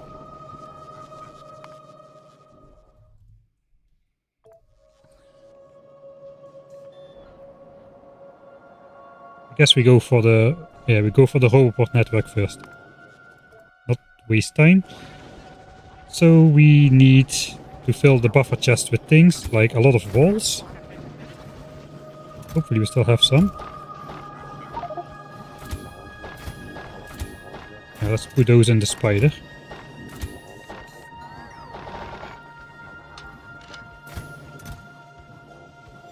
Alright, a lot of gun turrets. 2 stacks per chest and 2 stacks in the resupply chest. The same for flamethrowers-ish. 25, 25, 25. And laser turrets, well, we already took all what we have, I suppose.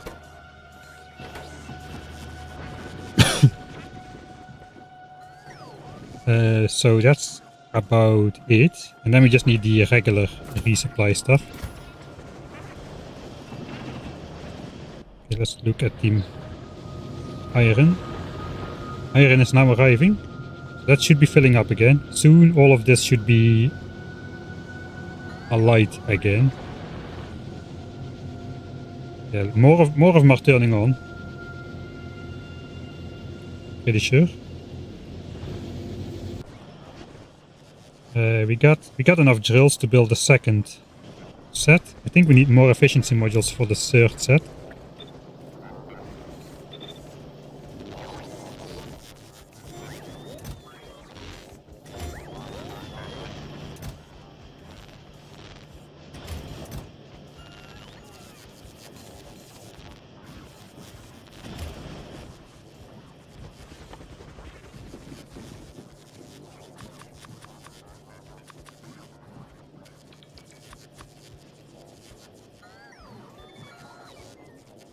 We need to make the furnaces, forgot about those. That is red chips, stone bricks and steel.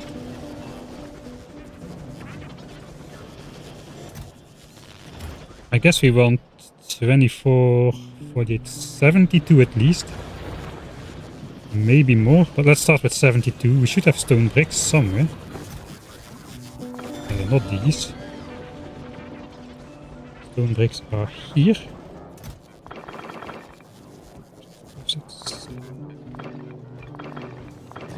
That should be 72 furnaces. We can handcraft those, that's fine. We need this. And some of these. And okay, we still have these pipes and underground pipes. Mostly undergrounds. A little bit of pipes. So belts, inserters, power lines, pipes. That's basically it, right? I already gave all my substations to there. I think we're ready to go.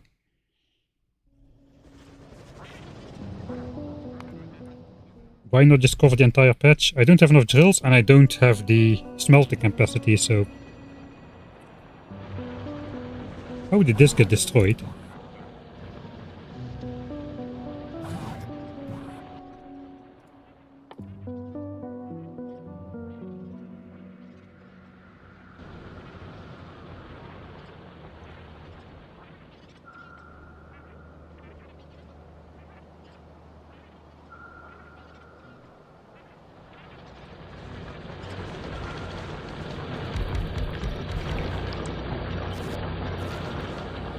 forgot how I was supposed to align this. I think like this.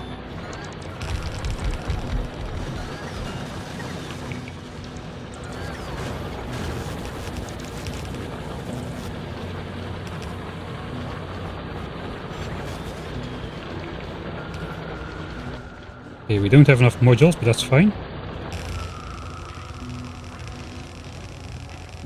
Let's start filling up this belt a little bit. I really should hide away my repair packs again.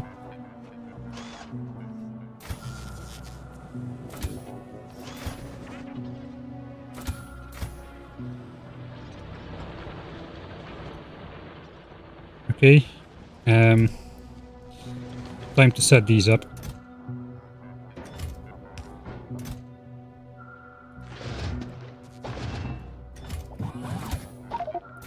First the rest apparently. Belts. I think we did 2 stacks of everything. 2 stacks of belt, 2 stacks of those. 2 stacks of inserters. 2 stacks of pipes, 2 stacks of these. 2 stacks of gun turrets. Guess we'll do a full stack of laser turrets here. We'll have 2 chests eventually, so let's do this. Alright. And basically 2k walls.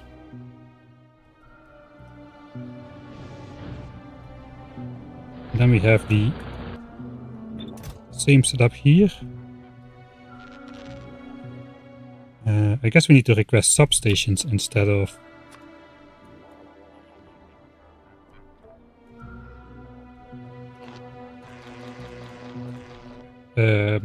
of power lines now. I don't have too many. Alright, so that is set up. We need logistics bots to transfer items as well, but for now we should probably just get out again. No, we need to set up the roboports.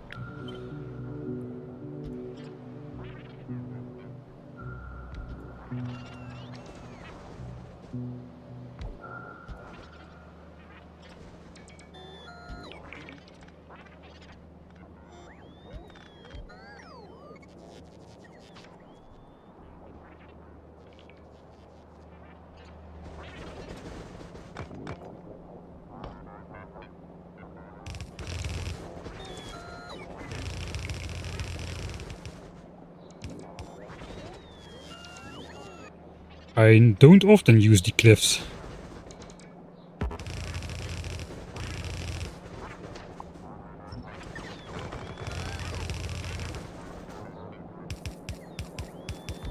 For natural defense. Right. I guess we'll put a chest here for the resupply team.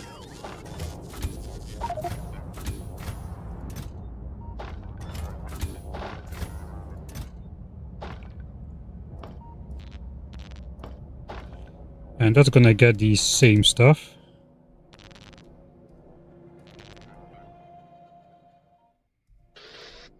Pausing is not illegal.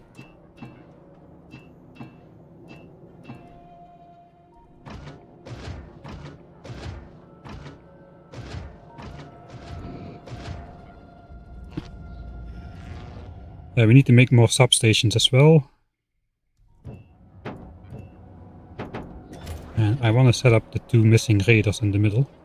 I guess the roboports do show the wall already as well.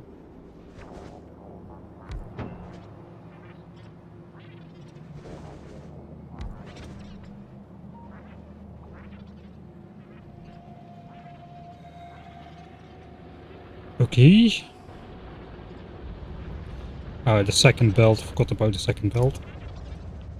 Still have landfill.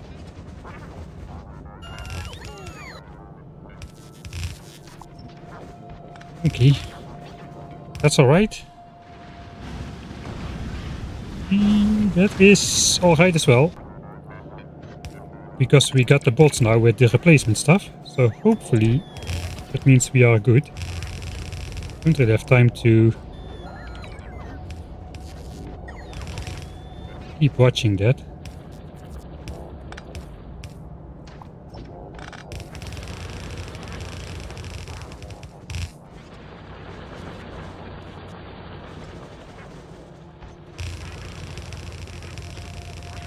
Okay, furnaces have finished crafting.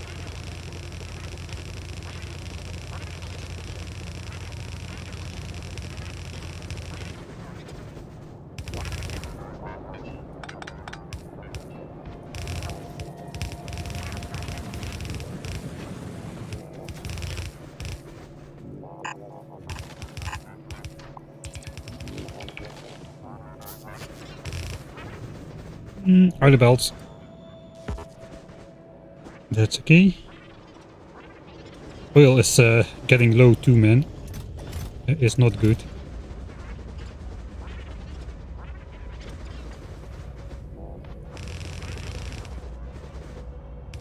This iron belt is still not full. I guess we were a bit lower on iron still than I thought we were. There goes the furnaces.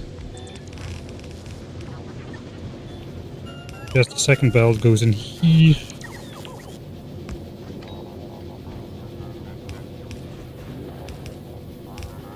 We'll loop it back in there.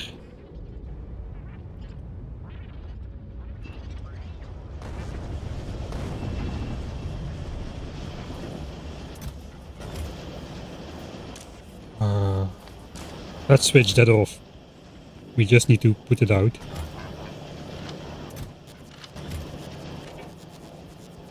$700 magazines on the belt. We are losing still. Modules.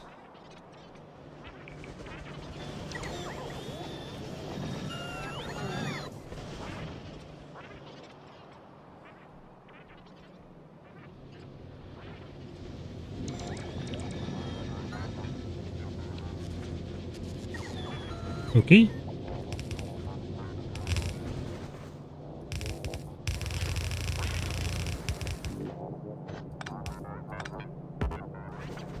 I'm still not panicked enough to not align those things.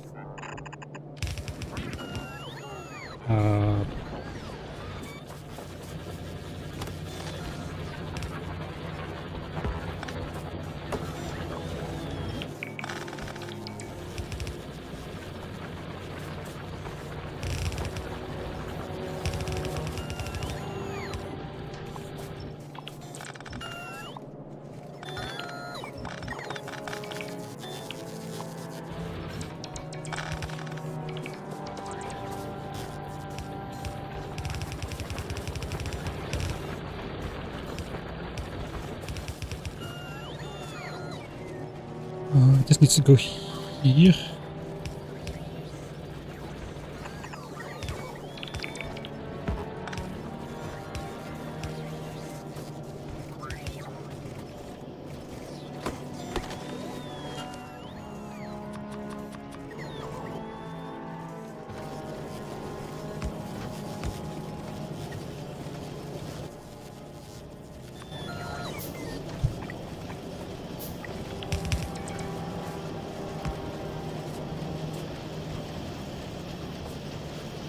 I think that should do it. 3, 3, 3, 3, 3. No, actually no. We'll upgrade the belt to red. Okay, hopefully this will mean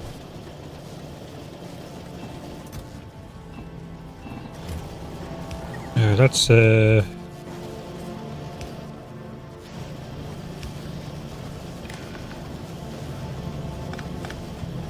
I don't know how to handle this.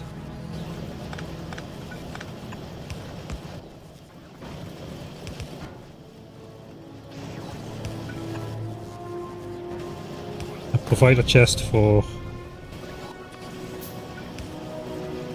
the bots and one for me, and this goes to magazines for now. Hopefully that means we will have our maximum magazine production for forever now. That is the hopes.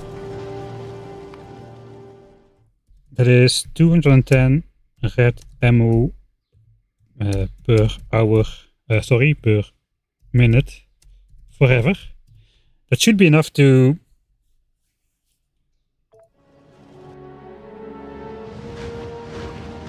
outpace those guys. Okay, the second belt of iron is coming in. Why not build a new ammo factory far west? I don't have time, man, to... There is no copper, there is no steel.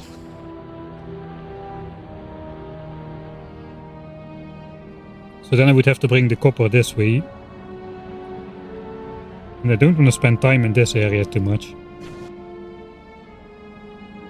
I want to just do a quick check along the wall. 1.1k.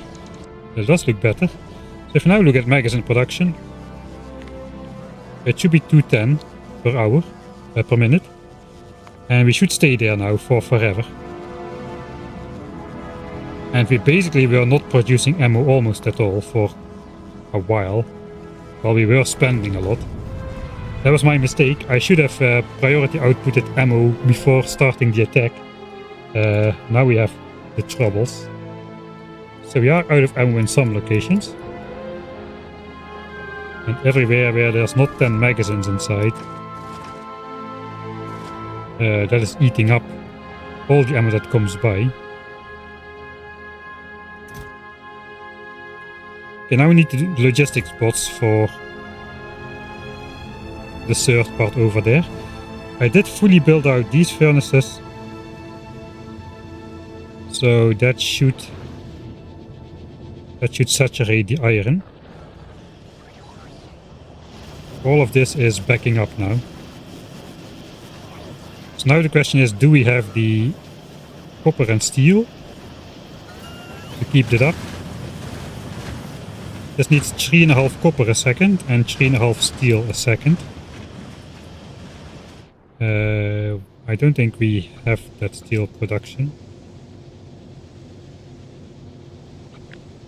8 of these is 1 steel, 2 steel, this is 3 steel a second. So yeah, next up we are gonna run out of steel. Which means we need to double this thing. Yes, the only thing we are missing for construction anywhere is modules. Let's have a quick manual check of the oil. Guess we can check oil production. So yeah, if we see something like this, something is wrong.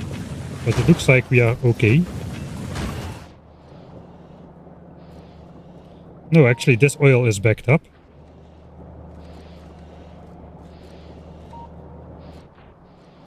Something is definitely not okay. I think there is a broken connection somewhere again. We just haven't ran out of oil yet to see it. But again here or what? Yes, again some pipe missing on this side. Or was it still? Did I never fix that? I never fixed that.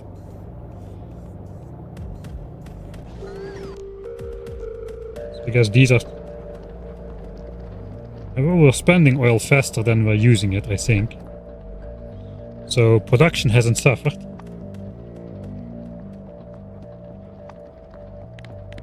And we do see a tiny squiggly or two here. Right, so I forgot to fix that apparently. Right, so what's the next step? We need to fix that. Then set up more steel production. But hopefully that means ammo will stabilize, and then I think we will try to take out some of these laser biters on the front. We are 0.5% away from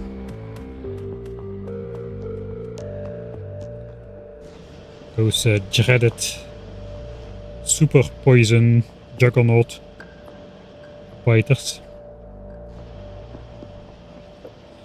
And yeah, the rest of the production is gonna have to go in laser turrets as soon as possible. We need basically this front line of laser turrets practically around the entire base, which means a lot of laser turrets need to be produced. Right, the third belt of steel. I do have my mining drills. We should probably... We still have more in here? We don't. So we need more efficiency modules still.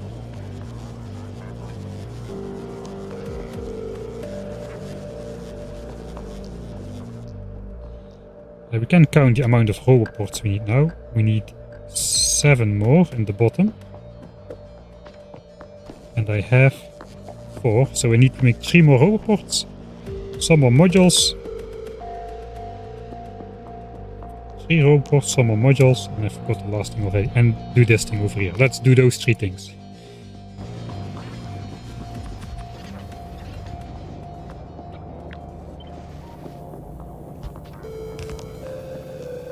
Alright, so that did connect the oil again. We're also missing some inserters here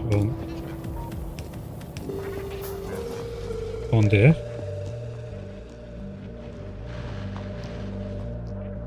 Alright, robot and... Such a mess, man. 3 things and I cannot remember them. You broke pipe and placing iron line. No, it's still connected here. Or was it somewhere else?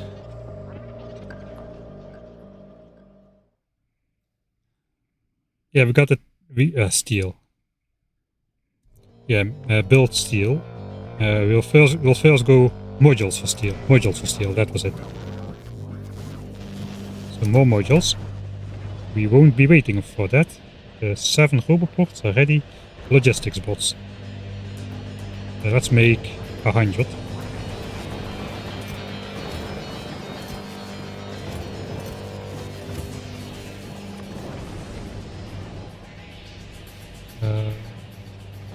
Power lines.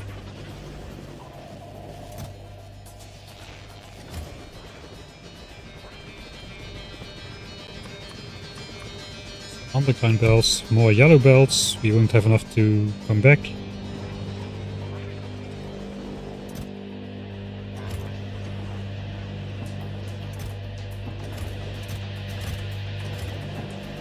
Need more red belts for the tank on the belt pretty soon as well.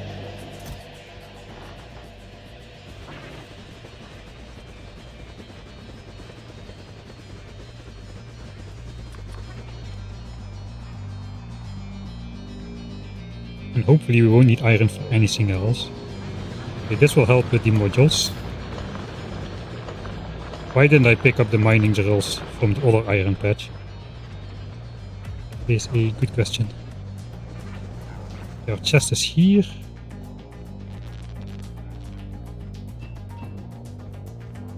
We haven't needed anything just yet.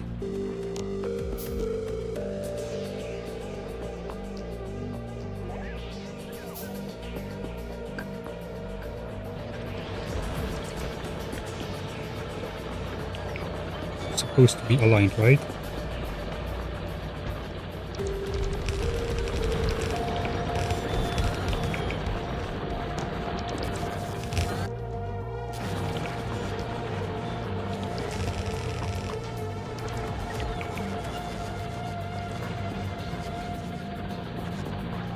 Okay.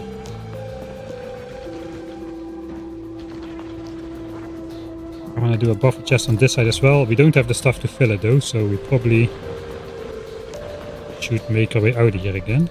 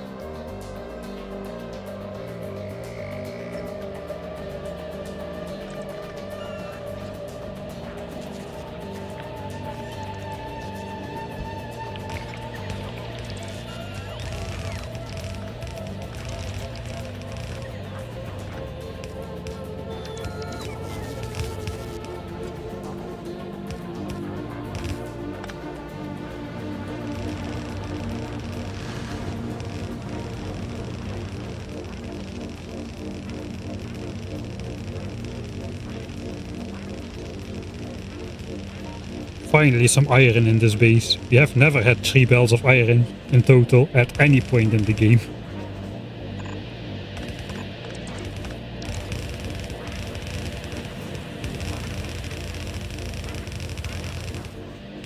I guess we'll have to... I might get a 4th belt at some point. We'll have to do this. It's snake that through, we need to go on the other side.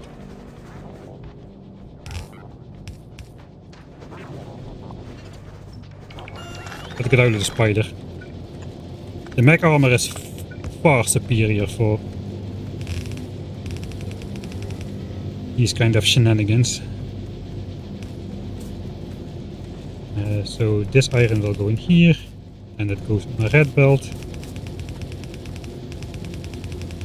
And then we'll split it off here again with another red thing.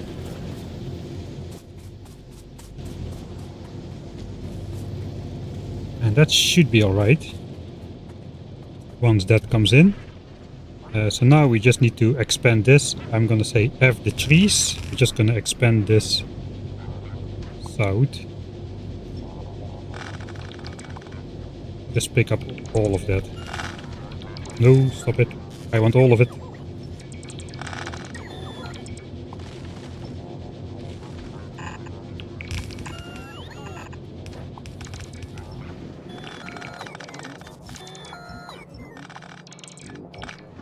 Okay, the steel goes on the right belt there. Because this stupid decorative stuff again. Now we just need to copy this. Now we're gonna need even more modules for these furnaces. I forgot about that. 4, 5, 6. Right. That's a red belt of iron into steel.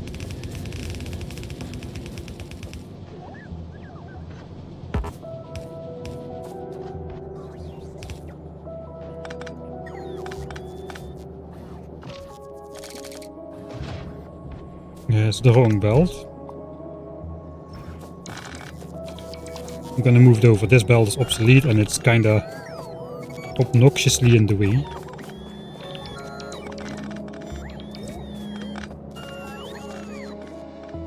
I guess we can do this here then. Yeah, it goes back into steel. Fine.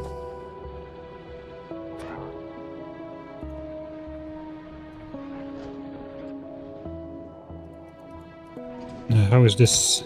Okay, we're out of walls completely here. Spider walls. Mostly walls though, which have gotten destroyed in this section. Half a stack of lasers. More walls.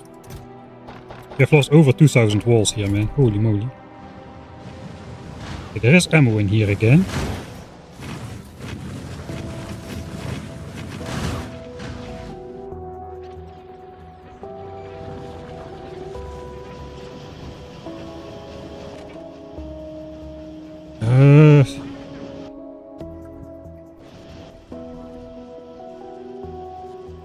I think we are out producing now. There's just there is not 210 though. No, we are not out producing. Okay, those laser biters will have to go. There's just no other way.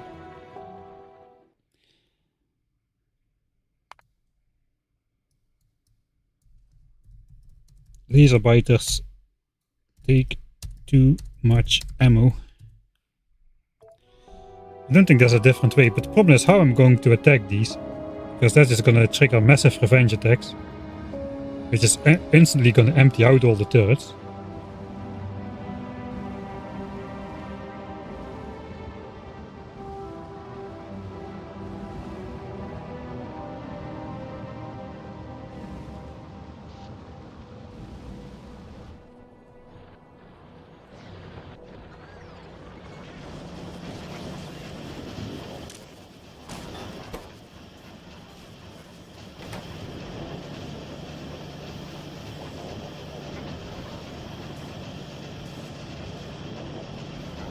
Yes, technically these inserters are too slow, but we still have a backlog. Don't think we're producing yellow magazines at 210. Oh, we are 225. Okay, so we are fast enough. Oh yeah, we have one extra assembler here. So what if we would upgrade to yellow assemblers here? Or just put speed modules in.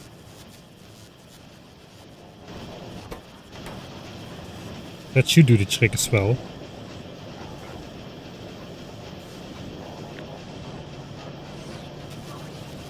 I don't have many speed modules laying around, I think. 30. It's probably best to speed module... You can speed module these. Start out. Just try.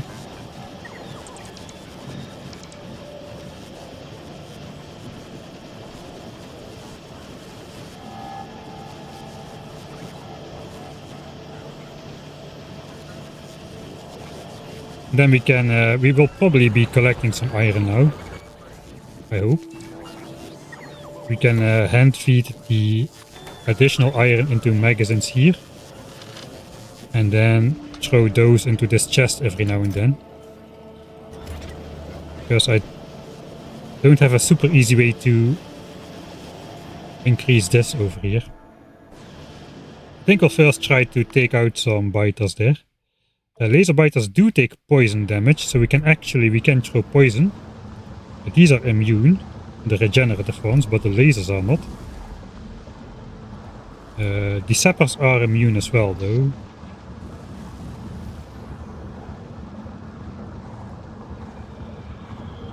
These are immune too, so we can basically poison out the laser biters if we want to, but it's probably easier to just rocket them, to be honest. Yeah, we need to stop the infinite attacks. So now we have 3 kind of attacks going on. We have the normal pollution-based attacks, we have the extra rampant attacks, which are already very bad. But now, on top of that, we have this infinite flow coming in. Which was fine when they were regenerative biters, because we only spent nuclear power and fire, but the lasers take up all the magazines, which is bad. Oh, either that, or we try to implement the new wall system. I don't think that will go well though, because there's too many worms which will shoot the bots.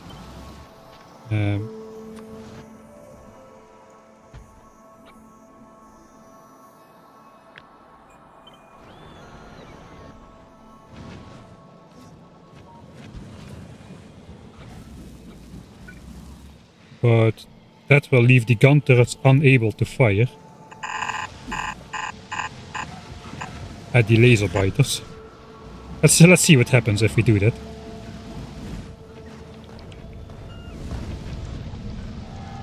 We're gonna get a lot of shots on the bots.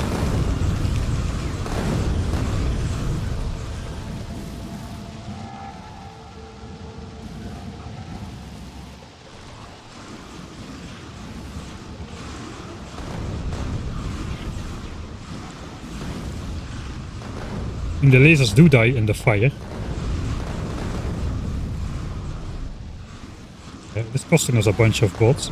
We could build this ourselves with this spider real quick. Wouldn't be too bad. That's on the left side of the left gun turret. That is how we should go. Yeah, I think we're gonna do that. We're gonna build that wall and we're gonna rocket those worms a bit. Do I still have some rockets? I still have some rockets. I still have some walls. Switch off the roboport. It is this line.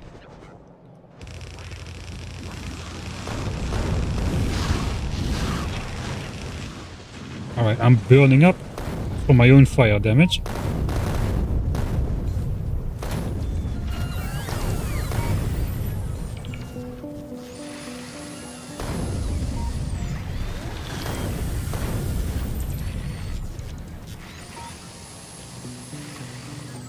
As soon as I research, I can hardly out-repair the damage, man. Look at that damage. Okay, we're no longer on fire.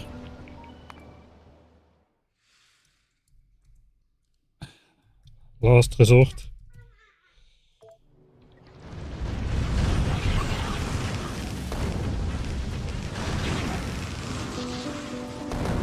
Okay,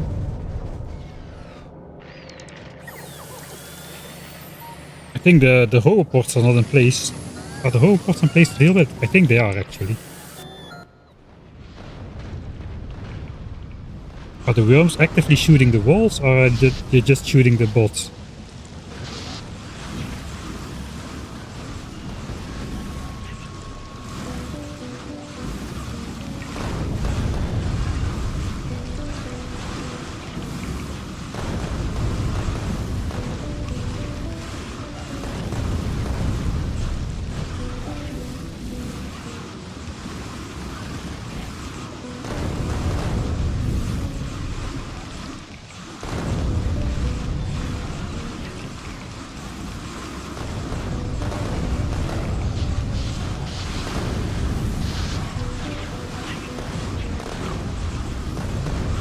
does look like it is shooting the walls. So we have to destroy the worms first then, because this is not helping. We're just losing everything then. Right, so that is why I make 10,000 saves. We'll go back one.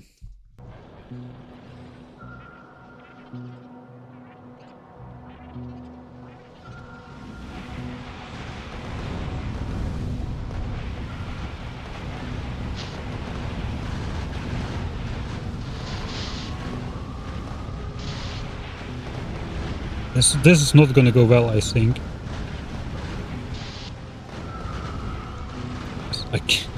I cannot walk out because of my own fire damage.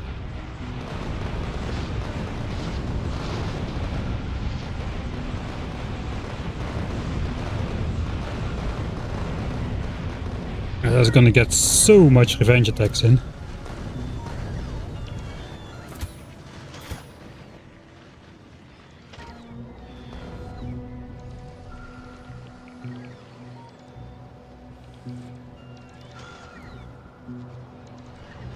We didn't get burned though.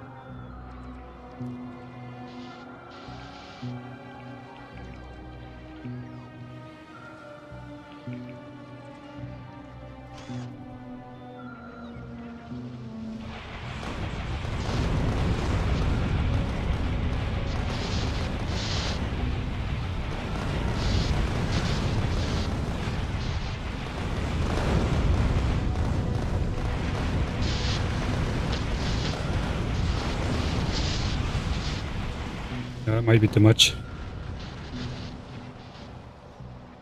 Actually, no, that's looking pretty good.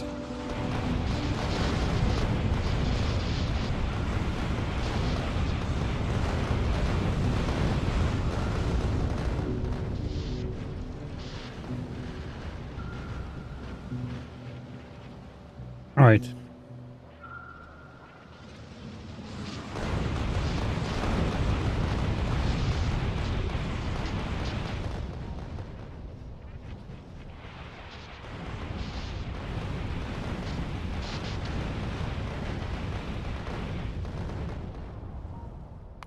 That is pretty decent. If we can survive the hit on the ammo one last time.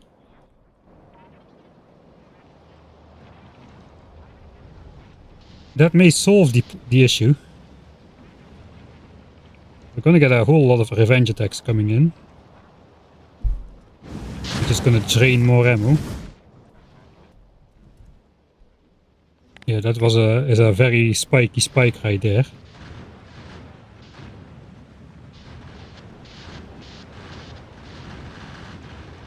But now we might be able to build that wall.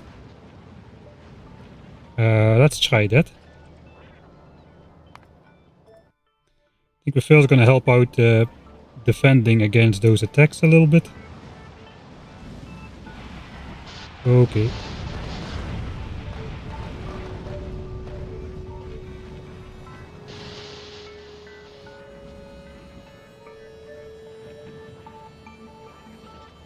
It's mostly biters which die to fire damage. Let's back off.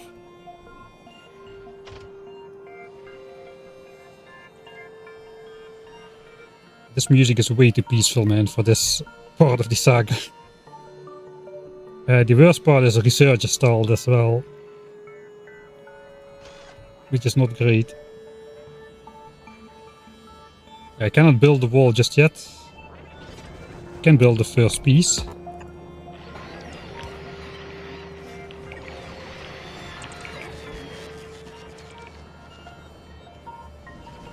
Let's try building this side.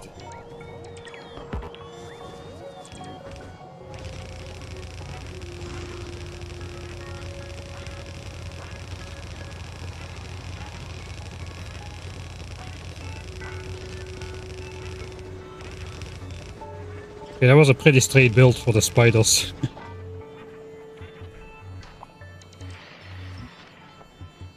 Stuff. Okay, no worms are shooting at that wall. Okay, we are willing to pay the cost of the biters snapping through it.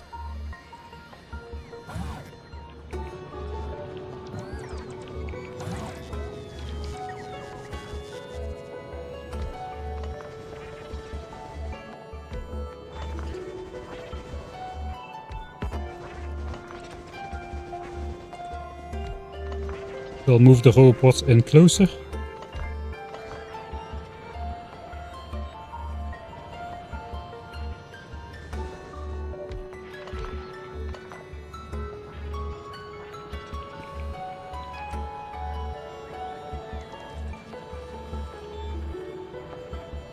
I guess it's fine.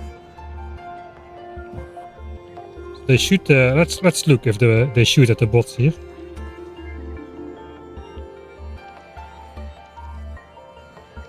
Okay, they don't even rise up, so that's good. We have the regenerate. Oh wait, what's going on here? Oh, that is not good.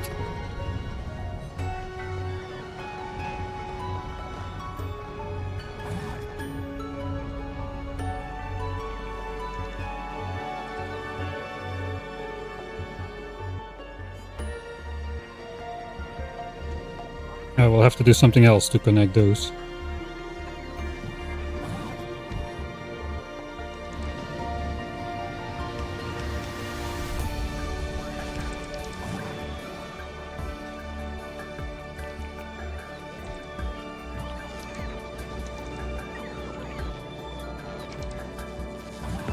Okay, that's actually gonna block the tank. They need to go up on tile.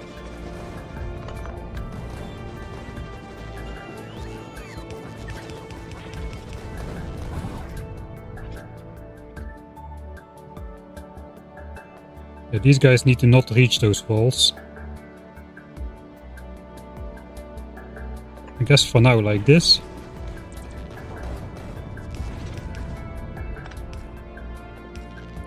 I don't really think we can do the front wall because of the regenerative worms, which we cannot kill.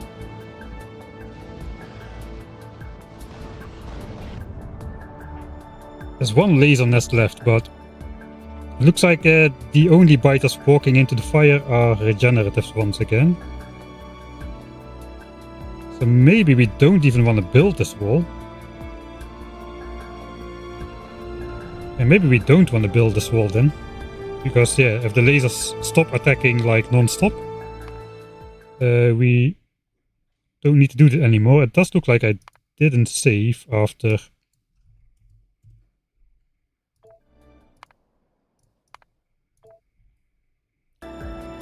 No, I did save after sending them out. Okay, we did save after sending them out.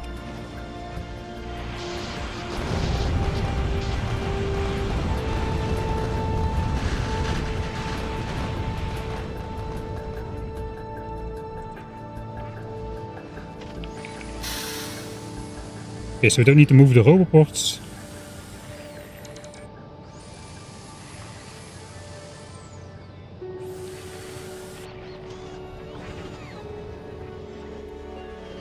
Let's speed module up ammo production.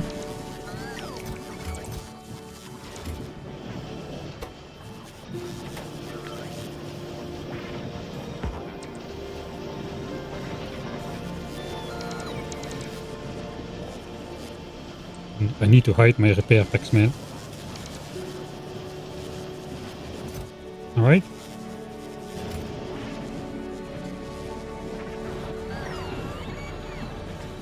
Any iron that comes in.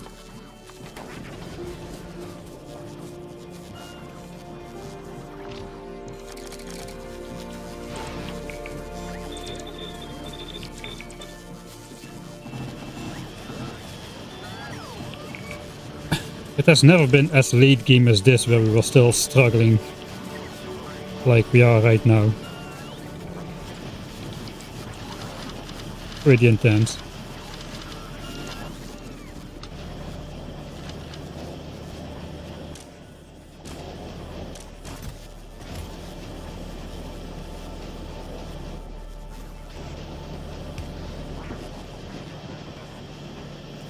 So as long as these are all producing.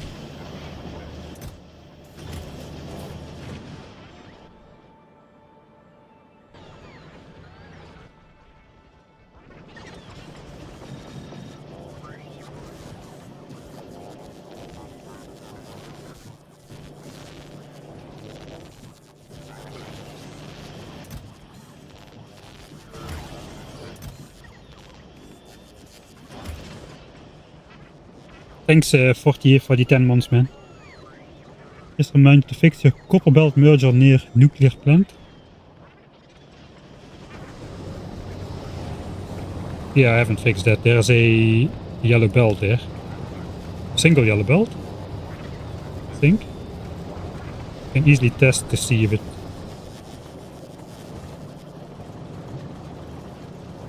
Yeah, okay, it does flow at full speed if we take some copper. Thanks. 212. Lasers pushed back. Hopefully we'll see the results in the ammo graph pretty much immediately.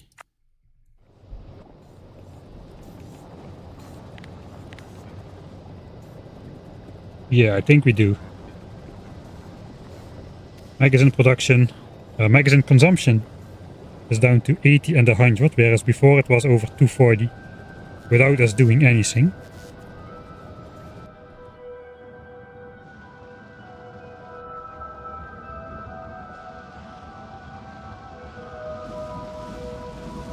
I guess some laser biters will still be spawning, but we can do another strike later to push them back further a little bit.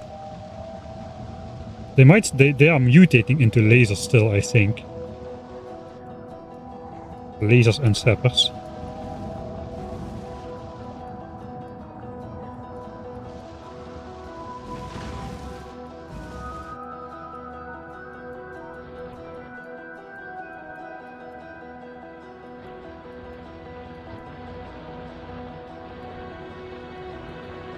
Alright.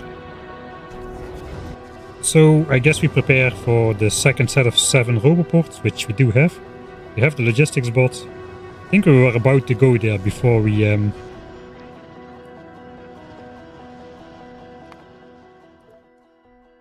had to deal with the lasers there.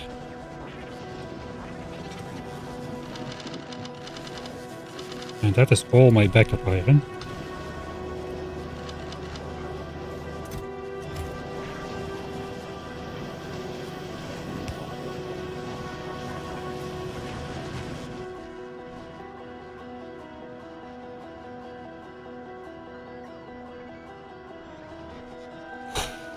Okay, walls.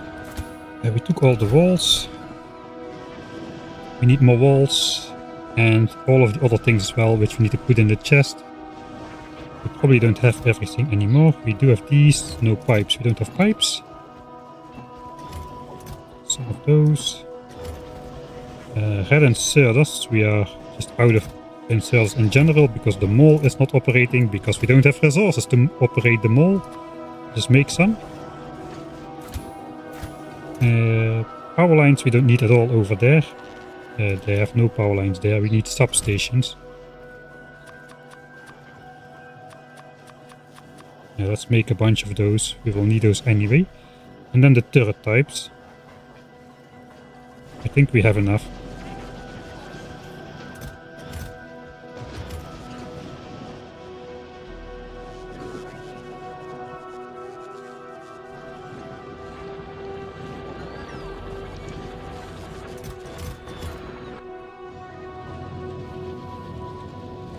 Oh boy.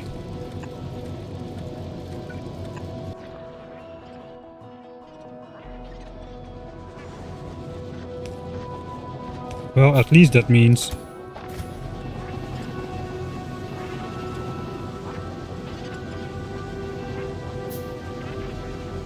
we have that extra iron available.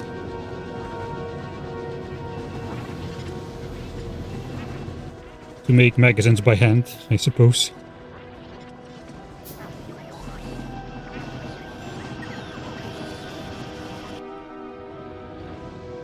So that should flow now.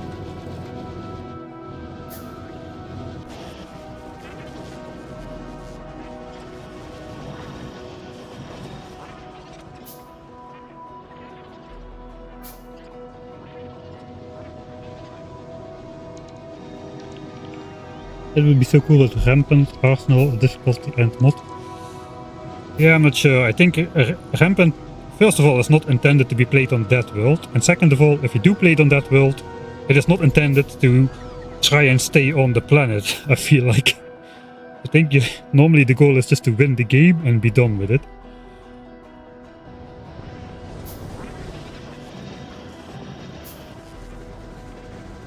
We have all the mining drills in there, right? Yeah, we have all the drills in there. So we just need to go back to restock. We need more walls still. Like 4k walls if I can.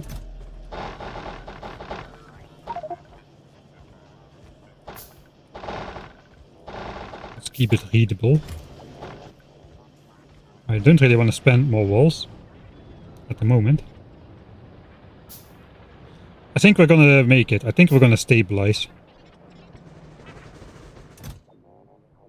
These are also outer walls. Okay, that is not great. We do have some more walls in here. These are my last rockets in the spider. Have to keep that in mind.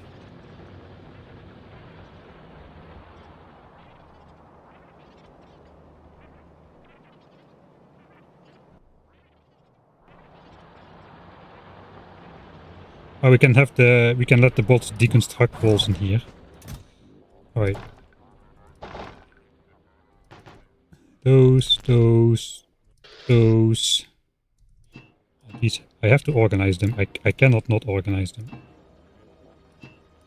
Here in the wrong order.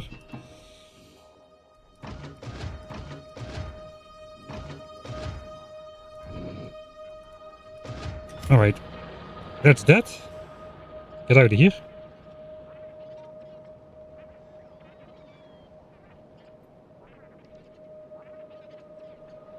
We need to place the whole pods themselves, but we can let the bots place those. No, we'll place them ourselves. Let's place them ourselves.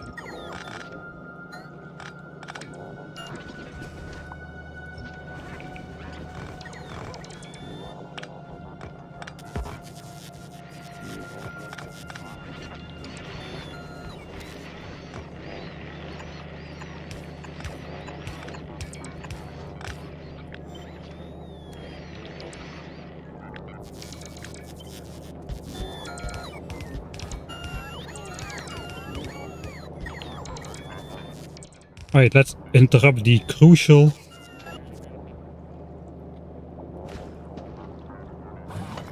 iron production for no reason.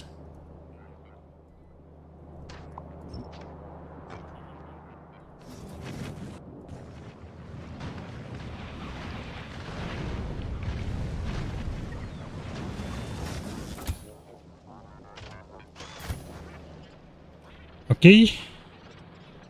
So far so good. So now we can restock this yet again. Nothing has been taken from here. That is excellent. Let's put the logistics bots in here. And they're immediately going to be refilling a chest with what? With walls. I guess the north chest has a shortage of walls. That's good. But the logistics bots should be returning to here after the fact. There's 100 and 200 construction bots in here. We want more. 300. Because of the nuclear biters over here. 150 in there. Let's get 100 in here. And we'll hold 50 in here. Next to this chest, basically. So all the construction bots are close to at least some form of a chest. So that is now completely defended automatically. Okay, I think I have double numbered myself into a corner. Let's skip one. West expansion finally defended fully. And now the question is, how long is it gonna take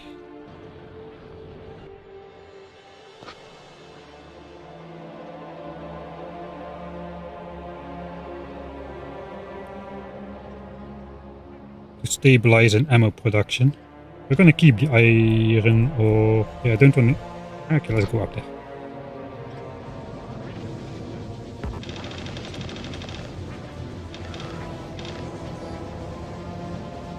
Okay, we're not using all the iron. I think that's good. But we should be storing the iron if we're not using it. We should probably be producing it. What's going on? I think we need to do some red belt shenanigans over here. Is this going? I think we should be restarting research again. If we are producing ammo as fast as we can.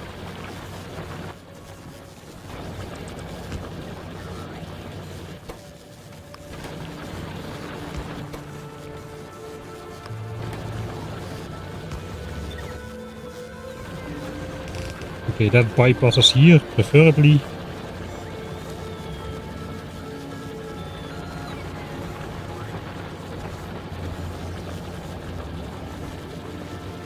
Something is not right here.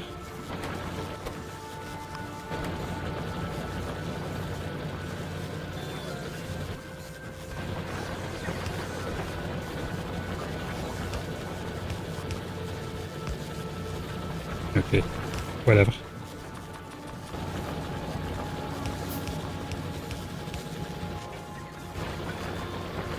Okay, the iron belt is fully flowing again, so I guess that's good enough.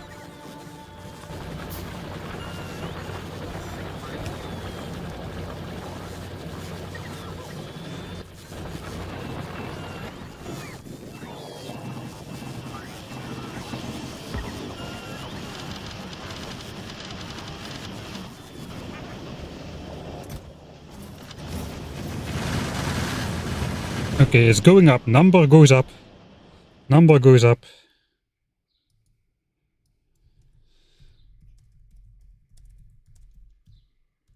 Uh, 1.4k. Okay, so now the question is, does the number keep going up? That number should be like, it was like 14k, I think. 14k. Before we started the expansion. With the entire ammo belt full, and that is gonna go up even higher. I don't want to automatically set the output side. I just want to prioritize ammo for forever, basically.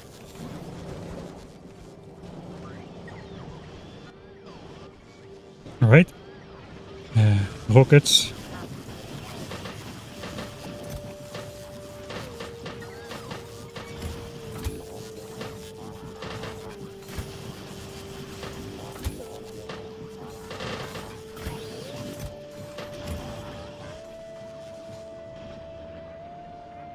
Okay, so hopefully, you know, when oh boy, whenever we are just base building, the situation isn't too bad.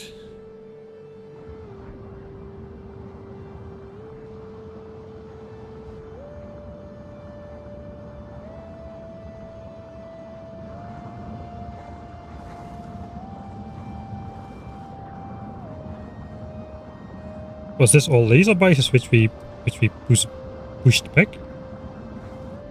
Maybe it is. So I'm gonna hope that we settle back down into the relaxed base building atmosphere.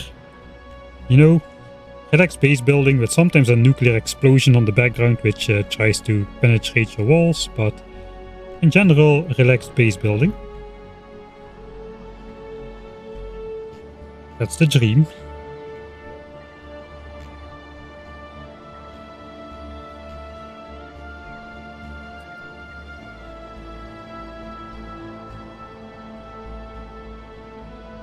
The bottom splitter on the right belt, not completely unnecessary. Probably I may have been doing some decorative shenanigans again. Yes, that is completely unnecessary. I even output prioritied it into the underground belt. Right. How is the iron situation? Okay, we got the gap there, then we got 3 compressed belts. We are missing these belts over here, apparently, so that is why there are a couple gaps there. I guess we are missing those. We don't have access to... We do have access to red belts though, so we can let the bots do that with the red belts.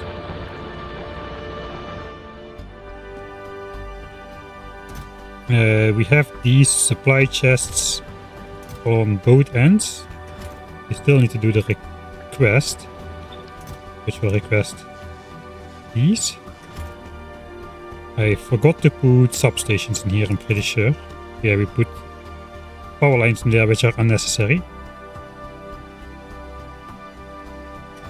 I think let's just solve that, because I cannot remember 2 things at the same time even.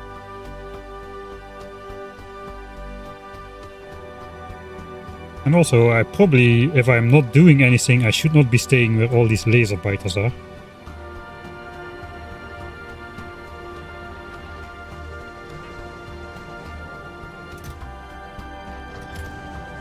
This also should just go straight right now.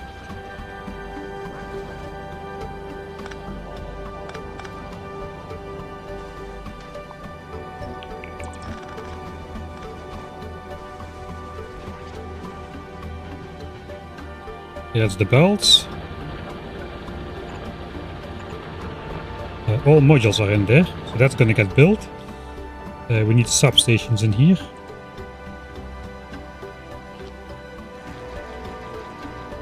Alright.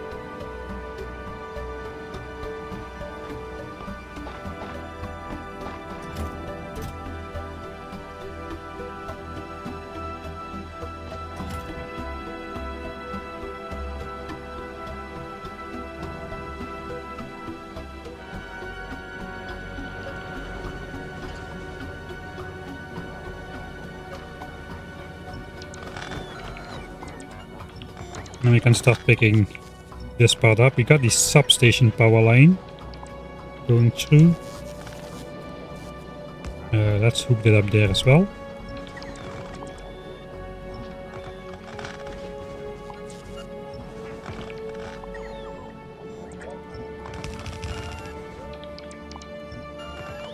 Can my bots just do the stuff? I got 50 bots.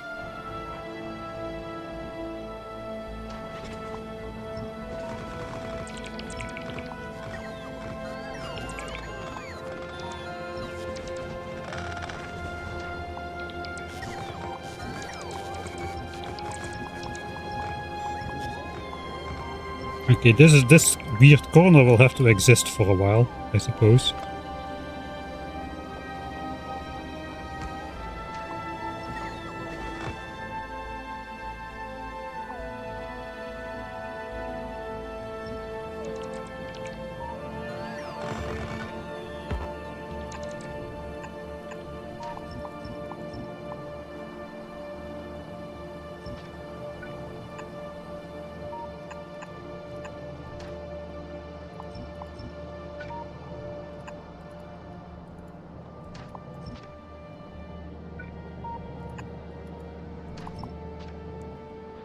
Right, so the bots are gonna be busy with that, so hopefully we don't get attacked too much. Over there. One fish was hurt in the expansion of this base.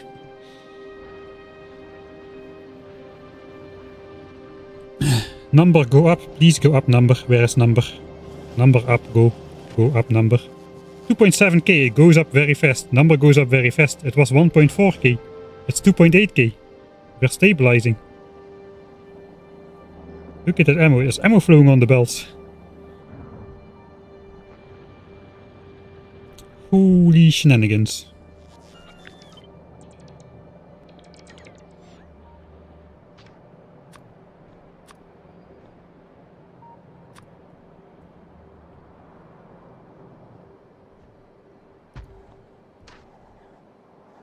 Is it because I'm just looking here or what's going on?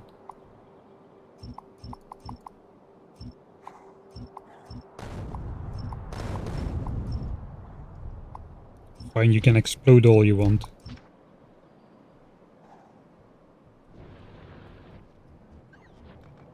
Yeah, we got the close by wall built. I want to build that wall as well. The secondary layer.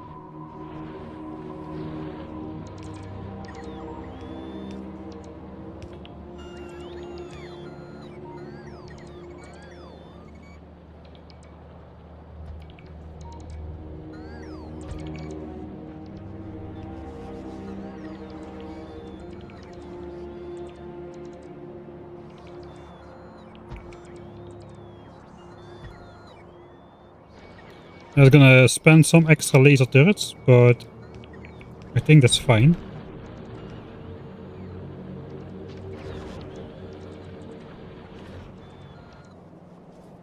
Yeah, it's time to get the tank on the belt thing going as well. Let's go pick up red belts and the tank.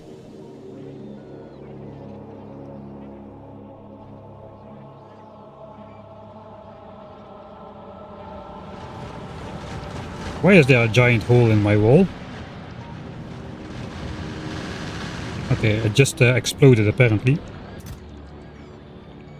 This chest is a mess, let's not look at it. It's not important.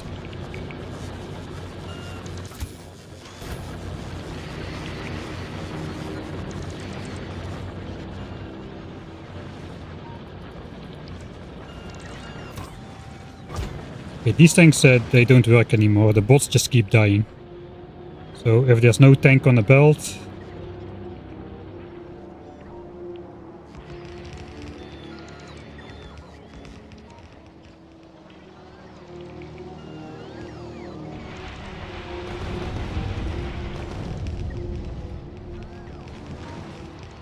This network needs more bots. There's only one construction bot in this network.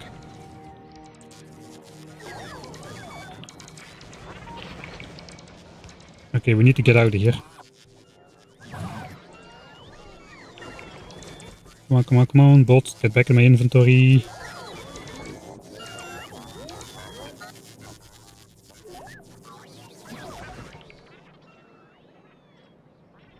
Somehow all those bots died, maybe in poison clouds. Ooh, that was close. There was a lot of gaping holes in that wall, holy moly. More bots. 500 bots, whatever. If we can. We cannot. We can. Okay, we are amassing green chips again, that is good. Laser turret production should be... Sorta in full swing. We got another 82. 2.6k, going up, going up. So we need more. We need red belts for the tank on the belt. We also need repair packs actually.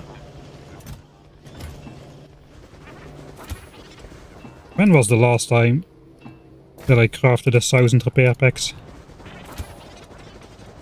Don't answer that. It's probably not that long ago.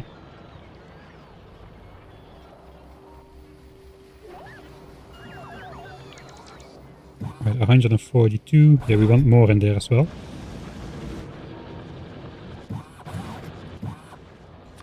Okay, most bots should reside here, next to these chests. Let's do 100 and... We'll do 75, and there's 2 robots here. That's 150, and then another 100 over here for 250. And we'll throw 300 bots in the network as soon as we have them. That is 200.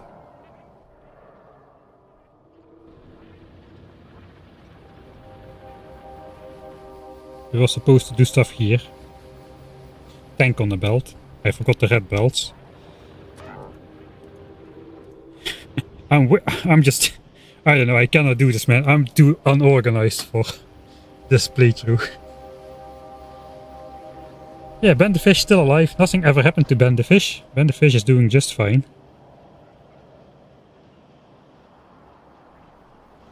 Okay, the laser biters annihilating the walls. It does look good, but we are at 81.83% evolution right now. Which is less good. There's too many repair packs in each tank there. I'm going to need to redistribute those.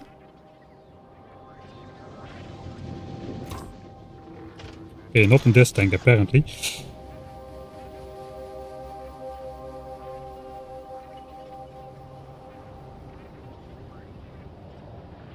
Okay, we're not starting research again until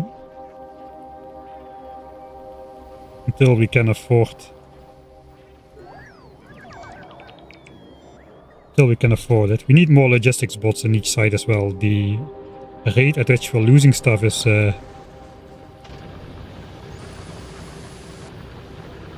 too high.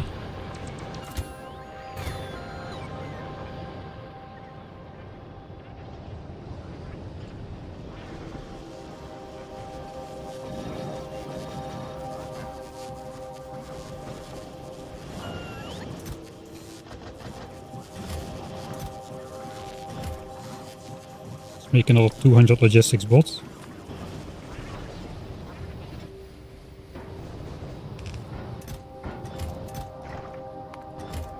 Before the 1000 repair packs.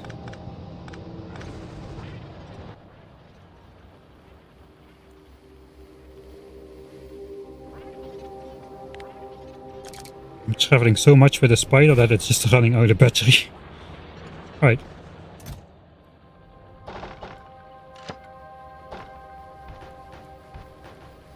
That goes in here. Alright, out of laser turrets. I guess we're... yeah. Put all the laser turrets in. No, not all.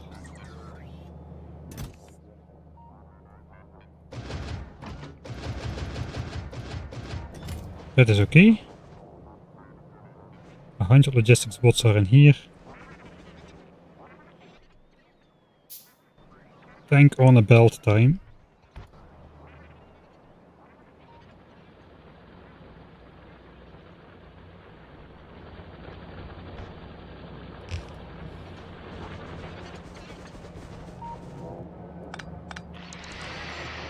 I think we'll manually do some repairs. Because some of those turrets are pretty close to dying.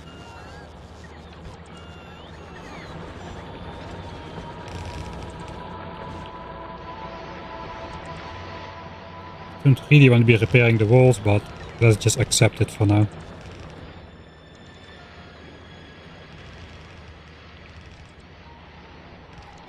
All these turrets are like that.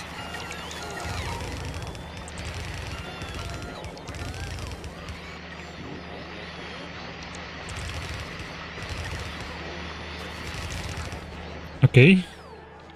That's about as far as we can go.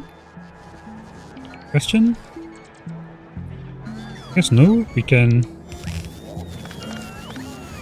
Do we go across the water?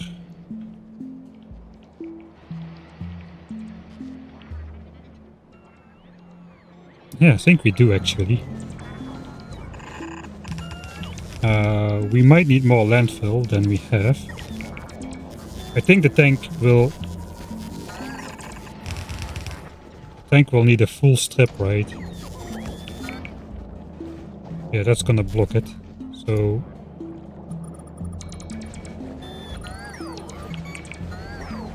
we're gonna need more.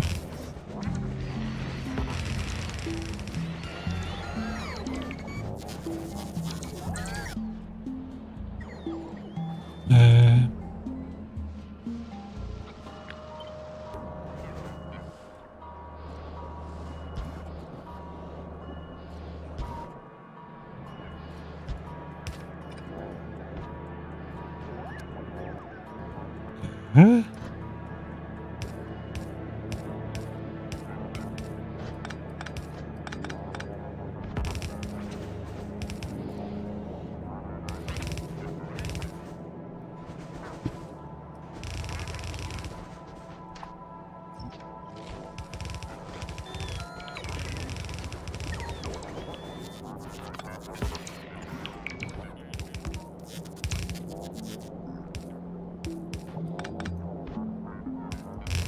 Okay, we probably want to do that shenanigans again.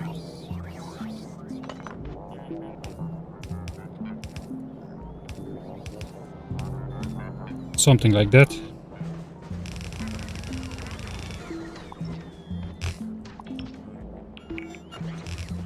I'm gonna pick up this landfill as well.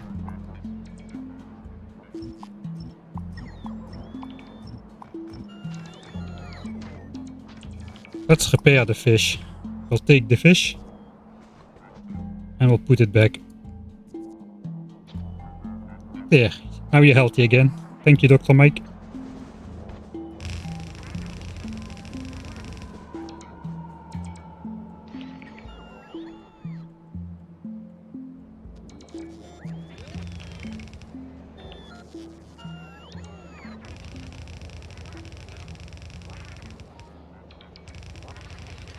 Alright, is that a loop? No, not quite. We'll repair this corner as well. This has taken a lot of damage.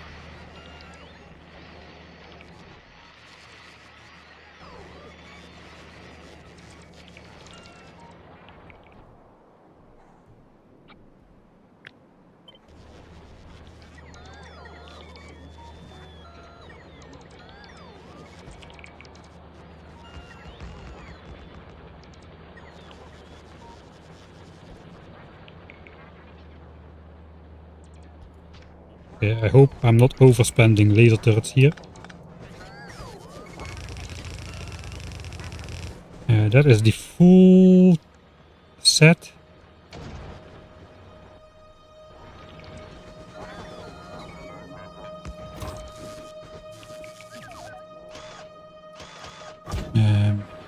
$250 for that guy and $250 for the next tank. We're gonna have 2 tanks. This is a fairly sizable belt. I think 2 tanks is good.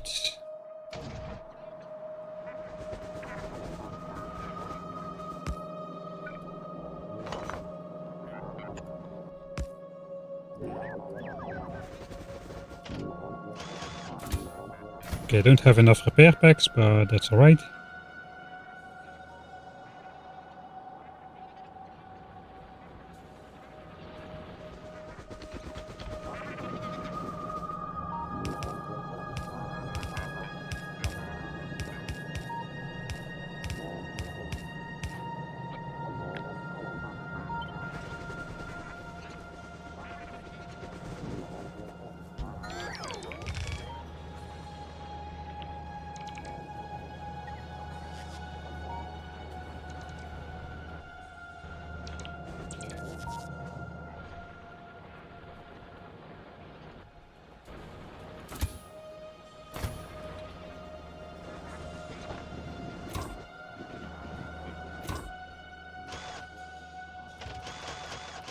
Okay, 250 repair packs. Go, go, go. Looks like things have quieted down a bit.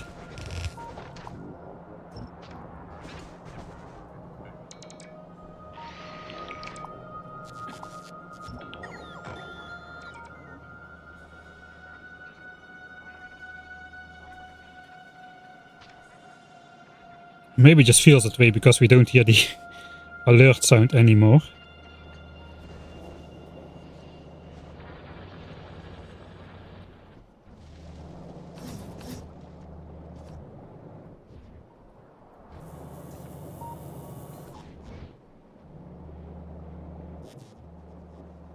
I think even the oil is good. Doesn't look like anything is missing. Okay.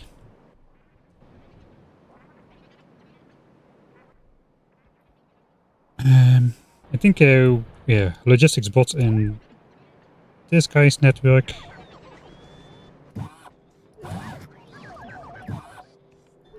And we'll request all of them, of course, to here. And then we need to replenish the chest still. But we are kind of out of walls. So we'll have to wait on that a little bit. Why not automate repair packs? Yeah, we probably should. I think it's even possible to automatically put repair packs in the tanks with inserters. If I'm not mistaken. I want to take out this. We can try to. Let's put some construction bots in here.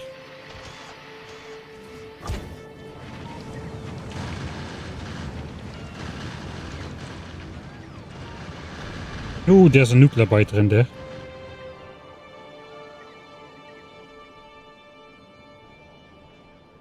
I think. 81.9% evolution. We're getting ever closer.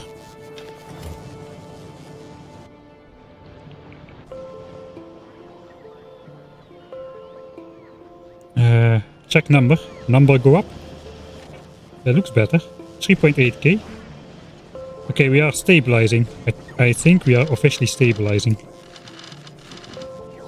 For now.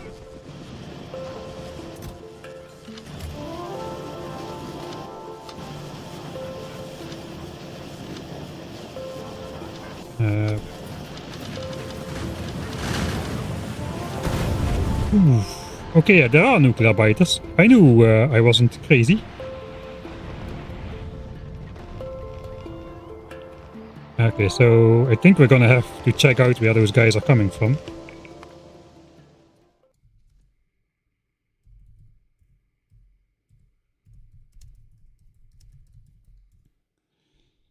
And we gotta see if we can take them out.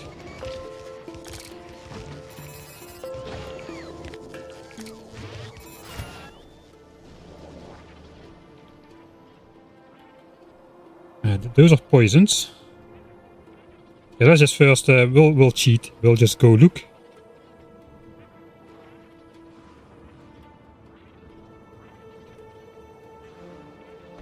It is possible that they just got summoned from very far away. And that's actually not a nuclear nest close by. That would be the good situation.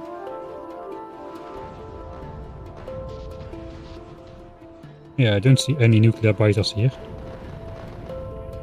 It's already pretty far away.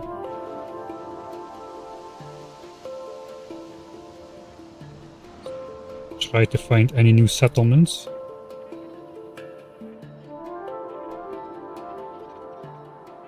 Alright, I think we're okay. That was just a random blast. Alright.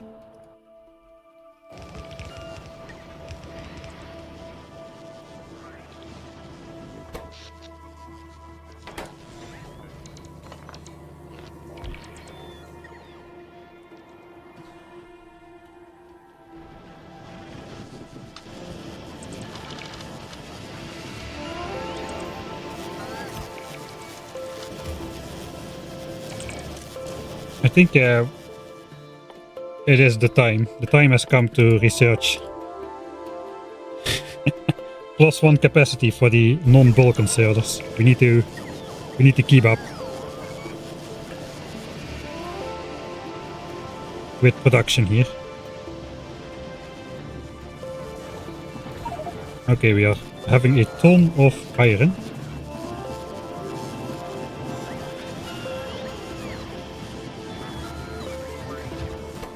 Laser production is going strong.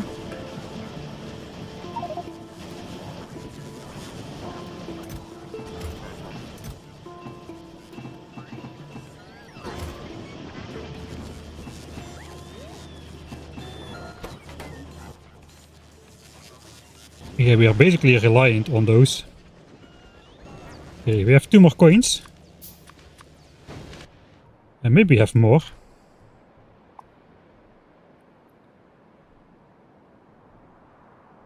Doesn't look like it. Okay, I don't see any laying on the ground at least. 4 power-up coins, 20 minutes of one shoot.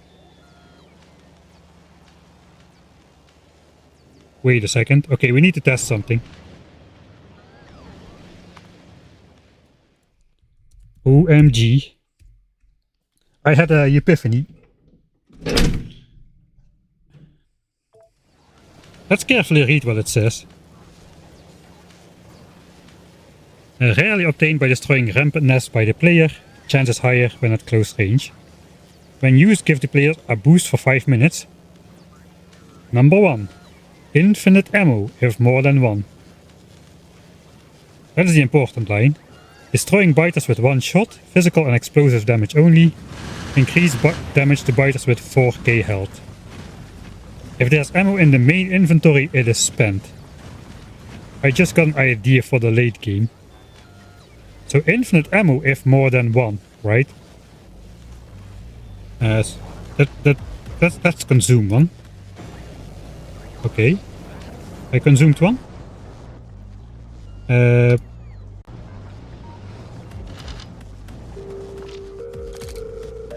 I guess it's still... Does it go for the personal laser defense as well? Probably no. I know, physical and explosive damage only. Right, so that is not instant kill yet. But with my machine gun, it should be.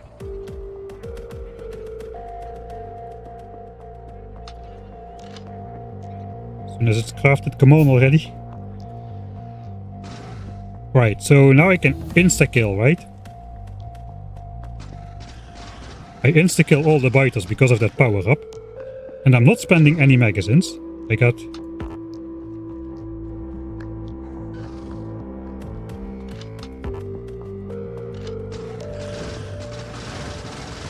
Yeah, look at that. We can kill everything.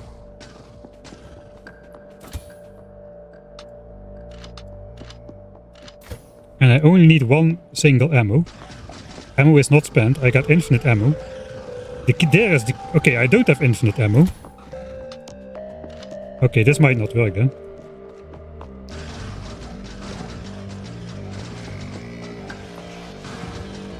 There goes the spider. That was gone in an instant as well. Holy moly. Okay, that is bad. So what about the infinite ammo then?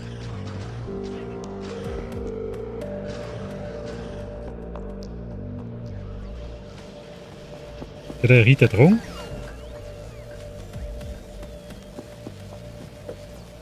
If more than 1. If more than 1. Alright, if more than 1.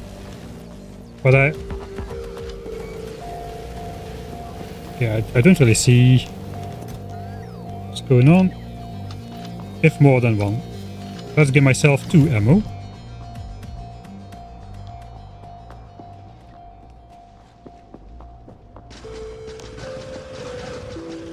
Okay, yeah, I see. So we're spending the magazine, but the magazine doesn't go down in number. Right, let's try that again.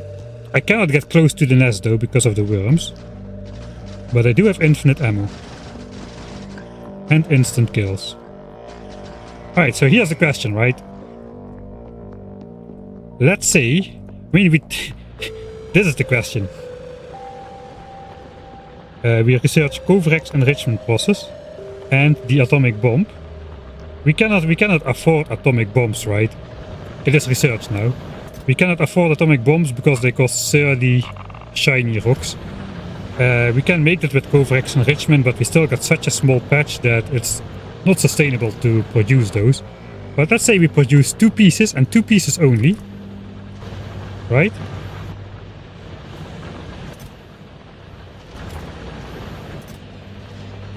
And then we make a rocket launcher. You see where this is going, right? You see where this is going. So now I got 2 magazines. I got 2 rockets in my launcher. I lost the spider. So that's a little bit of an issue. I need the spider to test this. Okay, let's load back. We need a refresh anyway. So go in editor mode. Research atomic bomb. Atomic bomb is researched. We produce 2. And the rocket launcher. Throw it on the floor. We don't need a spider perhaps. We just need a fast armor. Give me your legs. Give me your legs. For what we need all this? We just need this.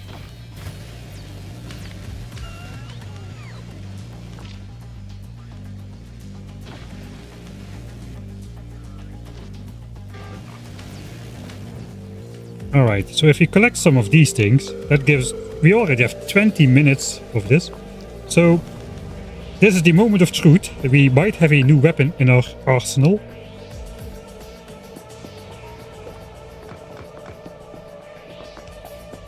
I hope I'm fast enough. I think this is gonna work, to be honest. So we consume it. Now we should have infinite ammo. Let's see. Can I... Can I destroy the entire map with 2 nukes?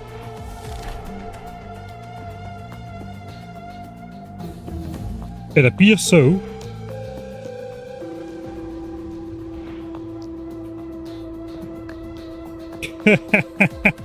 Okay, this might actually be good.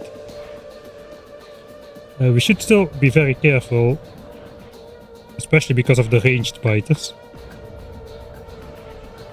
Because we don't have shields, we die very fast.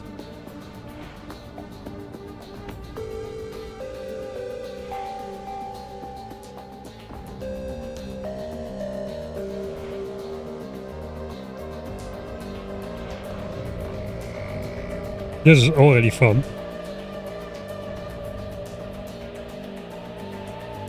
So I can spend 60 shiny green rocks. It's probably safer to just run around in the spider. I have run myself into a corner.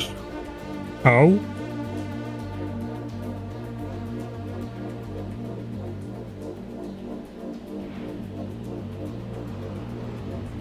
There is no timer somewhere on the screen, right?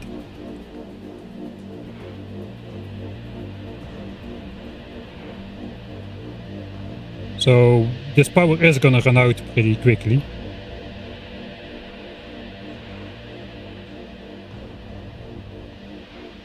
The good thing is we got extra range on that rocket launcher. Because of the nukes. The rocket type of the nuclear missile. What is going on with those weird...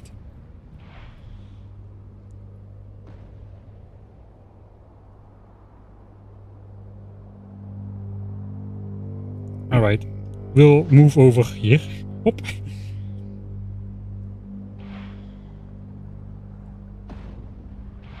The shooting speed is abysmal, but we need to run around anyway. There are some nuclear biters there as well.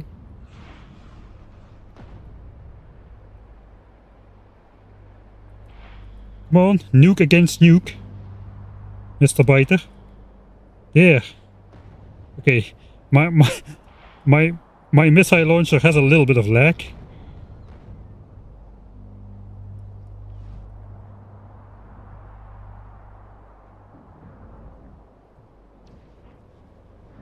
But that's pretty good.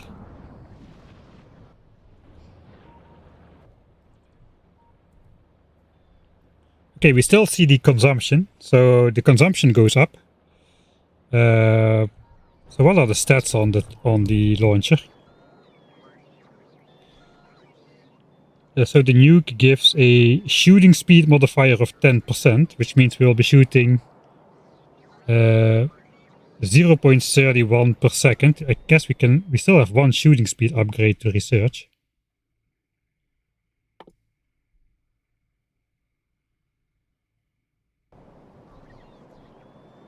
Let's get that. And does explosive damage affect nukes? It does. Okay. Not artillery shells though.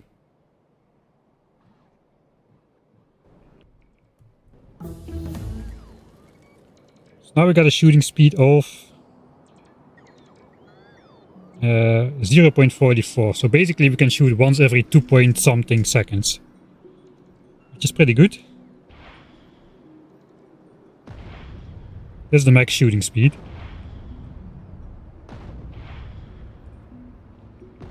We have quite a blast radius on that.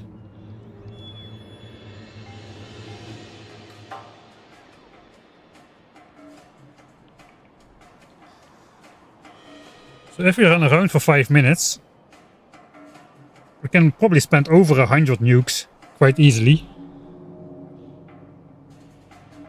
And we might be collecting more of those coins while we're at it, but yeah, we are gonna be not at close range when we destroy the nests. So I guess we'll reserve this for the nests we cannot destroy, like those Juggernaut bases, right? Like we couldn't destroy these before with the spider, because they have basically almost immunity to explosion and physical, but not to nukes. Nukes are too powerful still. Those Juggernaut factions also have those stats, I'm pretty sure. About the same.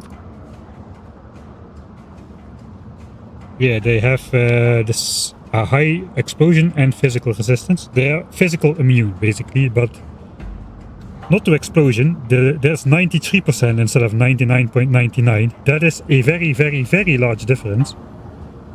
These are basically 700 times more. They take 700 times more damage from explosions than from physical. So that is a lot.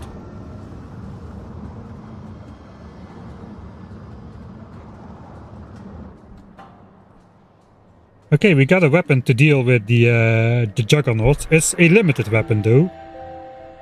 The weapon is going to be limited to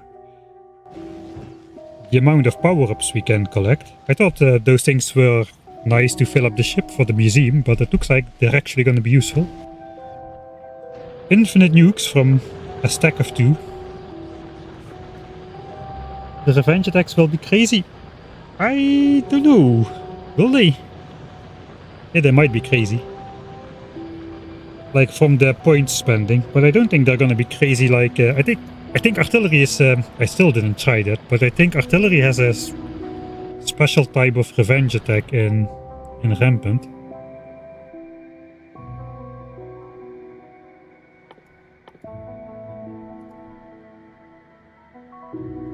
Don't know where I can find that information. Probably have to read about it somewhere on the wiki or something. Or on the mod page, I suppose. But I think artillery invokes like worse attacks and maybe with special abilities. I'm not sure about that though, don't quote me on that.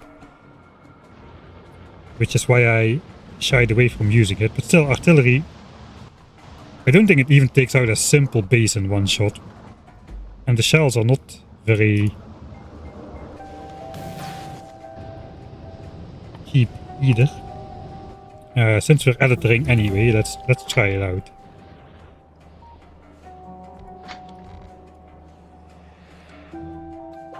Put an infinity chest down with shells. Guess we can. We can do this.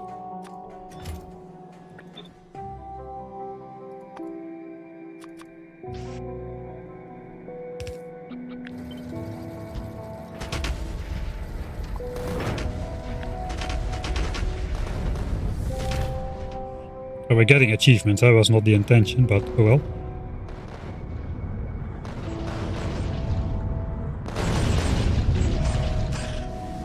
Doesn't do the...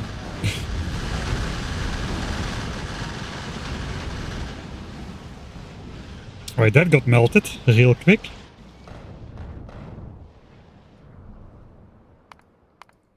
Let's switch on those debug settings so we can see if something is happening.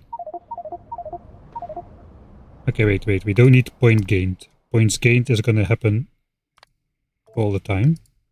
We just need to know how they spend their points.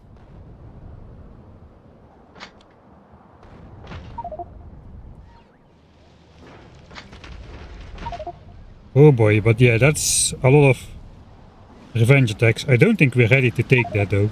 We don't have the...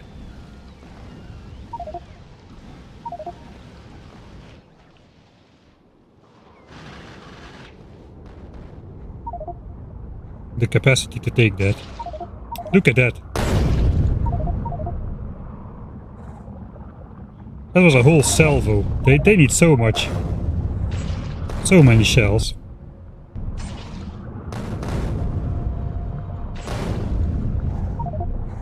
You can see how it goes down.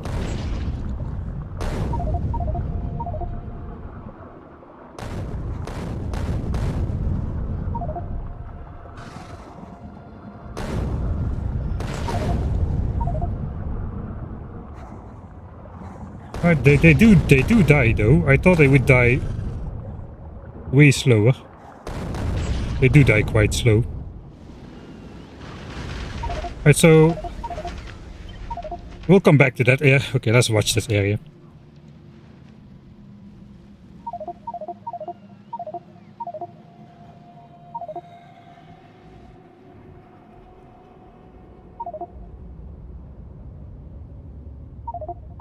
Don't see anything special just yet. We did give him a lot of points. Okay, I'm now shooting this side.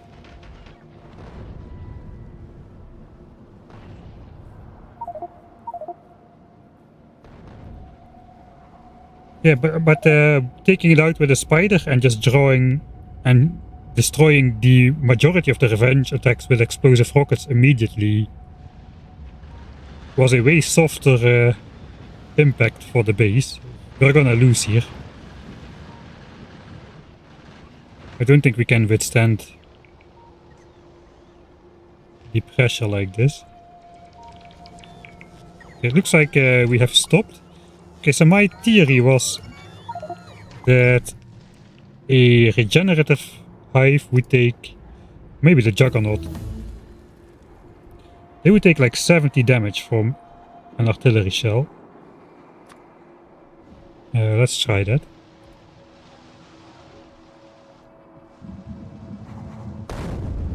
Yeah, it has... it takes like... yeah, it does take like 70 damage. I'm looking at the mouse over.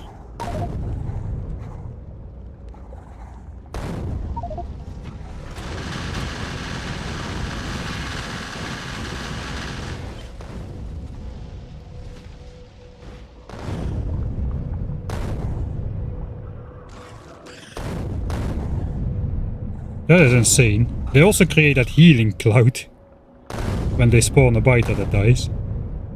That's for a single nest.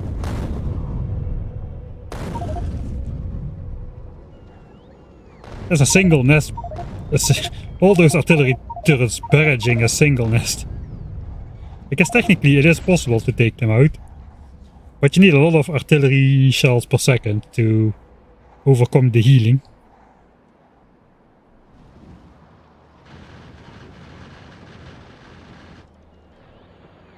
Okay, we are missing some things. In general though, the base took the hit. So maybe it is more viable than I thought.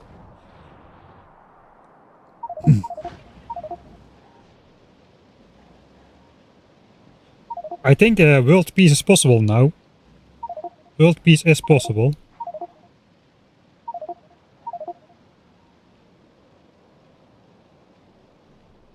Okay, we'll go one more time. One more experiment.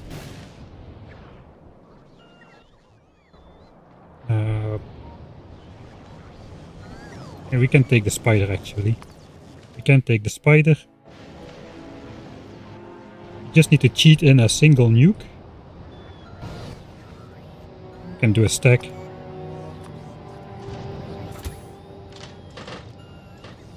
The spider has fast, rapid firing nukes actually. Because it has 4 rocket launchers. But yeah, the spider will spend them. The spider doesn't get them for free with the power up. Let's try that out. We will get the power up anyway. Let's at least take one.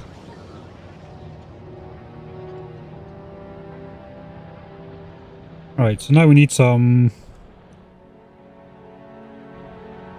We need a juggernaut base. And we're gonna try to nuke it.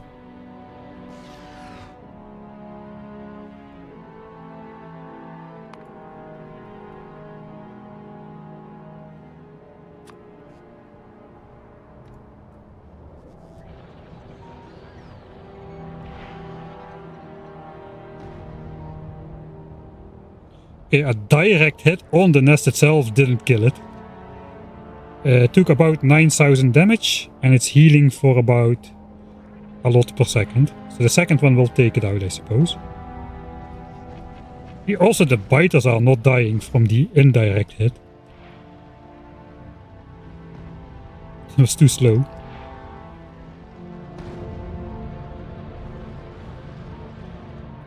They can really only be damaged by laser. Alright, so what if it's an indirect hit?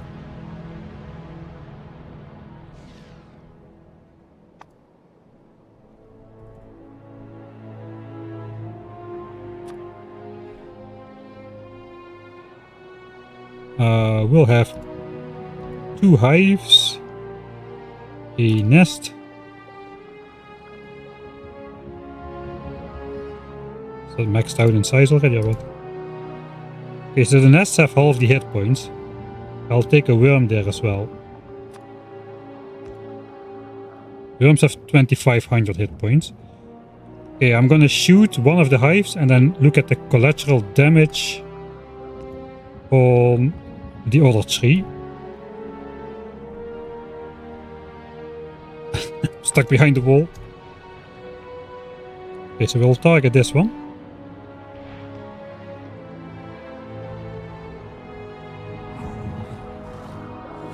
Okay, this thing took about 2,500 damage. This one took a bit more. 3.5. And the worm took like 400 damage.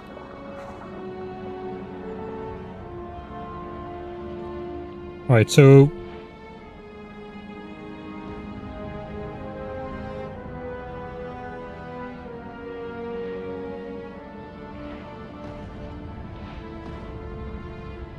I guess we could mass produce nukes for the end game. We need to stock up massively if we want to actually spend them.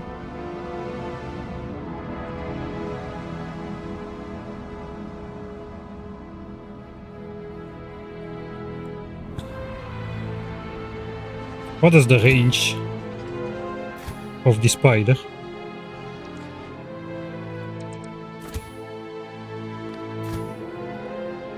Is it feasible to send the spider in and have it destroy an actual nest without the gunner present?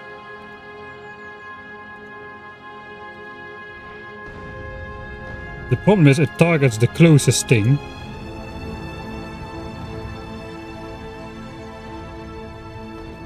So it is quite susceptible to blowing itself up. Sorry for the flashes.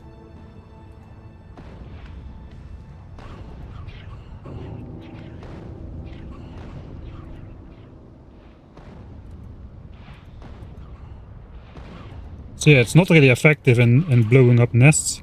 And I think it's dead now. Yeah. So that is a little bit of an issue. We might be able to... I don't know what we will be able to do.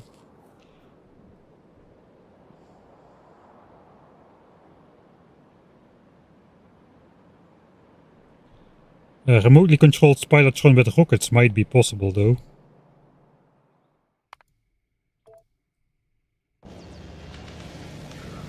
Can test that right now because we got one.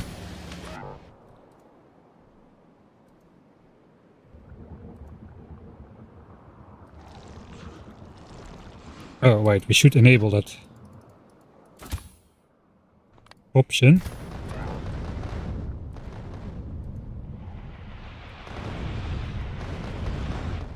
This is going to be way harder than manually doing this though.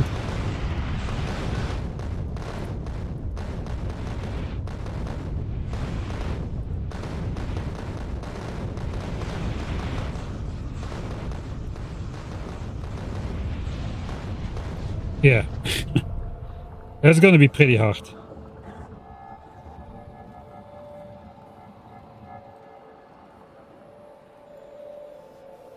Okay, that leaves one option for world peace.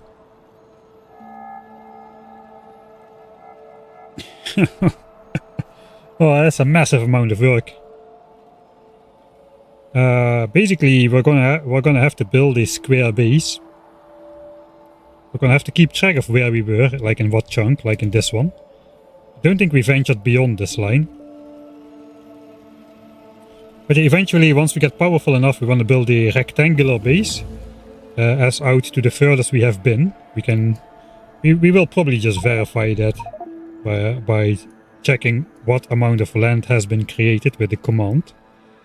And then we can build our base like 20 chunks back. I shall never pass it. We can clear out the future base, which is going to be about, let's say, this large, with the Spidertron and rockets. Then we turtle up. We need to make sure we have enough resources. We might need more resources. But yeah, we're going to build it large enough so that we have enough resources. So it might become even larger. Maybe it will become like this. And then we'll just start producing an ungodly amount of artillery shells. Line the wall with artillery turrets. And then we don't shoot. We don't shoot until we have a truly obscene amount of artillery shells. And the range necessary to shoot until the world border. And then we're just gonna quickly try to take out everything in succession. That's the only way, I think. So we'll need, I think we will need, we can count how many nests there are on the map right now. For that we need to go in editor mode. We pause the game. First we kill all units. So to be clear, killing all units does not take out any biter nests or worms. Like this. And now we delete all enemies with while counting how many get deleted. That was 14. We have just deleted 14,327 worms and nests combined. So then we'll need to work out the average amount of artillery shells needed per nest. And we have to take into account that the base is going to grow. So this number is probably going to get bigger. But yeah, now if we update the map, everything will be gone.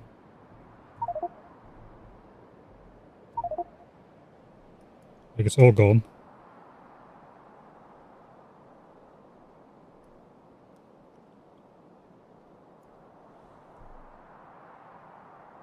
It's probably going to be at least double the number.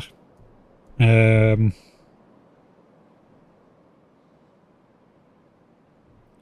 if we need 10 shells per nest, which is probably on the low side. I don't know if the end game evolves into most of the biter bases turning into juggernauts. If that is the case, then I don't think it's possible to go for world peace. But if they keep being a mix of biter bases, then we might be able to eat the cost of those juggernaut bases. If we can find how much they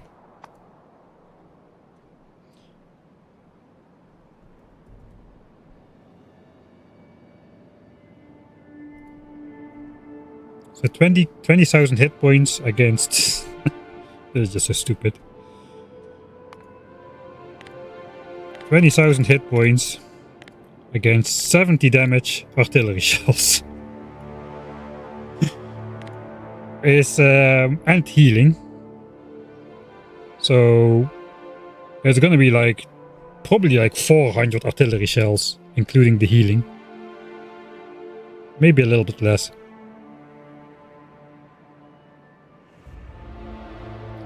But yeah, let's optimistically assume it will be a mix of enemies, and the regular enemies will take the full damage.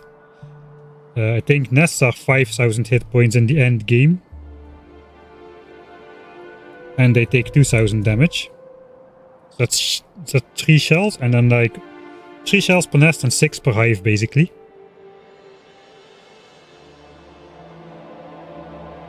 Some of them have resistances.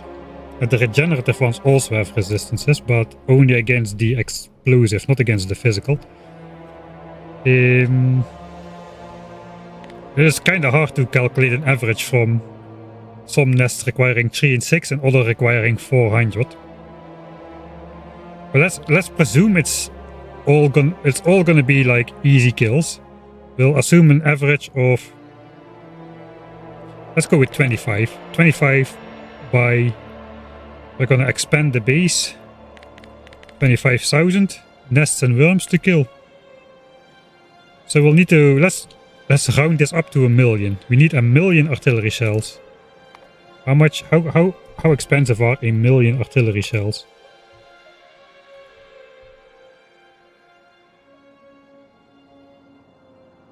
That is 8 million explosives.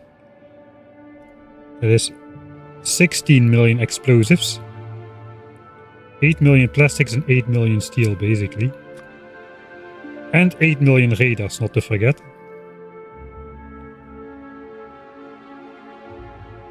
So 8 million steel is 40 million iron.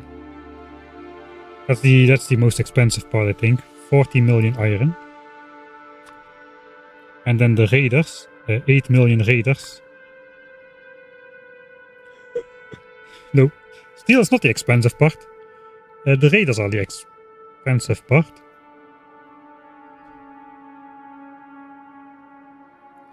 Eight steel is 40 iron. This is 10, 20. No, wait. Something is off with my calculation.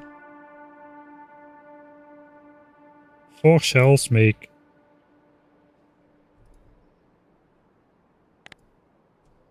Yes, 8 steel. We'll only consider the steel cost. 8 steel. So that's 40 iron. 50, 60, 65 iron per artillery shell. So we need 65 million iron to amass enough artillery shells. This is like a ballpark figure. So that means we definitely need to control way more resources. This is quickly turning into 1,000 times science cost all over again, except this time it's 1,000 times resource cost for artillery shells.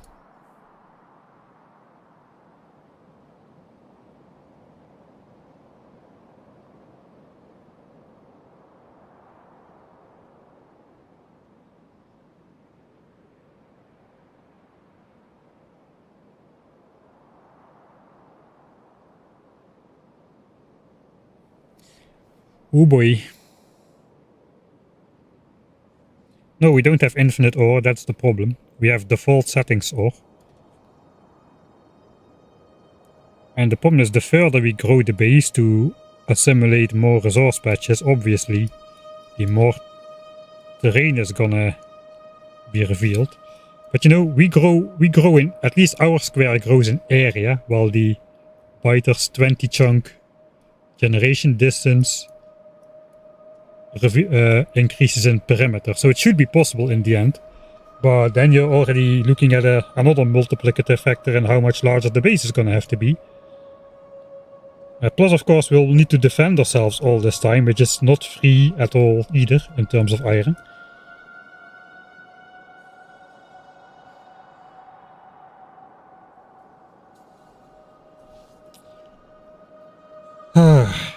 We may need Space Age to beat this, man.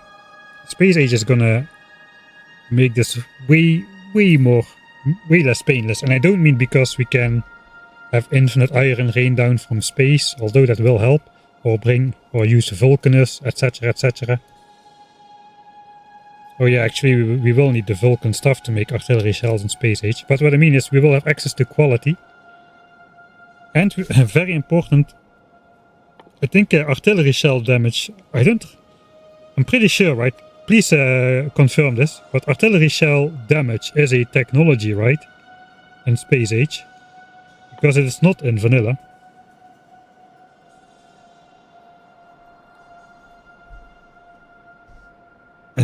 Yeah, no, explosive research does not affect artillery shells.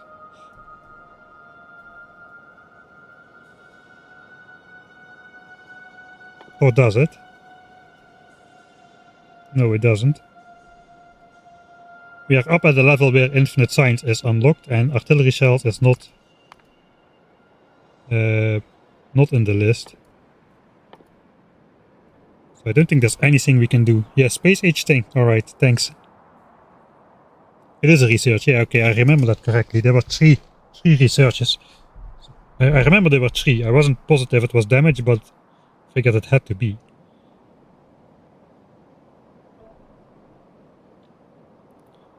Yeah, either that or we play on a finite map, but...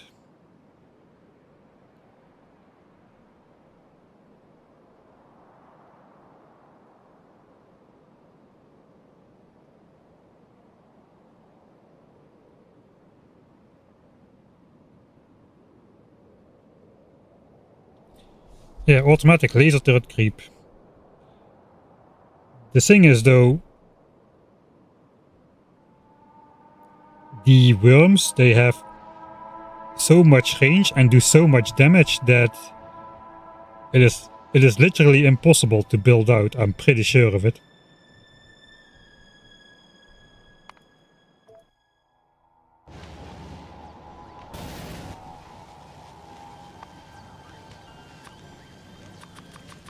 Okay, we'll use the global power network option.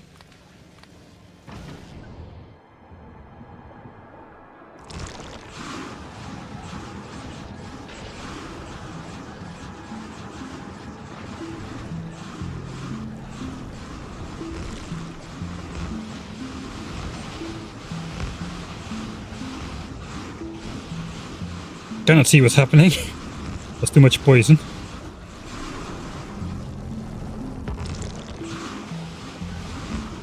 I mean, is that really gonna be cheaper? The bots are also gonna die. Okay, we can research bot speed 20 or something like that.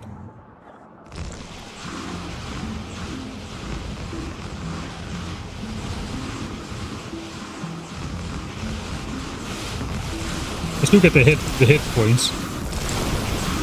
Yeah, it takes less than a second.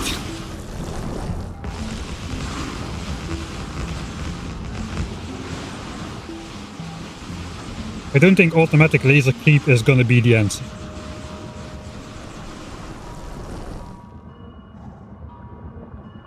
At least not again. I guess the poison biters heal, but the juggernaut biters, which are the main problem, they also heal. And against, we could use like fire or gun turrets, allegedly against these still, but the juggernauts need only laser. And they also have these worms. I think the juggernauts are even worse. They also have that that glowing effect, right?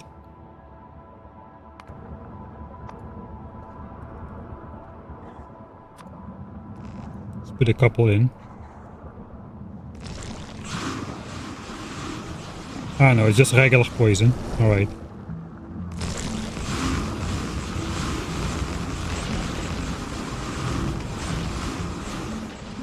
Alright, but the thing is, they heal from their own poison, so perhaps we really should be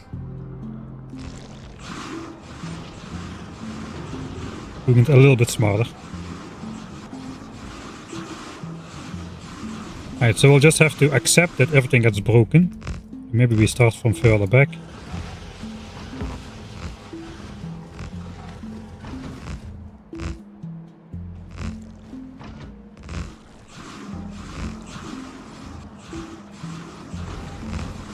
We'll just assume we can get it placed. just dies instantly. Okay, we want to keep the poison clouds away from the worms. Right, the backup troops are also an issue, right? They summon the backup troops as soon as a nest is getting attacked. So I cannot even do it from God mode, man.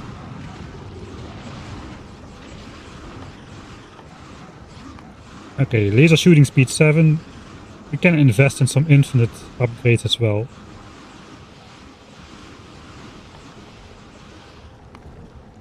Uh, 1k, 2k, 4k, 8k. Let's go with 8k.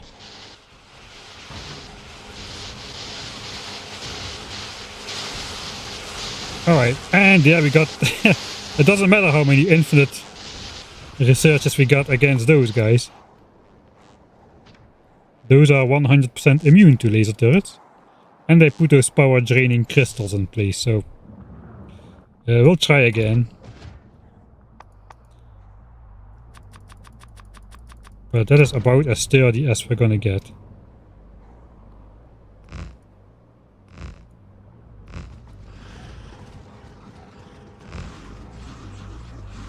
The worms also massively outrange my turrets. So... it's gonna be pretty hard to get close.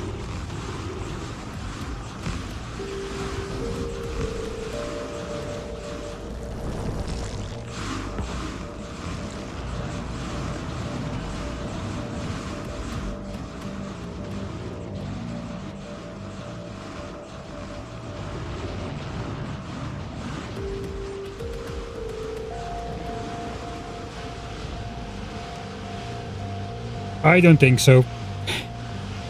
I mean, yeah, okay, it's great that if I draw a quick circle around it, that eventually we can get that done, right? Here's that one guy distracting. 6,000 laser turrets again. Very tactical.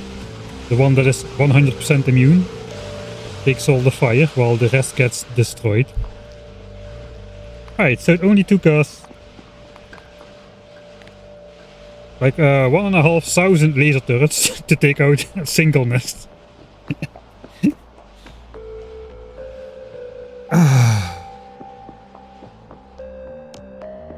Yeah, maybe just quality.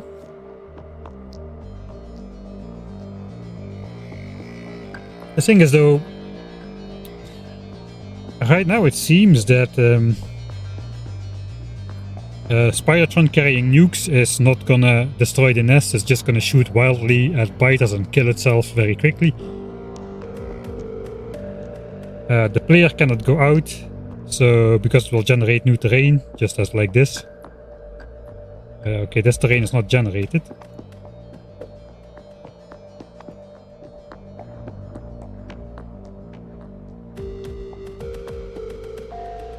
Maybe I've set it to not generate terrain or something.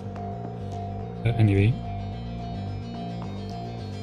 So we cannot go out ourselves, because if we kill one chunk of biters, a new chunk will generate 20 chunks further in the distance. The only way to do it is artillery, and artillery doesn't... We just calculated it's gonna cost like... We're gonna need like, I don't know...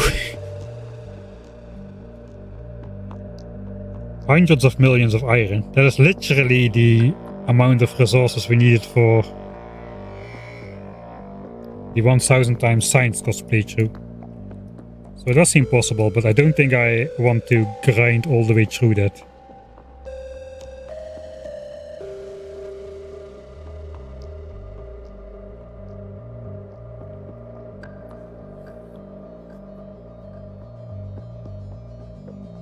Spider laying mines using blueprints. Mines don't work either. Mines take 2 seconds to arm.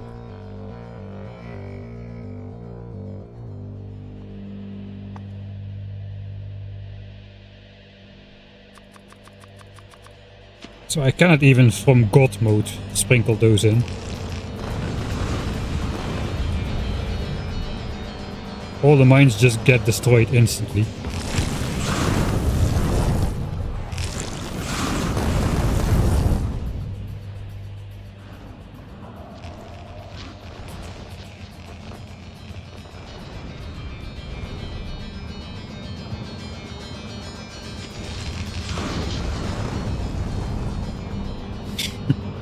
Okay, maybe one went off over here.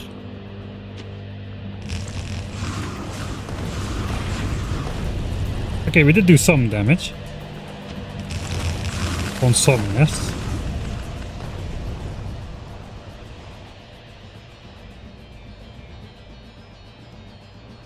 But everything is just immune to everything, man. That's the problem with this mod.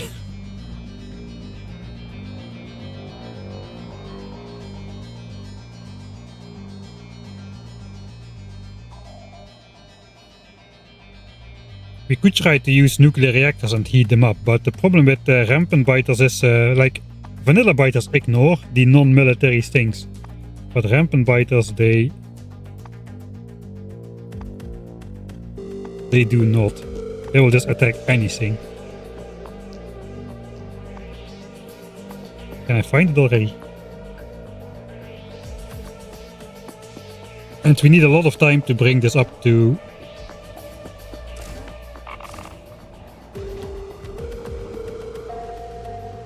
maybe it is possible. I don't think we can place it that close by. We either need to get there ourselves. I think if there's a construction bot, they are gonna...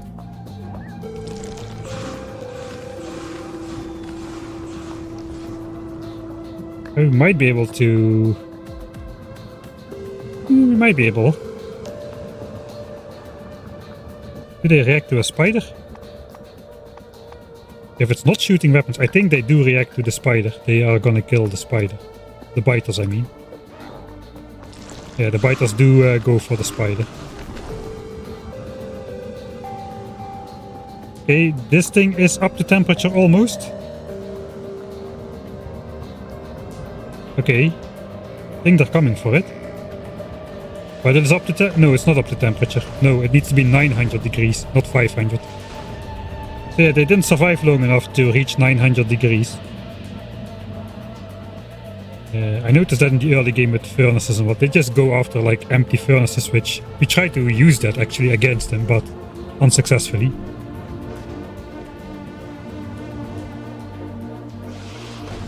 Okay, so now this is an active group.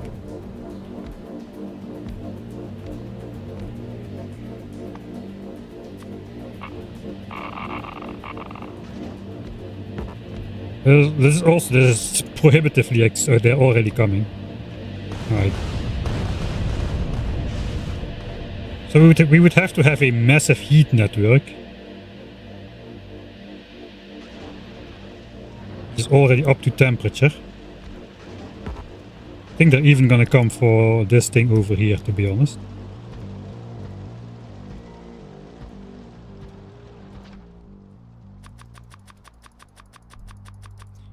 Yeah, this is just... It doesn't work.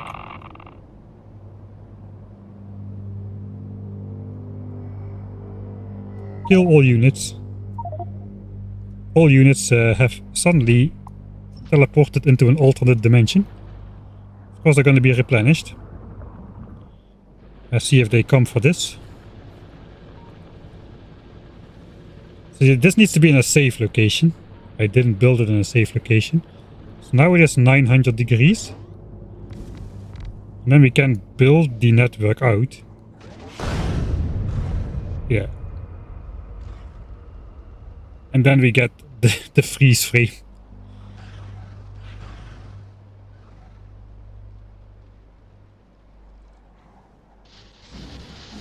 Alright, so yeah, this is not gonna work. Not practically.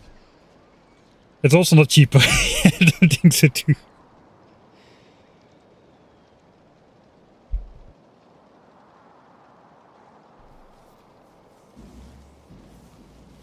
And a Spidertron army won't work either, because the spiders just die so fast.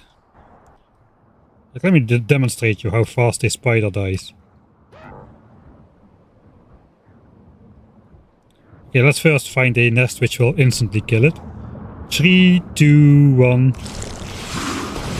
And it's gone.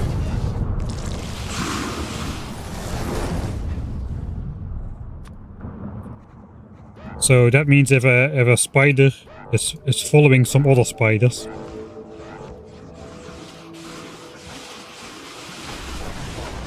the follower spiders are probably gonna get zapped real quick, because even if they target the lead spider, then the follower spiders are gonna walk behind that, and they are gonna walk through that poison and be dead.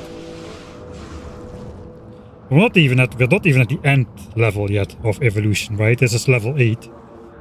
We got level 8 biters now. They're gonna go up to level 10. In vanilla it works a charm. We did that in the Ultimate Death Roll challenge to clear most of the biters. Just the spider bin with me inside and then 2 extra spiders in the back shooting explosive rockets. But also the spiders are no longer immune to explosive damage from explosive rockets. They used to be, but they are not anymore. So clusters of spiders is going to be very dangerous as well, because they'll just shoot each other and they'll shoot the closest thing. So using non-explosive rockets, they're just going to target biters too much. I don't see a way with that. Look, it's not...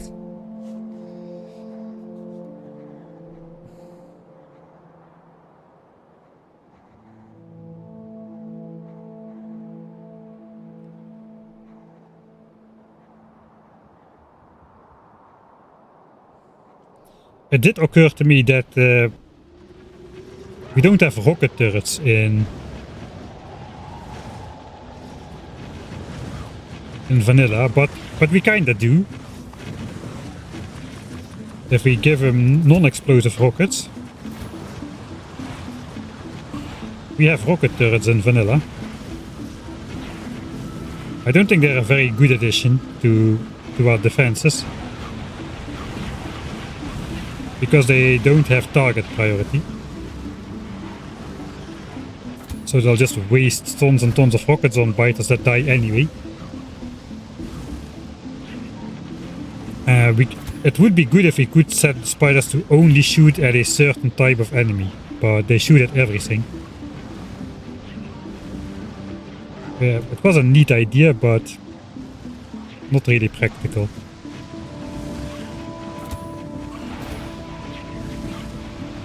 We cannot do this with explosive rockets because you know how that goes.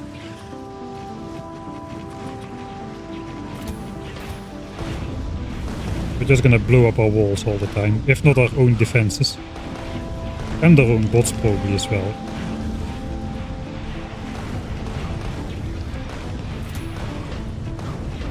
So we would have to use the yellow rockets, which just only hurt the target.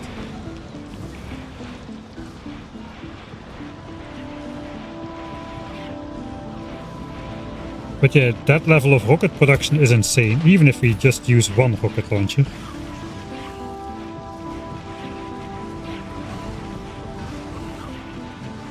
Probably more expensive than the other forms of combat.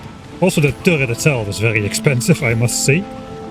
But yeah, was an idea, but not very feasible.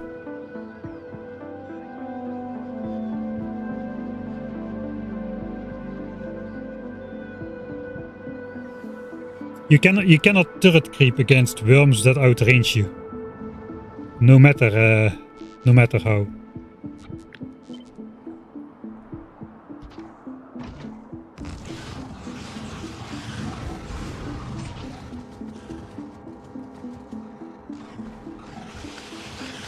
Like everything dies in the poison cloud.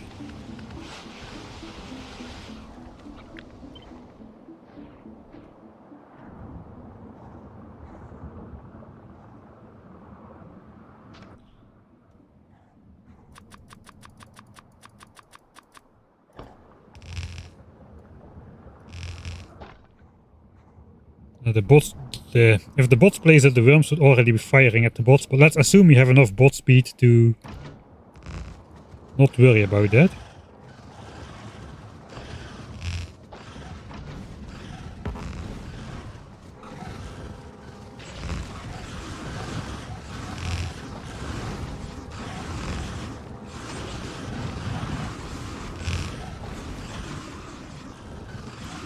So basically it's the same. It's the same thing, right? Can they shoot over walls? I think they can shoot over walls. Oh, they cannot. They cannot shoot over walls. But it takes them like 3 seconds tops to break the entire wall. And we're not gonna get that place because if you put construction bots there,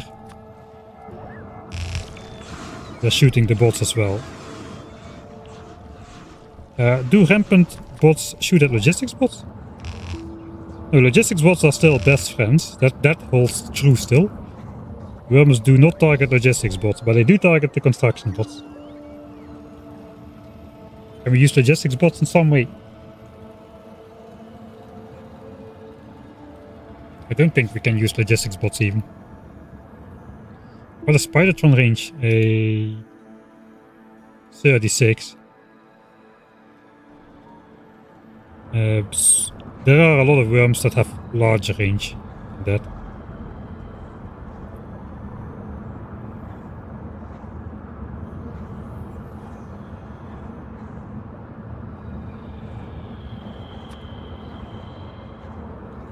This guy has 40 range. 40 is the standard for level 10. 40, 40, 40. 31. Okay, the fireworms have 48 range. That's a chunk and a half. Most of them have 40 range. All of them have 40. Okay, this one has 41. Whatever. So all of the worms have 40 range in the end game. Except the fireworm, which has 48, and the sapper has 31 only. But the sapper doesn't miss. He just zaps you.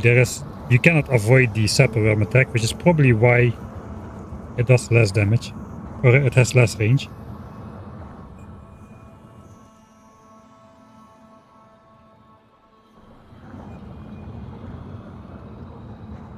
But still, you cannot assume also, even if you did outrange the worms, which we don't, you cannot assume that you can just sit out of range and just snipe the worms down without anything responding to it.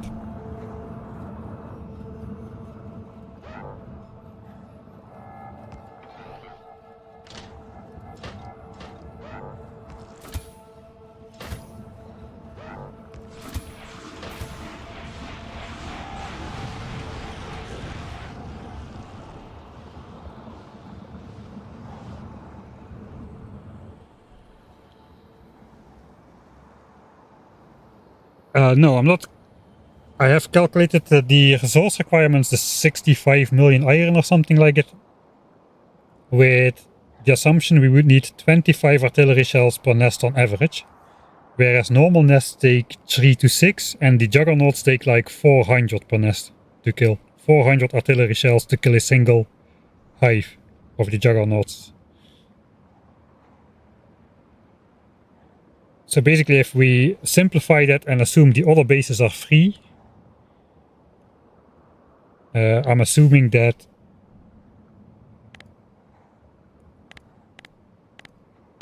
this portion of bases is juggernauts.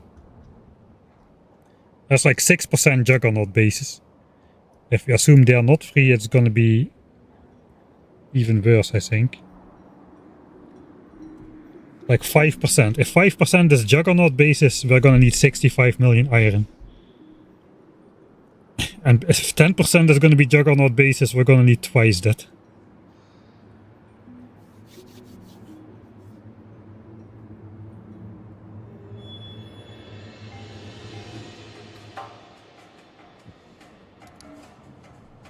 Right, where are we in the playthrough though? We're researching bulk inserter. Believe it or not, I am that desperate. Bulk inserter, we already have fast inserter, we're gonna have capacity bonus, we're gonna have all the things. Yeah,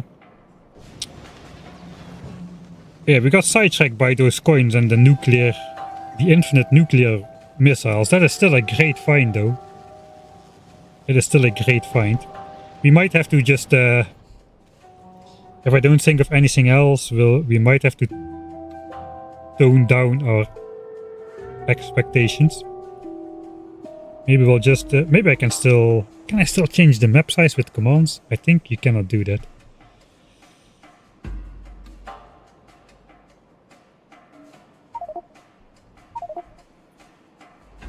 Alright, so this is 1600 by 1600.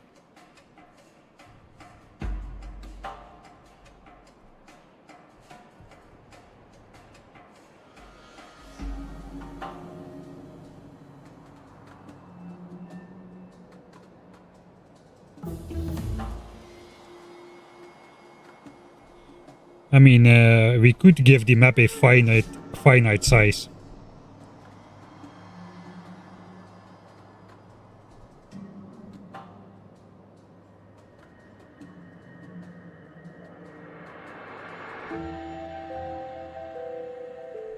Which would still be pretty big, I suppose.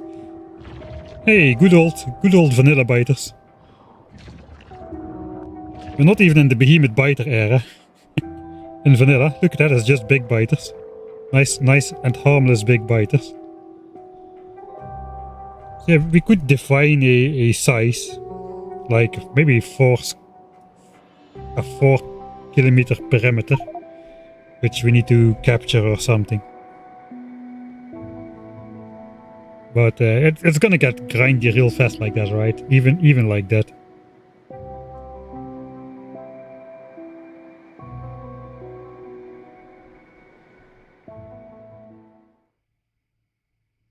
You can fill it with water.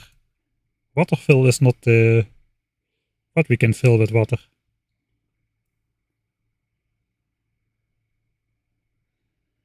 If they evolve into juggernauts, will they still... I don't know actually how, if they just stop evolving after a certain...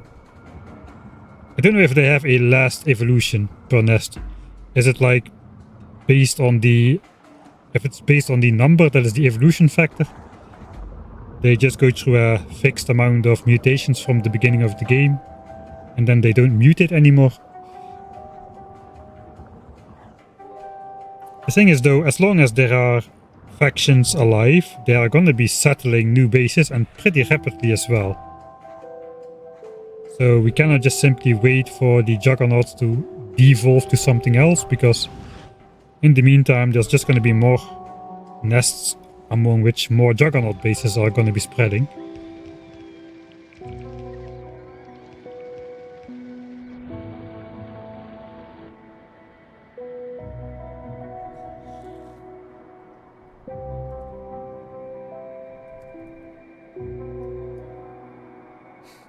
Okay, we got like 4.5 million visible on the map. And we control most of it.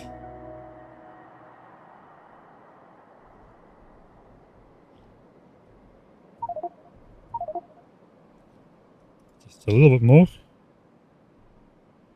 There's still not a lot of iron. Okay, I saw the 13 million patch. I thought maybe it's not that bad, but that's the only good patch. There's 2 million there. 500k. What is this generation, man? Who selected the seed? Who plays Rampant on a desert map seed anyway and says it's good?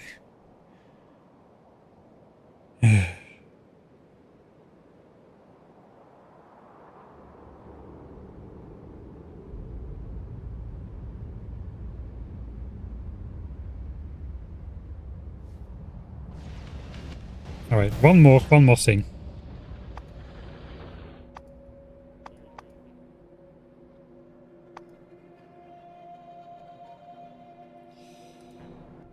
We're gonna need a lot of spiders.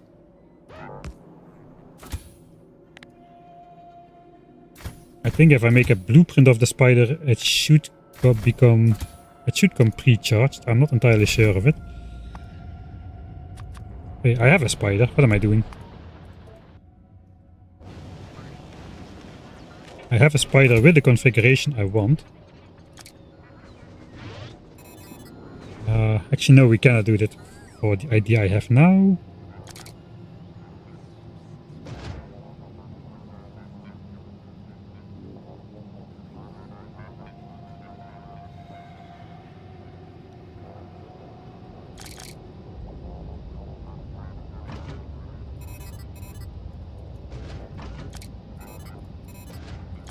I mean, we can start with fully charged batteries, perhaps.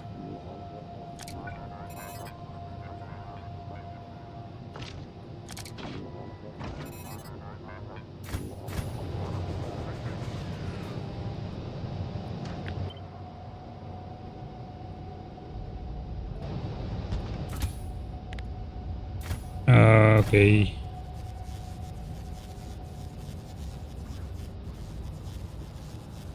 I was kind of hoping that in editor mode the equipment would go in automatically.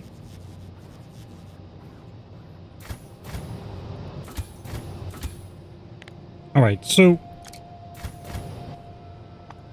we'll put a cheaty power generator in.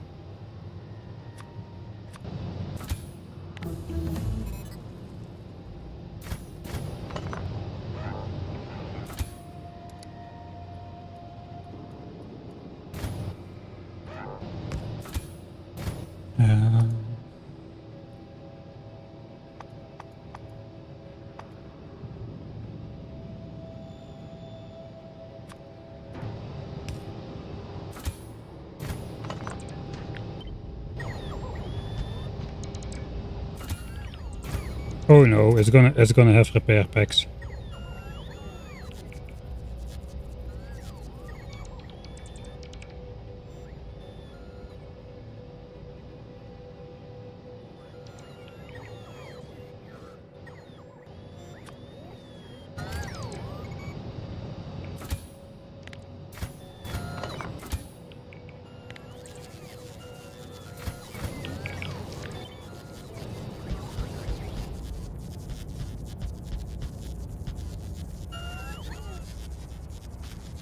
Alright, let's give ourselves an unreasonably high laser damage. One more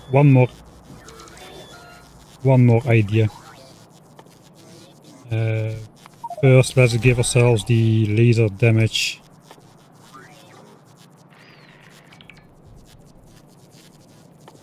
Shooting speed, maximum upgrade. I mean, if we're going to go into the millions, let's say we have 64,000 research in energy weapons damage. I was kind of hoping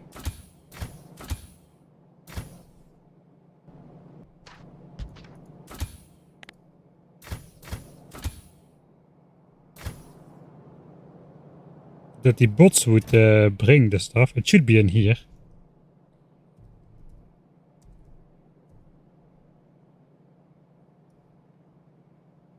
Every item in the game.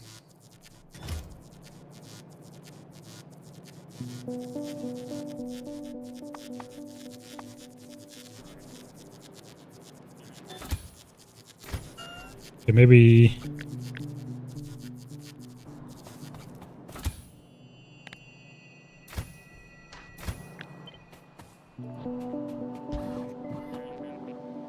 Okay, bring the equipment, bring the equipment. Okay, it's gonna bring the equipment. Okay, good, good, good.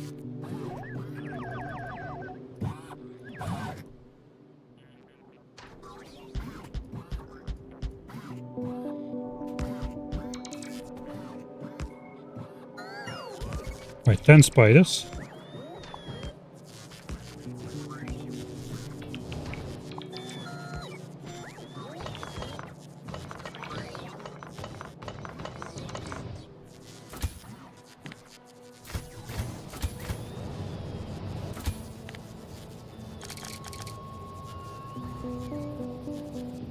The front guy has to be faster. Guess we can give it some energy shields.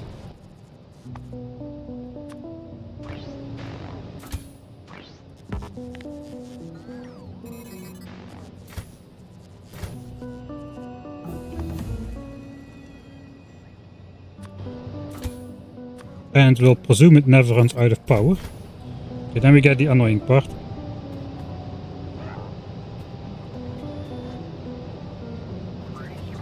So this is our leader.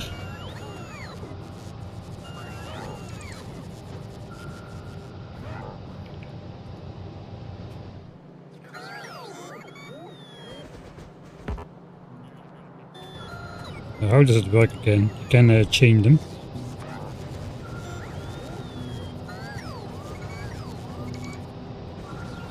Alright, like that.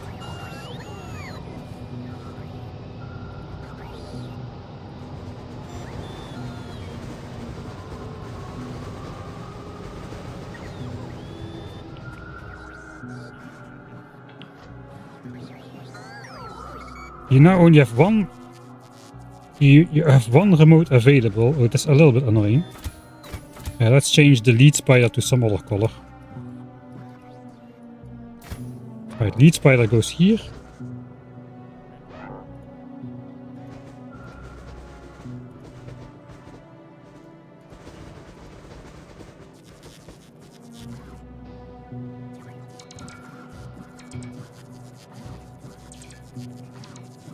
Ah, wait. You can collect? Ooh, I forgot about that. Oh boy. Then we can do a bigger army.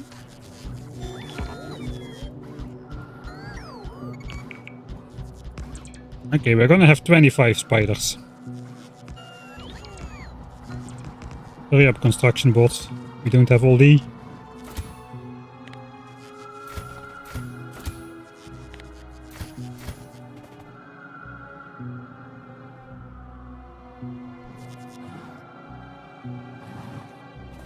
Alright. I guess we need to delete our own. Okay, so we got 25 spiders, all with... not that guy.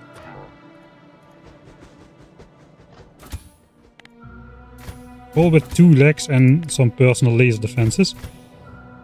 The question is that enough to like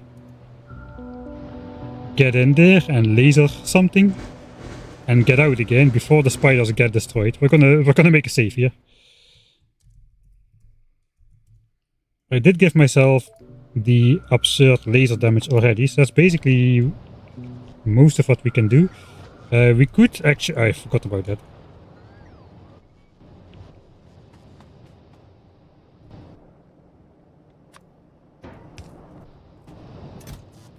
We could give him non-explosive rockets to shoot at the biters. That might help.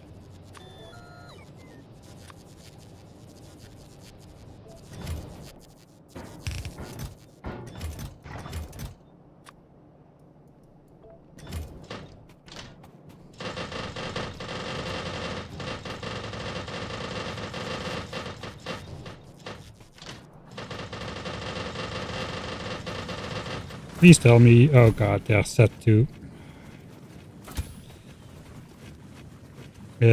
without gunner, shoot stuff. We'll change the color to red.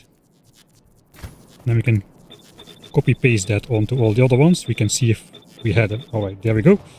All of them will shoot now without gunner present. I'm getting stuck between the spider legs here. Okay, at least all of them should have some rockets by now. A random check.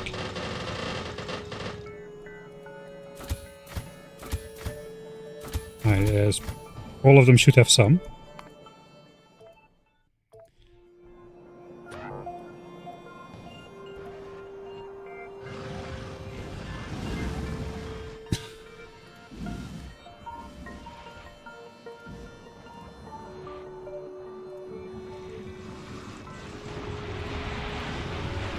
I think we're still losing them to poison.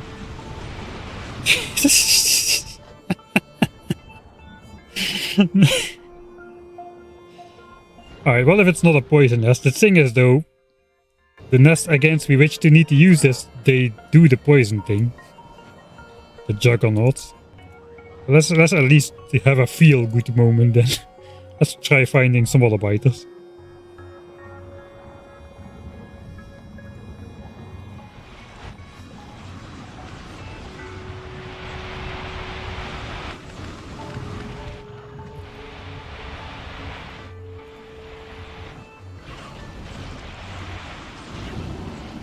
My spiders are on fire. There's more poison nest. Okay, that's laser.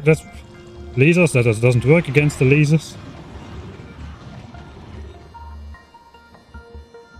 Okay, we have lost some of them. Alright, that's not gonna work either.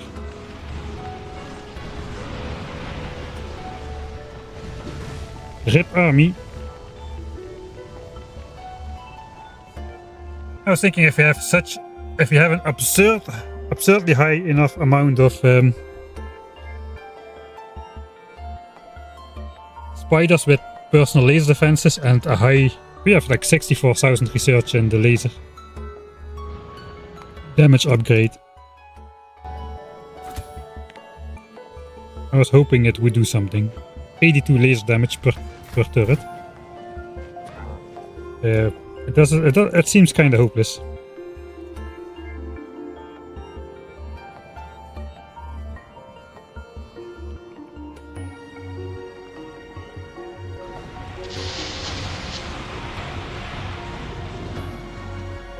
I think the rockets are doing most of the damage, to be honest.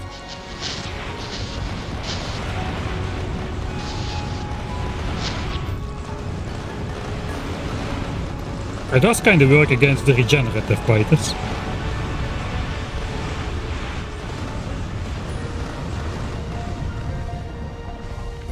But that's not an economic solution to our problem, I would say.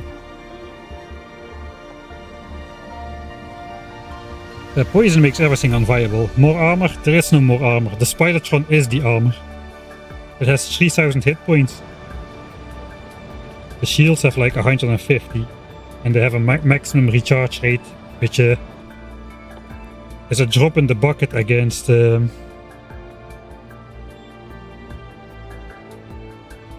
hit points a second. So what? The spider with 3000 hit points dies in like seconds, right? So what is 12 hit points per second gonna do? The thing is, there's only a limited inventory size to the spider, right? We cannot put everything inside. We need legs for mobility, we need battery to store power, we need something to generate power. We need some offensive capabilities.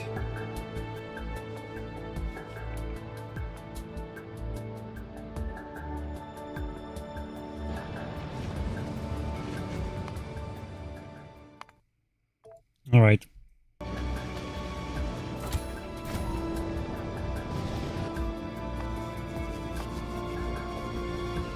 I'm not even gonna try with the shields.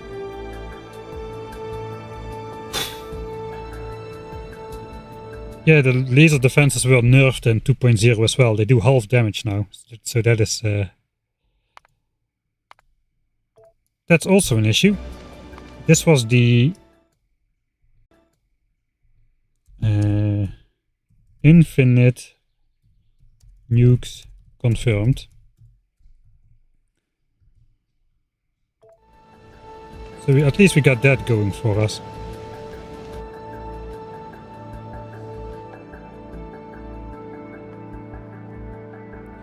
So yeah, I do think we can clear the biters, but I don't think we can do it without the player. The player is the key, and getting these tokens is the key. So if we go for a finite map size, we can probably do it.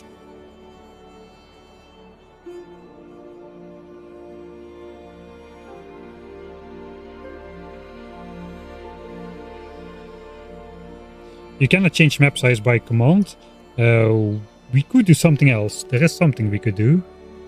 Like what if we like determine what kind of distance we would need to clear. This is 2 kilometers by 2 kilometers. Kilometers, I think it's pronounced.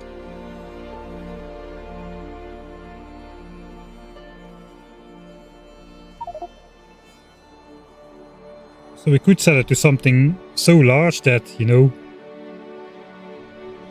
if we can defeat these guys where the behemoth worms usually spawn. They should spawn like, yeah, over here, behemoth worm. And like basically continuous nests.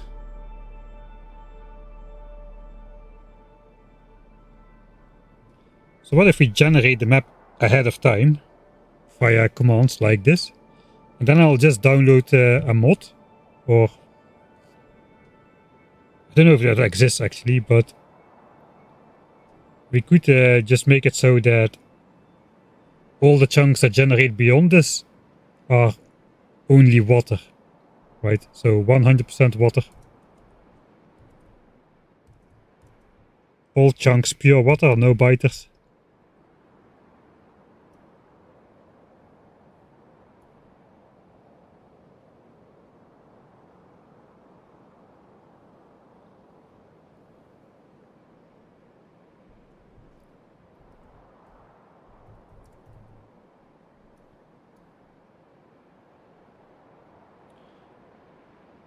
$28, $36, $42.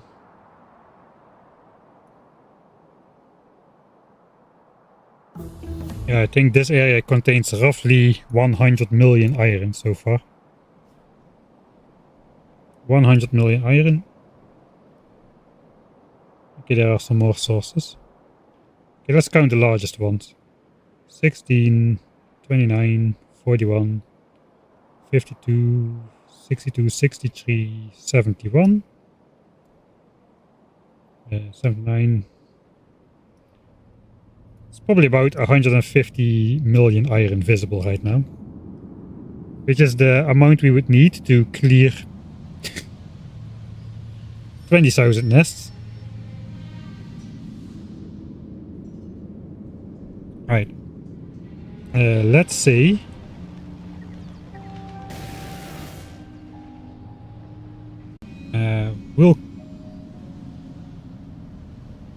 we need to go in auto mode. Oh wait, I was in auto mode. We need to pause the game. Pause. Kill all units. Kill all nests.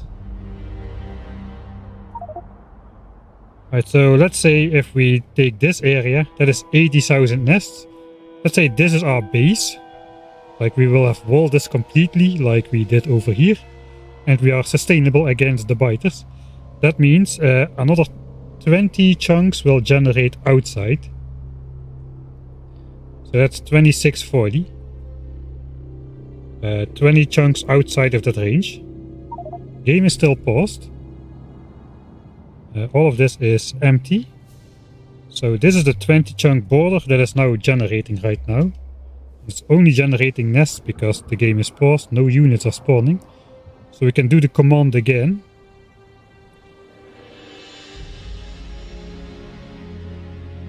To determine how many how many enemies are there. We'll not even considering expansions, right? This is just the amount that generates. That is that entire band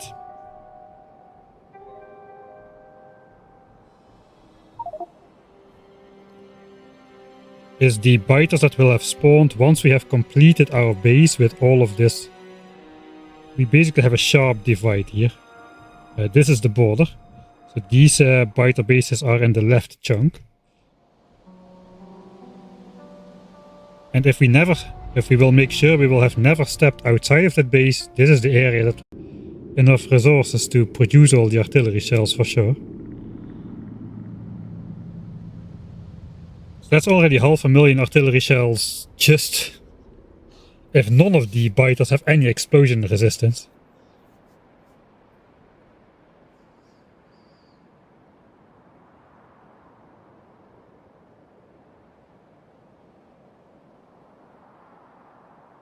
Alright, I'm gonna say it. The world peace idea, I think, is dead.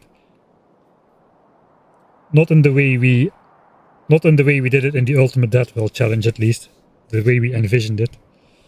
With us limiting the actual terrain that generates, and this is not generated. No biter bases exist here. This is the actual edge of the map right there. So these chunks don't exist, only the bare terrain exists. Nothing spawns on top of them, no trees, no cliffs, and most importantly, no biters.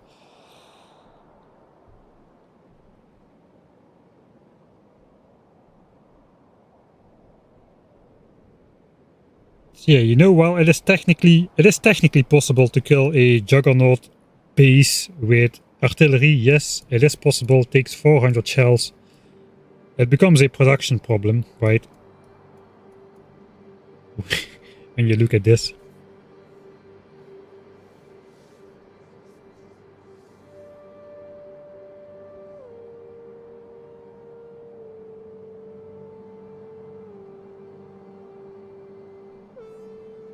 In full speed, spiders outrun the poison. Yeah, but not in a group like that.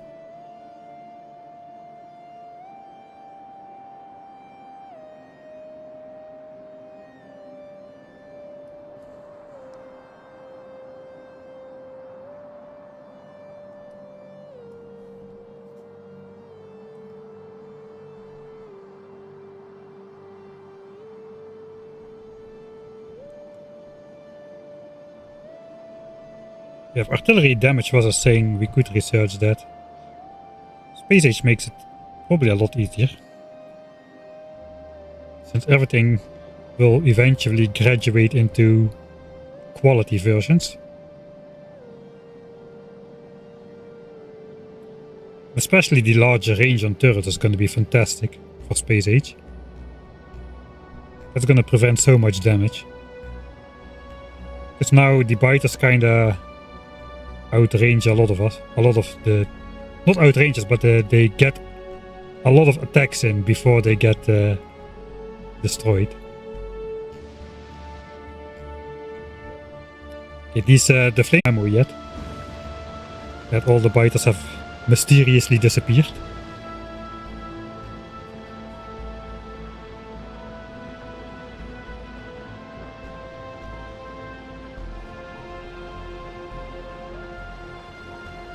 I cannot kill the worms either, no.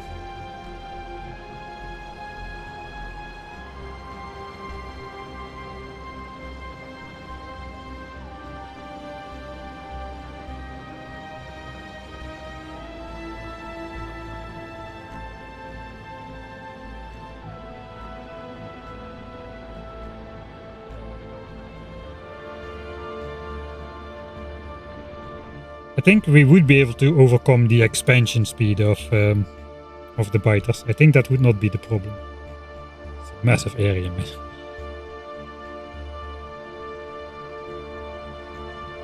Oops, I walked a little bit beyond the border. We all know how that how that went.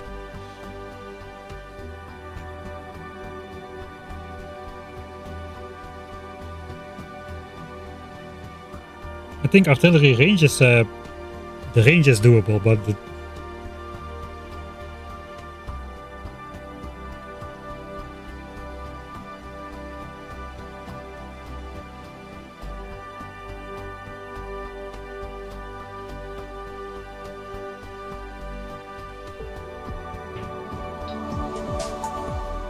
Hey, Fest, thanks for the raid.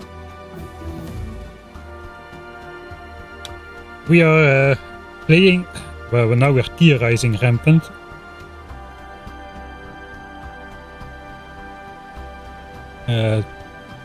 Trying to do the world peace thing. But it doesn't seem feasible.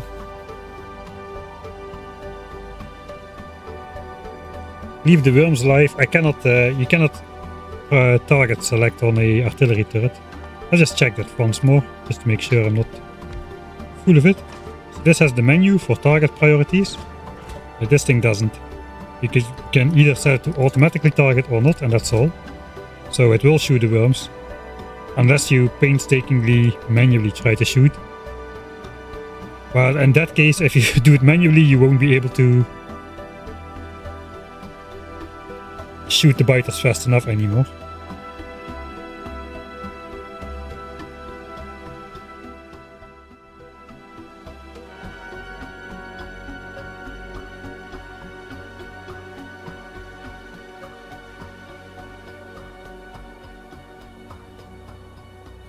Alright.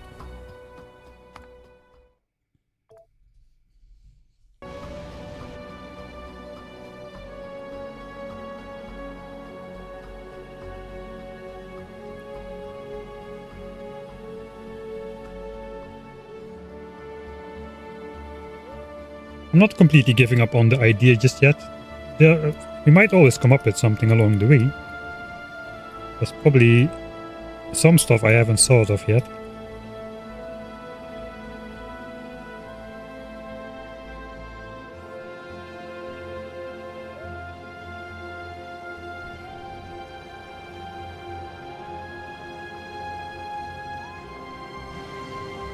Alright. We'll play on just for a little bit more.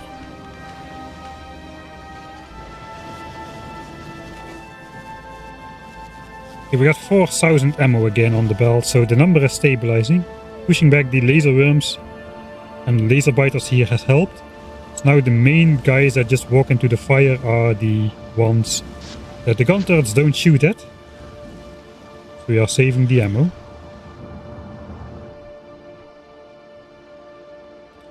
We are a little bit away from Juggernaut biters. I don't know how fast they will evolve. And if that is tied to evolution speed. We have been sidetracked for so long that I hardly know what we were doing. We have lost about 300k oil since the beginning of the stream, I think.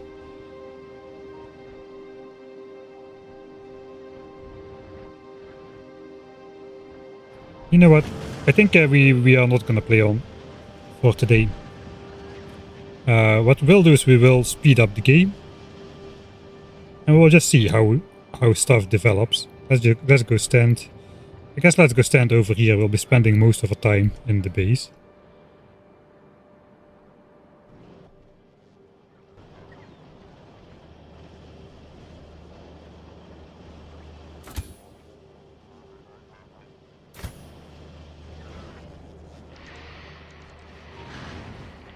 We'll do a super fast repair loop. I just want to know, will we stabilize in ammo? Let's just predict what will happen for the next stream a little bit. So I'm just going to manually fix the wall for a bit. At high speed. Just want to see if the ammo belt gets full again.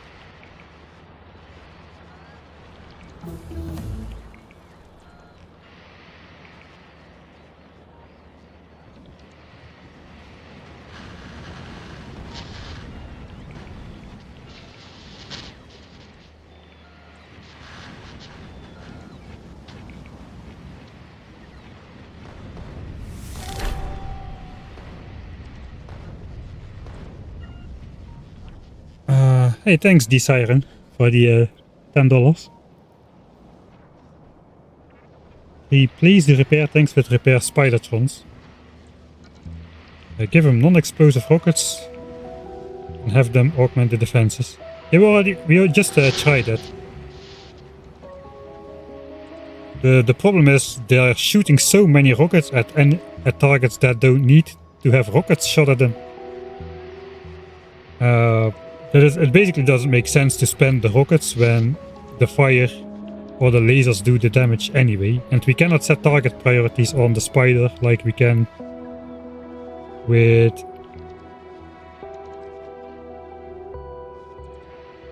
the other things.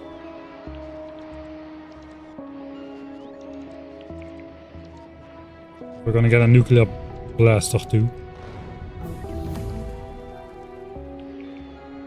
I think that the walls are doing a decent job of keeping the nuclear biters at bay though, once they do come in.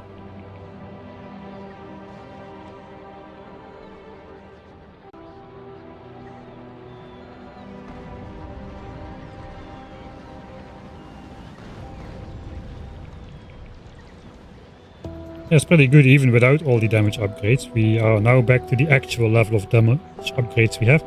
I think the name of the game now becomes Turtling Up again. Turtle up again and research the rest of the damage upgrades. Build the rocket silo. Because the rocket silo will unlock even more damage upgrades with space signs. So we're gonna have to go into there.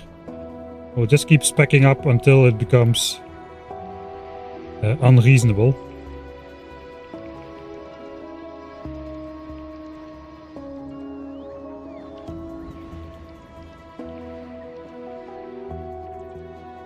I don't know, we might just want to take out the poison biters.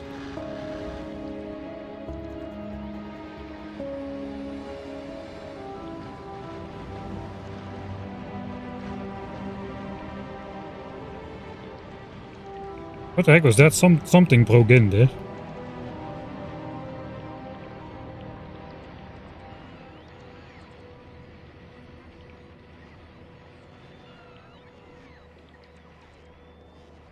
Yeah, we might want to try to just clear the poison biters and clear whatever is like right at the wall.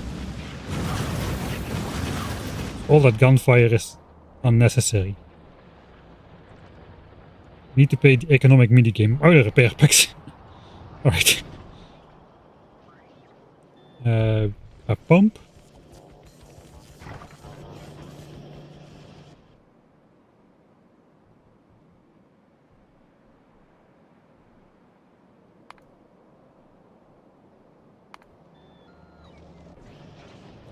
Guess we'll have to do that ourselves.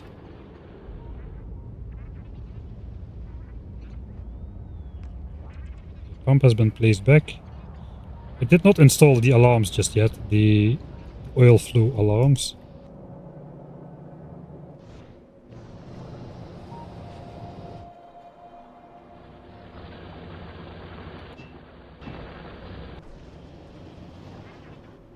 Okay, the thing is though, we are using more oil than we are producing, even when we are not researching. So that is kind of an issue. Look at the last hour. We're spending like 5k a minute in the flamethrower, so we're down to production of less than 3k, and it's still going down. I guess we should be bottoming out not too far from now. It already looks like the curve is flattening a little. I think, yeah, let's make a plan then for the next time. I think coal liquefaction, let me make some notes. Coal liquefaction is on the table because we secured a new coal patch. With 6 million coal, which we definitely don't need for all the plastics. So this is going to become oil. Because we don't have any oil available in a readily accessible spot. We also want the oil alarms for continuous flow. I think one of the first things we'll do is probably speed, module, and beacon the existing oil. We can get a lot more out of that.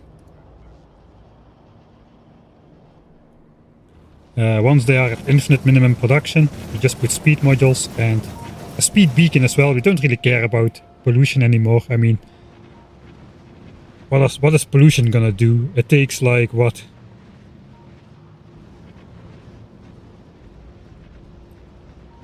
It takes like 50 pollution to spawn a level 9 biter. A single one. So pollution based attacks basically don't exist anymore. Significantly speaking.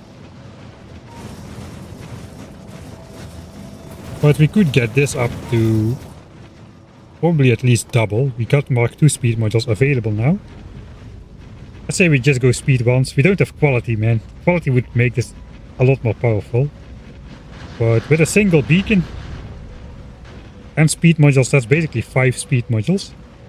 So we can double the oil yield if we use speed modules and a single speed beacon per pump jack. We can probably squeeze out a little bit more if we go multiple beacons. That should bring oil above the... Bang. That should bring oil above the threshold again. Was on this corner again. But we have nuclear biters again. Great. Okay, we'll take those out probably if they spawn like right next to us, or build the anti-nuclear wall at the edge of the range. Okay, in this case pollution, in this very specific exception case, the nuclear biters, the pollution based attacks will do something because they are so close and they're nuclear. And they actually take only 15 pollution to spawn a 5th level 8 biter, so that's quite on the cheap side.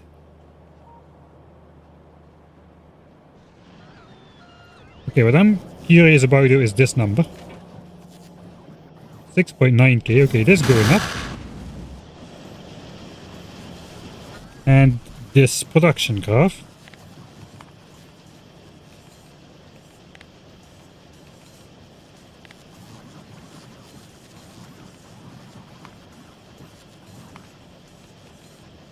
Alright, so this is basically, yeah, we are at maximum production. And it looks like the base can keep that up with the speed modules. Guess these are gonna run out right now. We should speed module this as well eventually.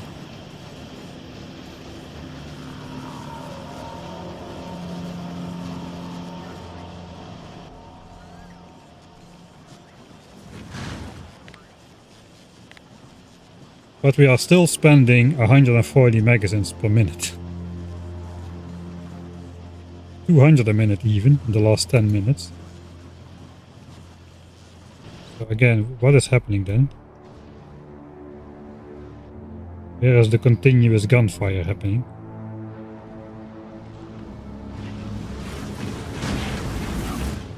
Is it just there?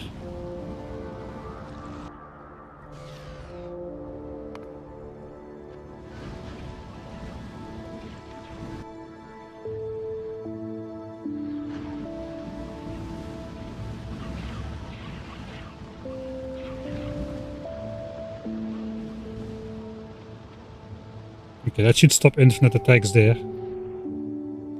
don't think we have infinite attacks going anywhere else. Except here.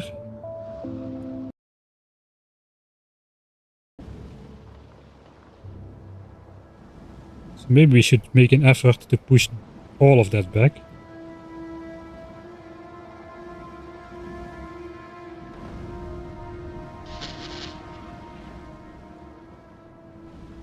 So proximity-based attacks won't happen anymore.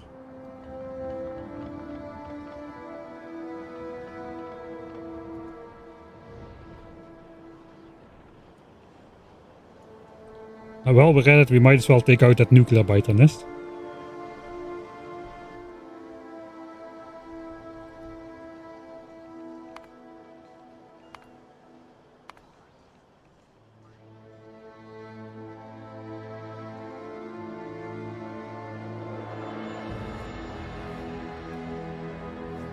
Okay.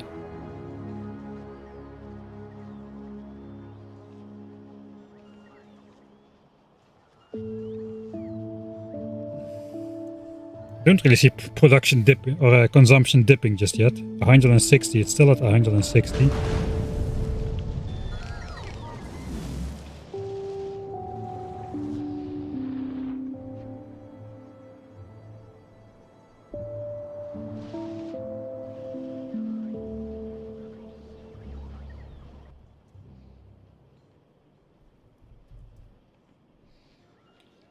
Looks like 160 is the number.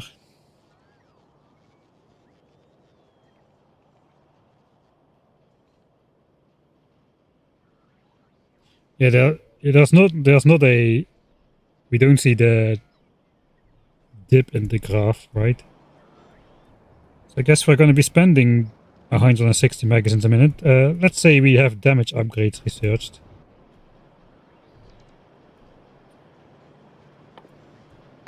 Shooting speed 6 is probably not going to help, but damage 6 might do something. Probably not a lot.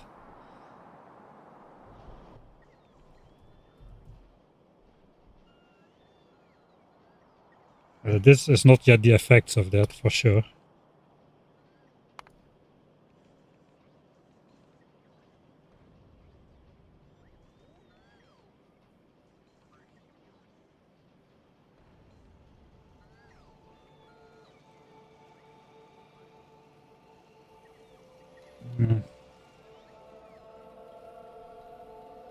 I don't think that makes a difference.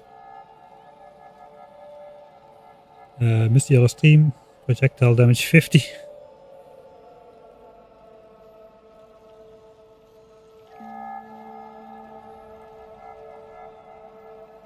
Yeah, beacons for oil, yeah. I don't care about the 10% damage increase. It is just not worth it.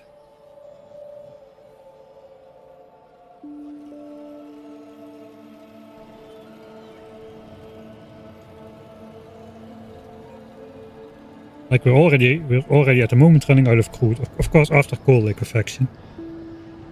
The thing is though, light oil is worth. If it was double damage, I would do it. If it was double damage, I would do it. But the thing is, fire damage. The infinite levels give like 20% bonus to both the ammo and the turret.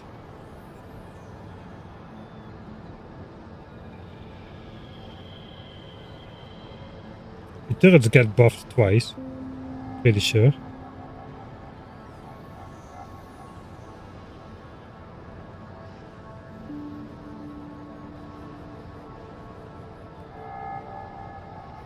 And the ammo damage is probably a multiplicative flat 10%. But we get a basically we get a 44% damage boost per level of flamethrower damage research. So taking 1 damage level is like 4.5 times more effective than using light oil.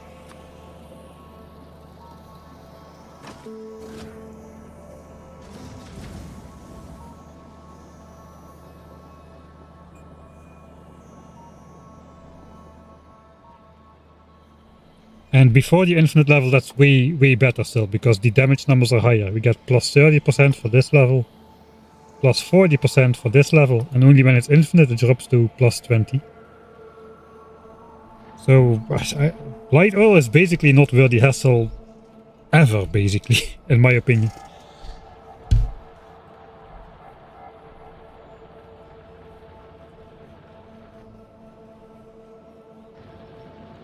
I think we are out of...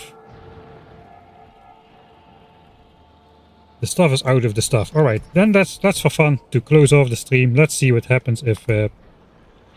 No, we have walls. It's just in the wrong network.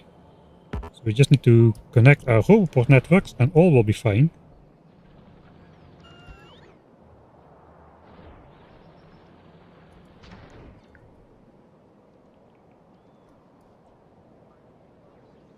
Alright.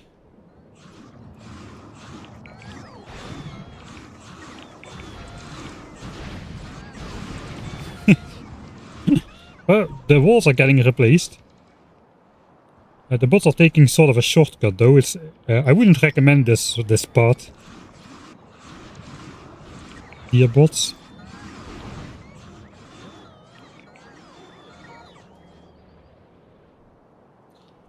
Technically there could be a level where the bots are fast enough that it doesn't matter if they fly over enemy territory.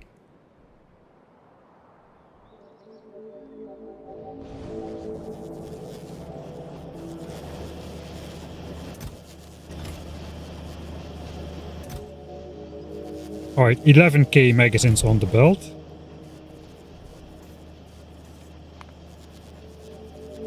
It does seem like ammo damage has died down a bit.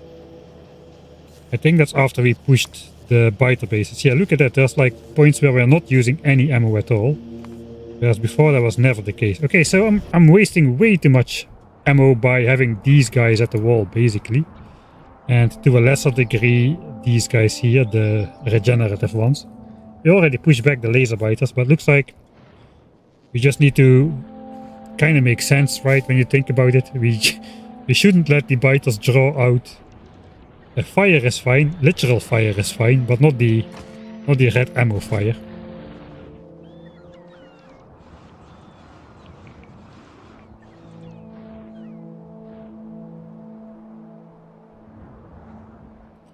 Right.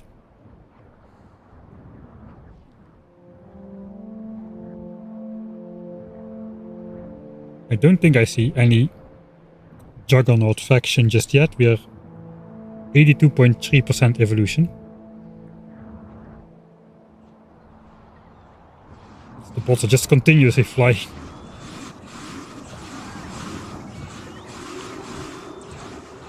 Looks like they might be immune. to the cloud, they take the direct hit, but looks like they don't take continuous damage from the cloud. Interesting.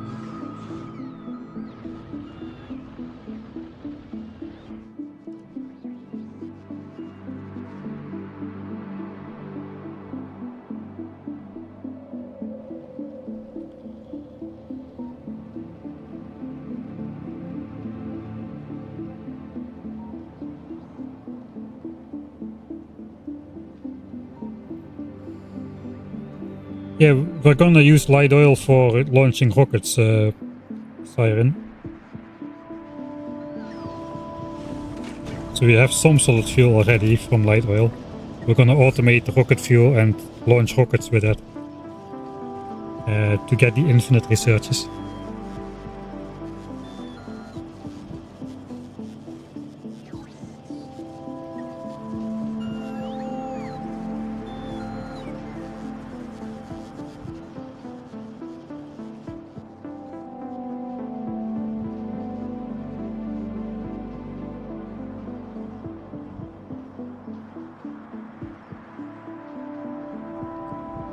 Yeah, so damage research multiplies as well. Let's say we have a high damage. So let's say we have 10 times.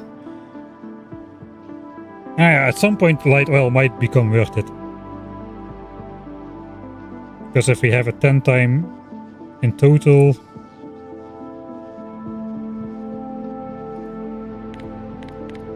that's a little bit too high, I think. What do we have now?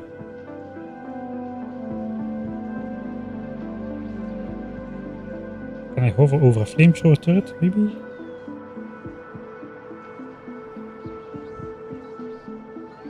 Need to go to the bottom. You can look the bonus screen, basically.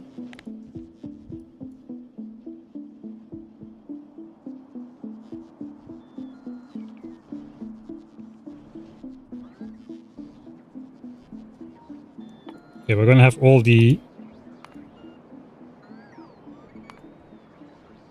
the non-infinite attacks, all of the infinite attacks at 20% to both the ammo and the flamethrower. So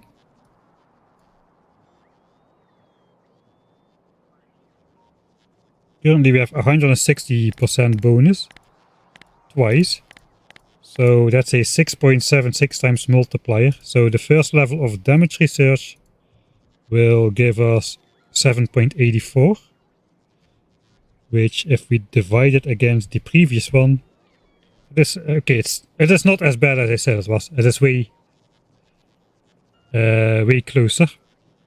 So it will add 16% multiplicative damage. The first level of research, infinite research for the fire damage. Whereas the light oil just will give us 10%. Maybe it is worth it then, but not quite yet. I mean, this is only when it becomes infinite research. The non-infinite researches are way stronger per level. They give more percent. So yeah, well, we do get 20% on both. The damage becomes much greater, but because the damage bonus stacks with itself additively. The plus 20% damage description adds with itself additively from all the previous levels. So if we didn't have the double whammy, the 20% would simply be like 7.5% at this stage of the game, which is how it works for laser turrets. Laser turrets don't get the double damage. You basically get 21 damage flat per level with infinite research. Maybe not even. No, I think we get 14 damage. 14 damage per level flat at the end game. So that is not great. Right, so this is the first level, second level, third level.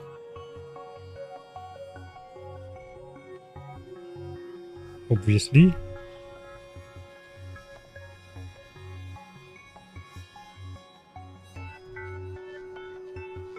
Alright, so even infinite damage research 3 or 4 is still more than 10%. I think it's gonna stay that way for a while. So yeah, we will be approaching 10% after like 7-ish levels. Of course, light oil is a technology-free upgrade to make.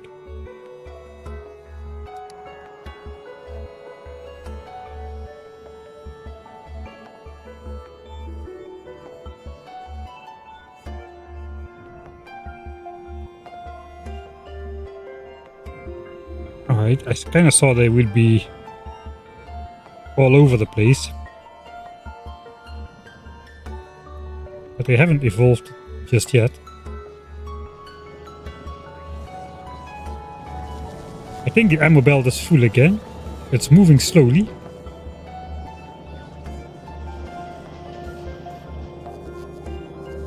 All the way to the back. So how much ammo does fit on the belt?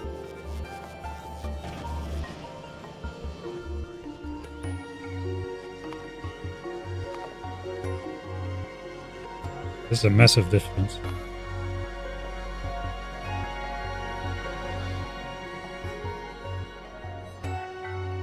Okay, maybe being in editor mode also influences the player-based attacks or something. Maybe they cannot find the player, so less attacks are happening.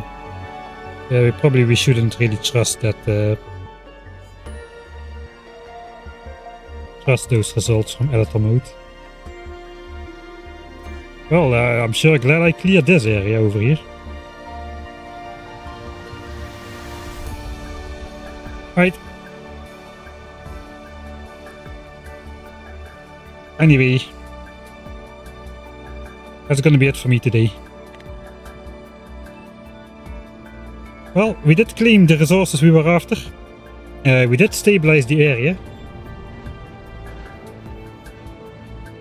So we can put them to good use. Kind of a bummer that world peace doesn't seem to be in the cards.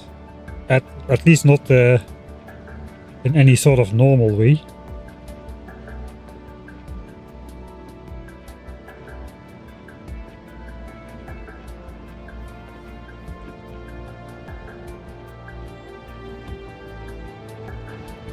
I'm not really sure how to go forward with that. Yeah, I put one yellow belt there on purpose so the ammo would get spread out a bit more, but it still backs up to a full red belt speed when ammo is taken out in the middle. So when these turrets grab a bunch of ammo, then the rest of the ammo can move faster again until it backs up there. It's a way of spreading the ammo more equal over the belt if the belt is less than half full.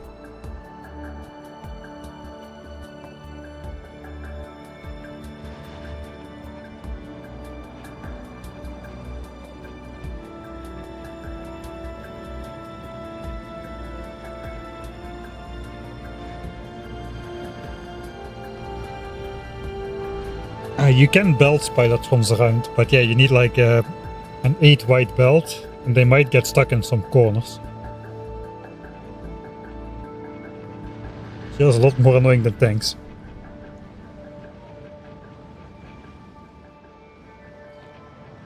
And this, I should have just played 600% biter bases, man, look at this. Almost all of this just evolved into place. Alright, anyway, I'm gonna stop blabbering. Thanks everybody for watching. I hope you had a good time, and see you all next time.